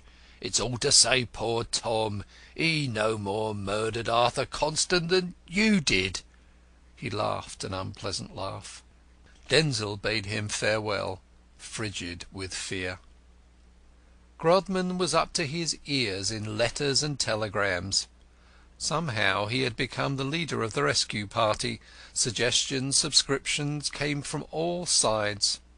The suggestions were burned. The subscriptions acknowledged in the papers and used for hunting up the missing girl. Lucy Brent headed the list with £100. It was a fine testimony to her faith in her dead lover's honour. The release of the jury had unloosed the greater jury, which always now sits upon the smaller. Every means was taken to nullify the value of the palladium of British liberty. The foreman and the jurors were interviewed. The judge was judged, and by those who were no judges. The Home Secretary, who had done nothing beyond accepting office under the Crown, was vituperated, and sundry provincial persons wrote confidentially to the Queen. Arthur Constant's backsliding cheered many by convincing them that others were as bad as themselves, and well-to-do tradesmen saw in Mortlake's wickedness the pernicious effects of Socialism. A dozen new theories were afloat. Constant had committed suicide by esoteric Buddhism, as witness his devotion to Madame Blavatsky, or he had been murdered by his Mahatma, or victimized by hypnotism, mesmerism, somnambulism, and other weird abstractions. Grodman's great point was, Jessie Dymond must be produced, dead or alive. The electric current scoured the civilized world in search of her. What wonder if the shrewder sort divined that the indomitable detective had fixed his last hope on the girl's guilt? If Jessie had wrongs, why should she not have avenged them herself? Did she not always remind the poet of Joan of Arc? Another week passed. The shadow of the gallows crept over the days. On, remorselessly drawing nearer, as the last ray of hope sunk below the horizon. The Home Secretary remained inflexible. The great petitions discharged their signatures at him in vain. He was a Conservative, sternly conscientious, and the mere insinuation that his obstinacy was due to the politics of the condemned only hardened him against the temptation of a cheap reputation for magnanimity. He would not even grant a respite to increase the chances of the discovery of Jessie Dymond. In the last of the 3 weeks there was a final monster meeting of protest. Grodman again took the chair, and several distinguished faddists were present, as well as numerous respectable members of society. The Home Secretary acknowledged the receipt of their resolutions. The trade unions were divided in their allegiance. Some whispered of faith and hope, others of financial defalcations. The former essayed to organise a procession and an indignation meeting on the Sunday preceding the Tuesday fixed for the execution, but it fell through on a rumour of confession. The Monday papers contained a last masterly letter from Grodman exposing the weakness of the evidence, but they knew nothing of a confession. The prisoner was mute and disdainful, professing little regard for a life empty of love and burdened with self-reproach. He refused to see a clergyman. He was accorded an interview with Miss Brent in the presence of a gaoler, and solemnly asseverated his respect for her dead lover's memory. Monday buzzed with rumours. The evening papers chronicled them hour by hour. A poignant anxiety was abroad. The girl would be found. Some miracle would happen. A reprieve would arrive. The sentence would be commuted. But the short day darkened into night, even as Mortlake's short day was darkening, and the shadow of the gallows crept on, and seemed to mingle with the twilight. Crowl stood at the door of his shop, unable to work. His big grey eyes were heavy with unshed tears. The dingy wintry road seemed one vast cemetery. The street lamps twinkled like corpse lights. The confused sounds of the street life reached his ear as from another world. He did not see the people who flitted to and fro amid the gathering shadows of the cold dreary night. One ghastly vision flashed and faded and flashed upon the background of the duskiness. Denzil stood beside him, smoking in silence. A cold fear was at his heart. That terrible Grodman! As the hangman's cord was tightening round Mortlake, he felt the convict's chains tightening round himself. And yet there was one gleam of hope, feeble as the yellow flicker of the gas lamp across the way. Grodman had obtained an interview with the condemned late that afternoon, and the parting had been painful. But the evening paper, that in its turn had obtained an interview with the ex-detective, announced on its placard, "Grodman still confident," and the thousands who yet pinned their faith on this extraordinary man refused to extinguish the last sparks of hope. Denzil had bought the paper, and scanned it eagerly, but there was nothing save the vague assurance that the indefatigable Grodman was still almost pathetically expectant of the miracle. Denzil did not share the expectation. He meditated flight. "Peter," he said at last, "I'm afraid it's all over." Crowl nodded, heartbroken. "All over," he repeated. "And to think that he dies, and it is all over." He looked despairingly at the blank winter sky, where leaden clouds shut out the stars. Poor young fellow! To-night alive and thinking, to-morrow night a clod, with no more sense or motion than a bit of leather. No compensation nowhere for being cut off innocent in the pride of youth and strength. A man who has always preached the useful, day and night, and toiled and suffered for his fellows. Where's the justice of it? Where's the justice of it?" he demanded fiercely. Again his wet eyes wandered upwards towards heaven, that heaven away from which the dear soul of a dead saint at the Antipodes was speeding into infinite space. "Well, where was the justice for Arthur Constant, if he too was innocent?" said Denzil. "Really, Peter, I don't see why you should take it for granted that Tom is so dreadfully injured. Your horny-handed Labour leaders are, after all, men of no aesthetic refinement, with no sense of the beautiful. You cannot expect them to be exempt from the coarser forms of crime. Humanity must look to far other leaders, to the seers and the poets." "Cantercot, if you say Tom's guilty, I'll knock you down." The little cobbler turned upon his tall friend like a roused lion. Then he added, "I beg your pardon, Cantercot. I don't mean that. After all, I've got no grounds. The judge is an honest man, and with gifts I can't lay claim to. But I believe in Tom with all my heart, and if Tom is guilty, I believe in the cause of the people with all my heart all the same. The fads are doomed to death. They may be reprieved, but they must die at last." He drew a deep sigh and looked along the dreary road. It was quite dark now, but the light of the lamps and the gas in the shop windows, the dull monotonous road, revealed all its sordid familiar outlines, with its long stretches of chill pavement, its unlovely architecture, and its endless stream of prosaic pedestrians. A sudden consciousness of the futility of his existence pierced the little cobbler like an icy wind.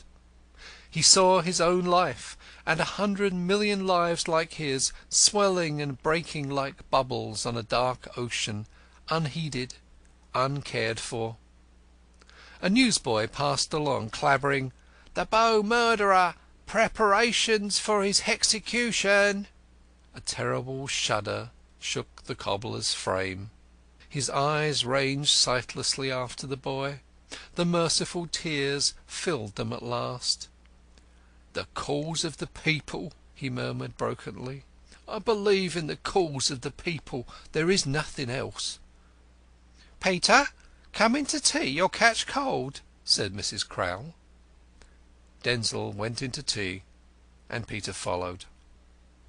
Meanwhile, round the house of the Home Secretary, who was in town, an ever-augmenting crowd was gathered, eager to catch the first whisper of a reprieve. The house was guarded by a cordon of police, but there was no inconsiderable danger of a popular riot. At times a section of the crowd groaned and hooted. Once a volley of stones was discharged at the windows.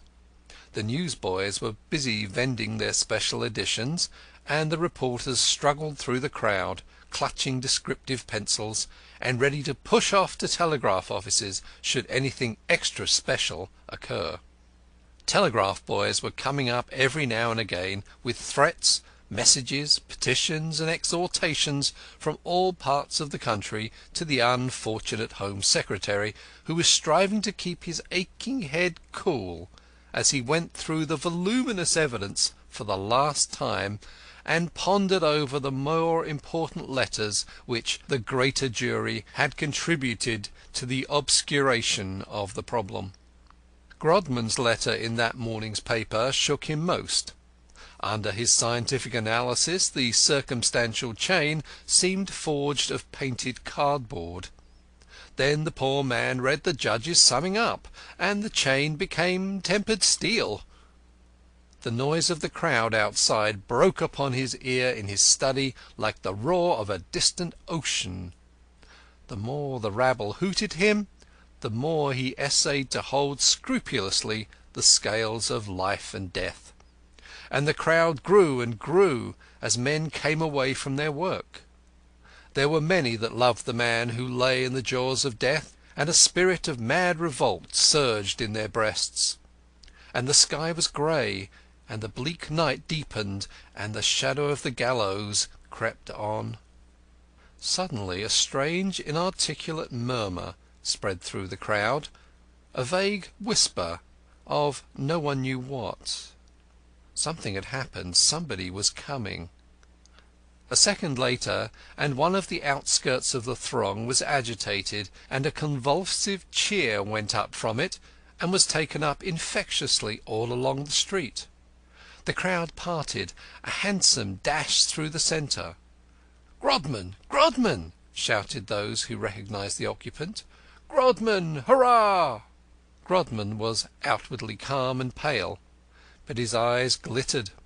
He waved his hand encouragingly as the hansom dashed up to the door, cleaving the turbulent crowd as a canoe cleaves the waters. Grodman sprang out. The constables at the portal made way for him respectfully. He knocked imperatively. The door was opened cautiously. A boy rushed up and delivered a telegram. Grodman forced his way in, gave his name, and insisted on seeing the Home Secretary on a matter of life and death. Those near the door heard his words and cheered, and the crowd divined the good omen, and the air throbbed with cannonades of joyous sound. The cheers rang in Grodman's ears as the door slammed behind him. The reporters struggled to the front. An excited knot of working men pressed round the arrested hansom. They took the horse out. A dozen enthusiasts struggled for the honour of placing themselves between the shafts. And the crowd awaited Grodman. End of Chapter 11. Chapter 12. Grodman was ushered into the conscientious minister's study. The doughty chief of the agitation was, perhaps, the one man who could not be denied.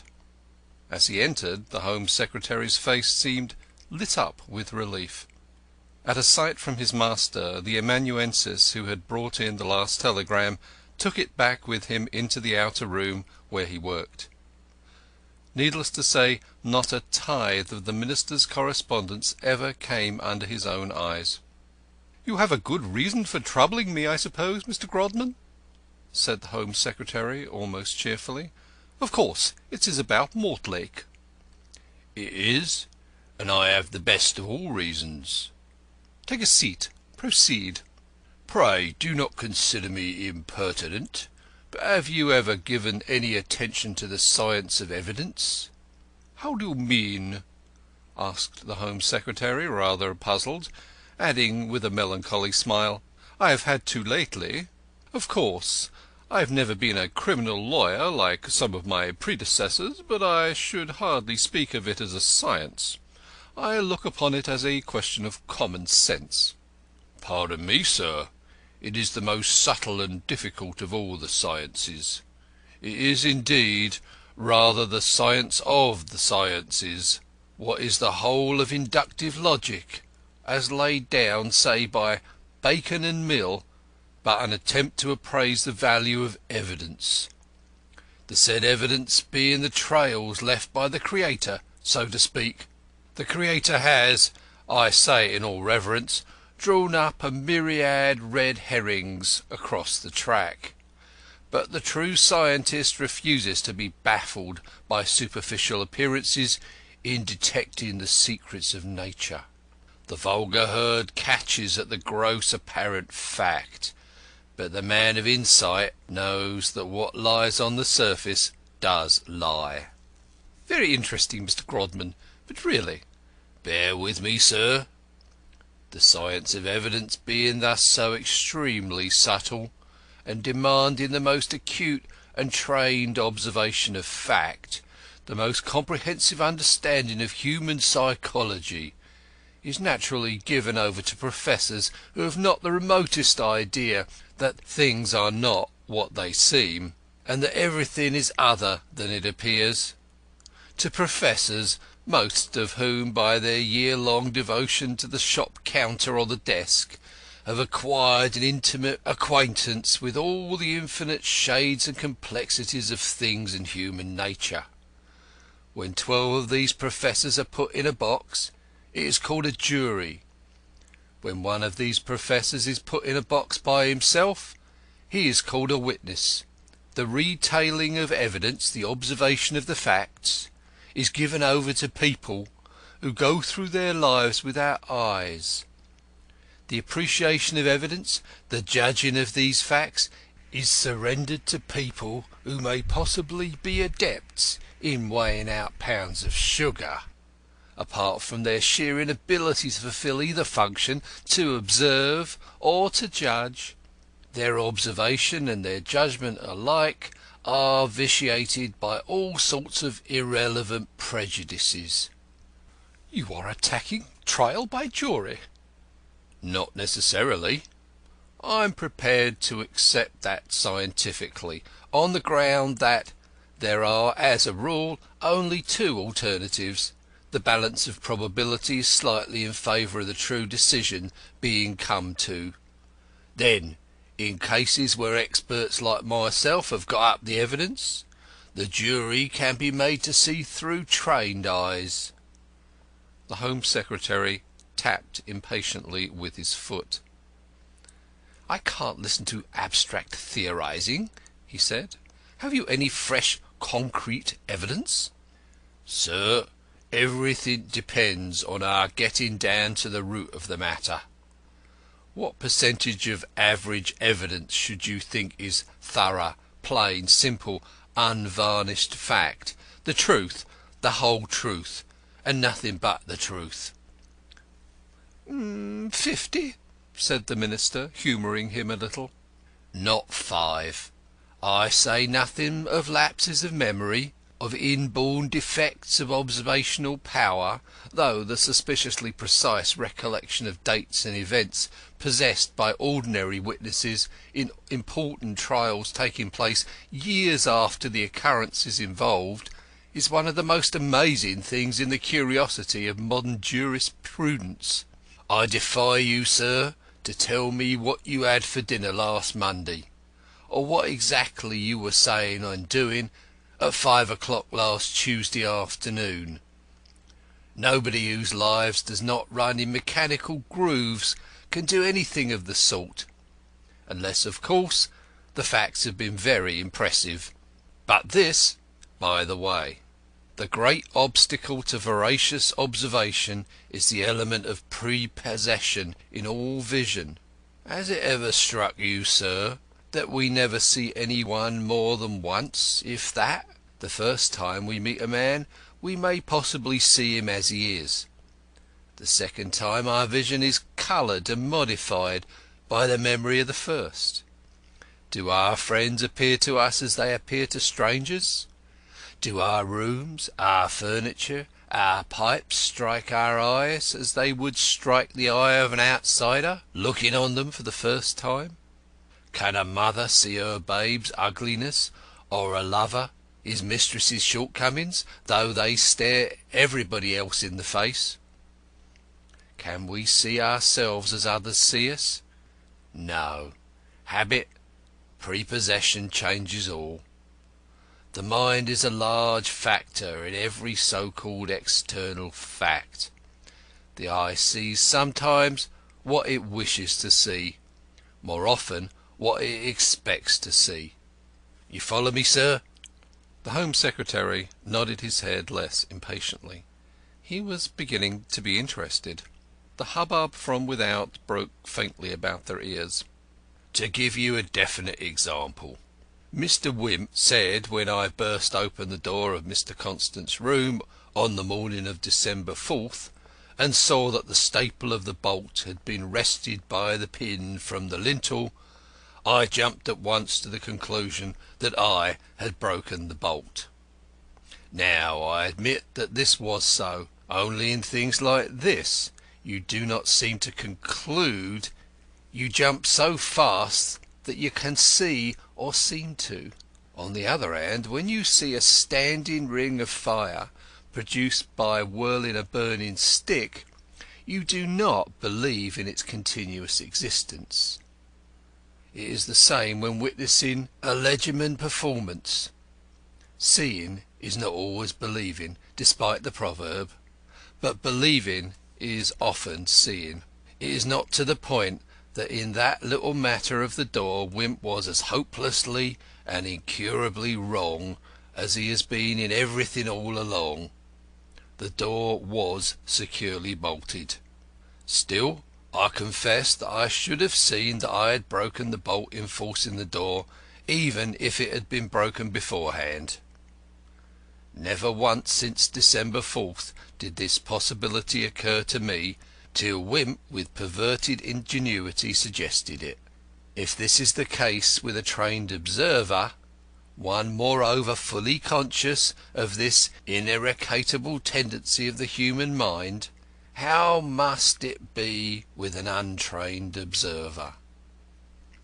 Come to the point, come to the point, said the Home Secretary, putting out his hand as if it itched to touch the bell on the writing table. Such as, went on Grodman imperturbably, such as Mrs. Drabdump. That worthy person is unable, by repeated violent knocking, to arouse her lodger, who yet desires to be aroused. She becomes alarmed. She rushes across to get my assistance. I burst open the door. What do you think the good lady expected to see? Mr. Constant murdered, I suppose, murmured the Home Secretary wonderingly. Exactly. And so she saw it. And what should you think was the condition of Arthur Constant when the door yielded to my violent exertions and flew open? Why, was he not dead? Gasped the Home Secretary, his heart fluttering violently. Dead? A healthy young fellow like that?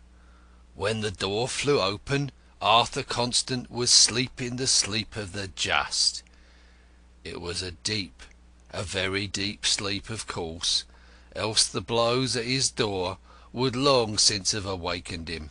But all the while Mrs. Drabdump's fancy was picturing her lodger, cold and stark. The poor young fellow was lying in bed in a nice warm sleep. You mean to say you found Arthur Constant alive? As you were last night. The Minister was silent, striving confusedly to take in the situation. Outside the crowd was cheering again. It was probably to pass the time. Then when was he murdered? Immediately afterwards. By whom? Well, that is, if you will pardon me, not a very intelligent question. Science and common sense are in accord for once. Try the method of exhaustion. It must have been either by Mrs. Drabdump or myself. You mean to say that Mrs. Drabdump? Poor dear Mrs. Drabdump, you don't deserve this of your Home Secretary. The idea of that good lady. It was you? Calm yourself, my dear Home Secretary. There is nothing to be alarmed at. It was a solitary experiment, and I intend it to remain so. The noise without grew louder. 3 cheers for Grodman! Hip, hip, hooray!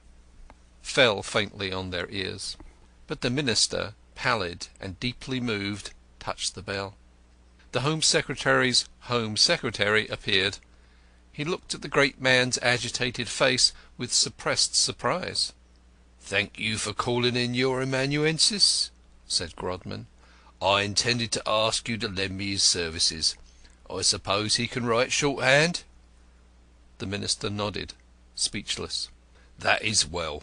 I intend this statement to form the basis of an appendix to the 25th edition, sort of silver wedding, of my book Criminals I Have Caught. Mr. Denzil Canticott, who, by the will I have made to-day, is appointed my literary executor, will have the task of working it up with literary and dramatic touches after the model of the other chapters of my book. I have every confidence that he will be able to do me as much justice from a literary point of view as you, sir, no doubt will from a legal. I feel certain he will succeed in catching the style of the other chapters to perfection. Templeton," whispered the Home Secretary, "this man may be a lunatic. The attempt to solve the Big Bow mystery may have addled his brain. Still," he added aloud, "it will be as well to take down his statement in shorthand." "Thank you, sir," said Grodman heartily. "Ready, Mr. Templeton? Here goes. My career till I left the Scotland Yard Detective Department is known to all the world. Is that too fast for you, Mr. Templeton? A little? Well, I'll go slower, but pull me up if I forget to keep the brake on. When I retired, I discovered that I was a bachelor. but it was too late to marry. Time hung heavy on my hands. The preparation of my book, Criminals I Have Caught, kept me occupied for some months. When it was published, I had nothing more to do but think. I had plenty of money, and that was safely invested. There was no call for speculation. The future was meaningless to me. I regretted I had not elected to die in harness. As idle old men must, I lived in the past. I went over and over again my ancient exploits. I reread my book. And as I thought and thought, away from the excitement of the actual hunt, and seeing the facts in a truer perspective, so it grew daily clearer to me that criminals are more fools than rogues. Every crime I had traced, however cleverly perpetrated, was, from the point of view of penetrability, a weak failure. Traces and trails were left on all sides, ragged edges, rough-hewn corners. In short, the job was botched, artistic completeness unattained. To the vulgar, my feats might seem marvellous. The average man is mystified to grasp how you detect the letter E in a simple cryptogram. To myself, they were as commonplace as the crimes they unveiled. To me now, with my lifelong study of the science of evidence, it seemed possible to commit not merely one but 1,000 crimes that should be absolutely undiscoverable. And yet criminals would go on sinning and giving themselves away in the same old grooves. No originality, no dash, no individual insight, no fresh conception. One would imagine there were an academy of crime with 40,000 armchairs, and gradually, as I pondered and brooded over the thought, there came upon me the desire to commit a crime that should baffle detection. I could invent hundreds of such crimes and please myself by imagining them done, but would they really work out in practice? Evidently the sole performer of my experiment must be myself. The subject? Whom or what? Accident should determine. I itched to commence with murder, to tackle the stiffest problems first, and I burnt to startle and baffle the world, especially the world of which I had ceased to be. Outwardly I was calm and spoke to the people about me as usual. Inwardly I was on fire with a consuming scientific passion. I sported with my pet theories and fitted them mentally on every one I met. Every friend or acquaintance I sat and gossiped with, I was plotting out a murder without leaving a clue. There is not one of my friends or acquaintances I have not done away with in thought. There is no public man, have no fear, my dear Home Secretary, I have not planned to assassinate secretly, mysteriously, unintelligibly, undiscoverably. Ah, how I could give the stock criminals points with their second-hand motives, their conventional conceptions, their commonplace details, their lack of artistic feeling and restraint. The crowd had again started cheering. Impatient as the watchers were, they felt that no news was good news. The longer the interview accorded by the Home Secretary to the Chairman of the Defence Committee, the greater the hope his obduracy was melting. The idol of the people would be saved, and Grodman and Tom Mortlake were mingled in the exultant plaudits. The late Arthur Constant, continued the great criminologist, came to live nearly opposite me. I cultivated his acquaintance. He was a lovable young fellow, an excellent subject for experiment. I do not know when I have ever taken to a man more. From the moment I first set eyes on him, there was a peculiar sympathy between us. We were drawn to each other. I felt instinctively he would be the man. I love to hear him speak enthusiastically of the brotherhood of man. I, who knew the brotherhood of man was to the ape, the serpent, and the tiger. And he seemed to find pleasure in stealing a moment's chat with me from his engrossing self-appointed duties. It is a pity humanity should have been robbed of so valuable a life, but it had to be. At 9:45 on the night of December 3rd, he came to me. Naturally, I said nothing about this visit at the inquest or the trial. His object was to consult me mysteriously about some girl. He said he had privately lent her money, which she was to repay at her convenience. What the money was for he did not know, except that it was somehow connected with an act of abnegation in which he had vaguely encouraged her. The girl had since disappeared, and he was in distress about her.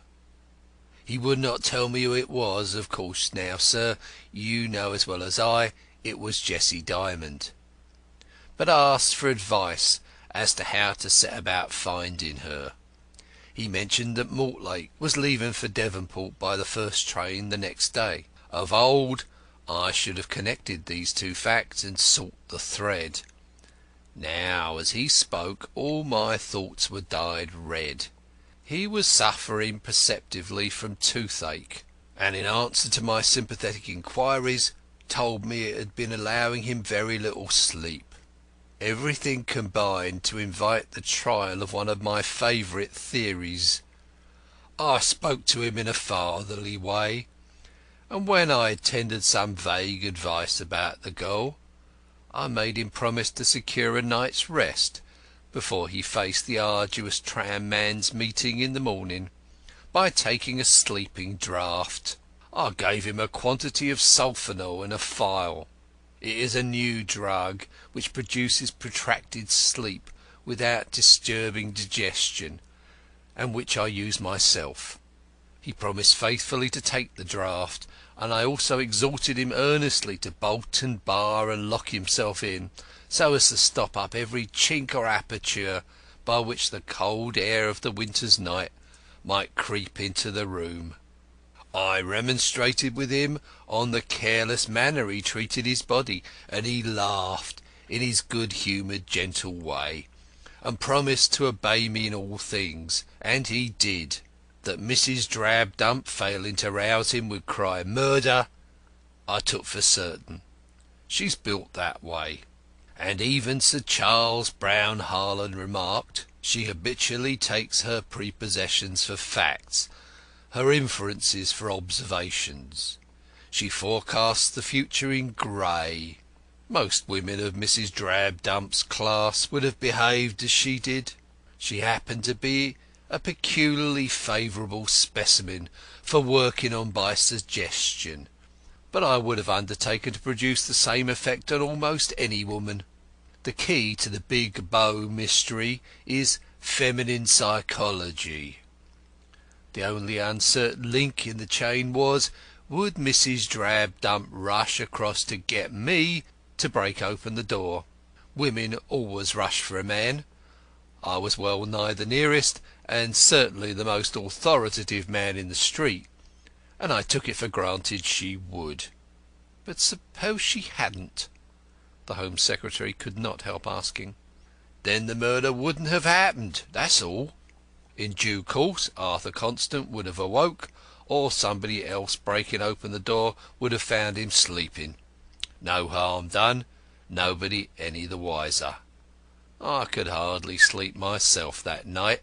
The thought of the extraordinary crime I was about to commit, a burning curiosity to know whether Wimp would detect the modus operandi, the prospect of sharing the feelings of murderers with whom I had been in contact all my life without being in touch with the terrible joys of their inner life, the fear lest I should be too fast asleep to hear Mrs. Drabdump's knock, all these things agitated me and disturbed my rest.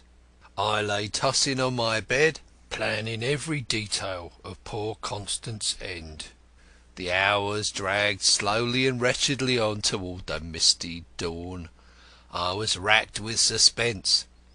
Was I to be disappointed after all? At last the welcome sound came, the rat-tat-tat of murder. The echoes of that knock are yet in my ear. Come over and kill him. I put my night-capped head out of the window and told her to wait for me. I dressed hurriedly, took my razor, and went across to 11 Glover Street. As I broke open the door of the bedroom in which Arthur Constant lay sleeping, his head resting on my hands, I cried, "My God!" as if I saw some awful vision. A mist as of blood swam before Mrs. Drabdump's eyes. She cowered back. For an instant I divined rather than saw the action. She shut off the dreaded sight with her hands. In that instant I had made my cut, precisely, scientifically, made so deep a cut, and drawn out the weapon so sharply that there was scarce a drop of blood on it. Then there came from the throat a jet of blood, which Mrs. Drabdump, conscious only of the horrid gash, saw but vaguely. I covered up the face quickly with a handkerchief to hide any convulsive distortion, but as the medical evidence, in this detail accurate, testified, death was instantaneous. I pocketed the razor and the empty sulfonal phial. With a woman like Mrs. Drabdump to watch me, I could do anything I pleased. I got her to draw my attention to the fact that both the windows were fastened. Some fool, by the way, thought there was a discrepancy in the evidence because the police found only one window fastened, forgetting that, in my innocence, I took care not to refasten the window I had opened to call for aid. Naturally, I did not call for aid before a considerable time had elapsed. There was Mrs. Drabdump to quiet, and the excuse of making notes as an old hand. My object was to gain time. I wanted the body to be fairly cold and stiff before being discovered, though there was not much danger here, for, as you saw by the medical evidence, there's no telling the time of death to an hour or two. The frank way in which I said the death was very recent disarmed all suspicion, and even Dr. Robinson was unconsciously worked upon in adjudging the time of death by the knowledge (query here, Mr. Templeton) that it had preceded my advent on the scene. Before leaving Mrs. Drabdump, there is just one point I should like to say a word about. You've listened so patiently, sir, to my lectures on the science of sciences that you will not refuse to hear the last.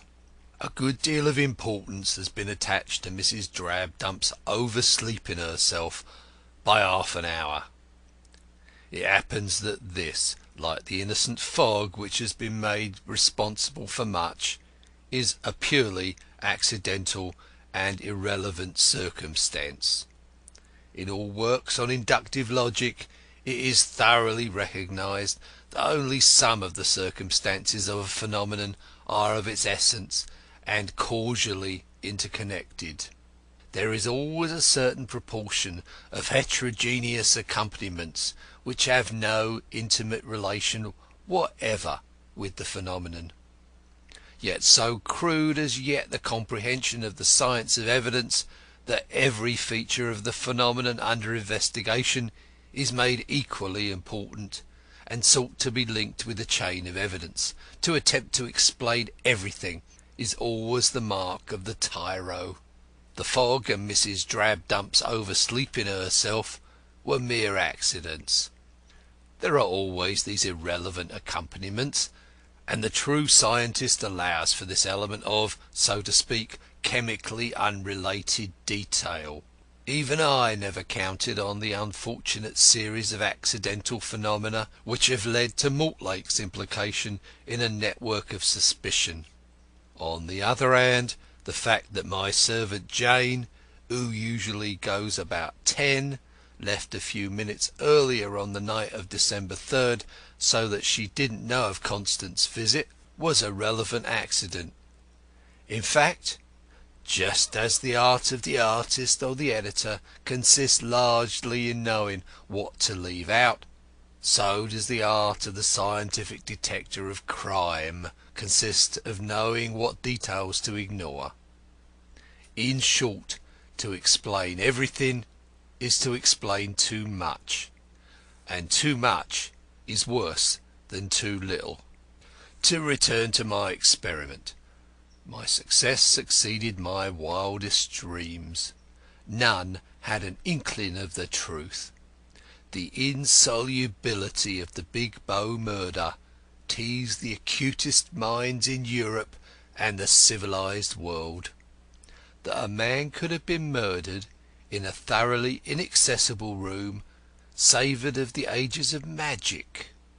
The redoubtable Wimp, who had been blazoned as my successor, fell back on the theory of suicide.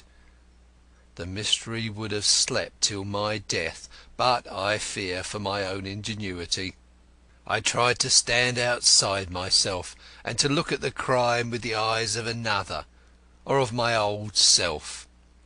I found the work of art so perfect as to leave only one sublimely simple solution. The very terms of the problem were so inconceivable that had I not been the murderer, I should have suspected myself, in conjunction, of course, with Mrs. Drabdump. The first persons to enter the room would have seemed to me guilty. I wrote at once in a disguised hand over the signature of "One who looks through his own spectacles" to the Pall Mall press to suggest this. By associating myself thus with Mrs. Drabdump, I made it difficult for people to disassociate the two who entered the room together. To dash a half-truth in the world's eyes is the surest way of blinding it altogether. This pseudonymous letter of mine I contradicted, in my own name, the next day, and in the course of the long letter which I was tempted to write, I adduced fresh evidence against the theory of suicide. I was disgusted with the open verdict, and wanted men to be up and doing, and trying to find me out. I enjoyed the hunt more. Unfortunately, Wimp, set on the chase again by my own letter, by dint of persistent blundering, blundered on to a track which, by a devilish tissue of coincidences I had neither foreseen nor dreamt of, seemed to the world the true. Mortlake was arrested and condemned. Wimp had apparently crowned his reputation. This was too much. I had taken all this trouble merely to put a feather in Wimp's cap, whereas I had expected to shake his reputation by it. It was bad enough that an innocent man should suffer, but that Wimp should achieve a reputation he did not deserve, and overshadow all of his predecessors by dint of a colossal mistake, this seemed to me intolerable. I have moved heaven and earth to get the verdict set aside, and to save the prisoner. I have exposed the weakness of the evidence. I have had the world search for the missing girl. I have petitioned and agitated. In vain. I have failed.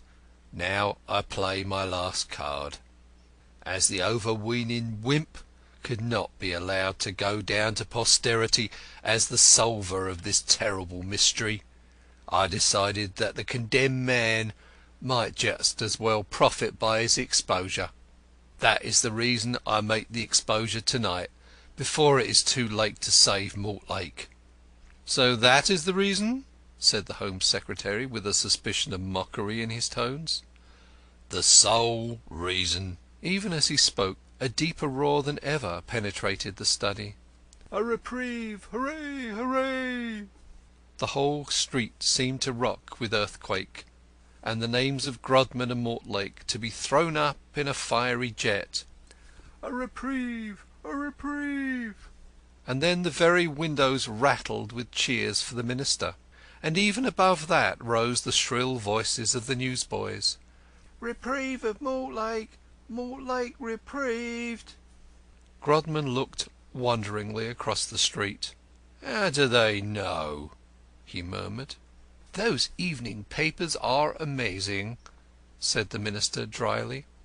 "But I suppose they had everything ready in type for the contingency." He turned to his secretary. "Templeton, have you got down every word of Mr. Grodman's confession?" "Every word, sir." "Then bring in the cable you just received as Mr. Grodman entered the house." Templeton went back into the outer room, and brought back the cablegram that had been lying on the Minister's writing table when Grodman came in. The Home Secretary silently handed it to his visitor. It was from the Chief of Police of Melbourne, announcing that Jessie Dymond had just arrived in that city in a sailing vessel, ignorant of all that had occurred, and had immediately dispatched back to England, having made a statement entirely corroborating the theory of the defence. "Pending further inquiries into this," said the Home Secretary, not without appreciation of the grim humour of the situation, as he glanced at Grodman's ashen cheeks, "I've reprieved the prisoner. Mr. Templeton was about to dispatch the messenger to the Governor of Newgate as you entered this room. Mr. Wimp's card castle would have tumbled to pieces without your assistance. Your still undiscoverable crime would have shaken his reputation as you intended." A sudden explosion shook the room and blent with the cheers of the populace. Grodman had shot himself, very scientifically, in the heart. He fell at the Home Secretary's feet, stone dead. Some of the working men who had been standing waiting by the shafts of the hansom helped to bear the stretcher. End of chapter 12 and end of The Big Bow Mystery.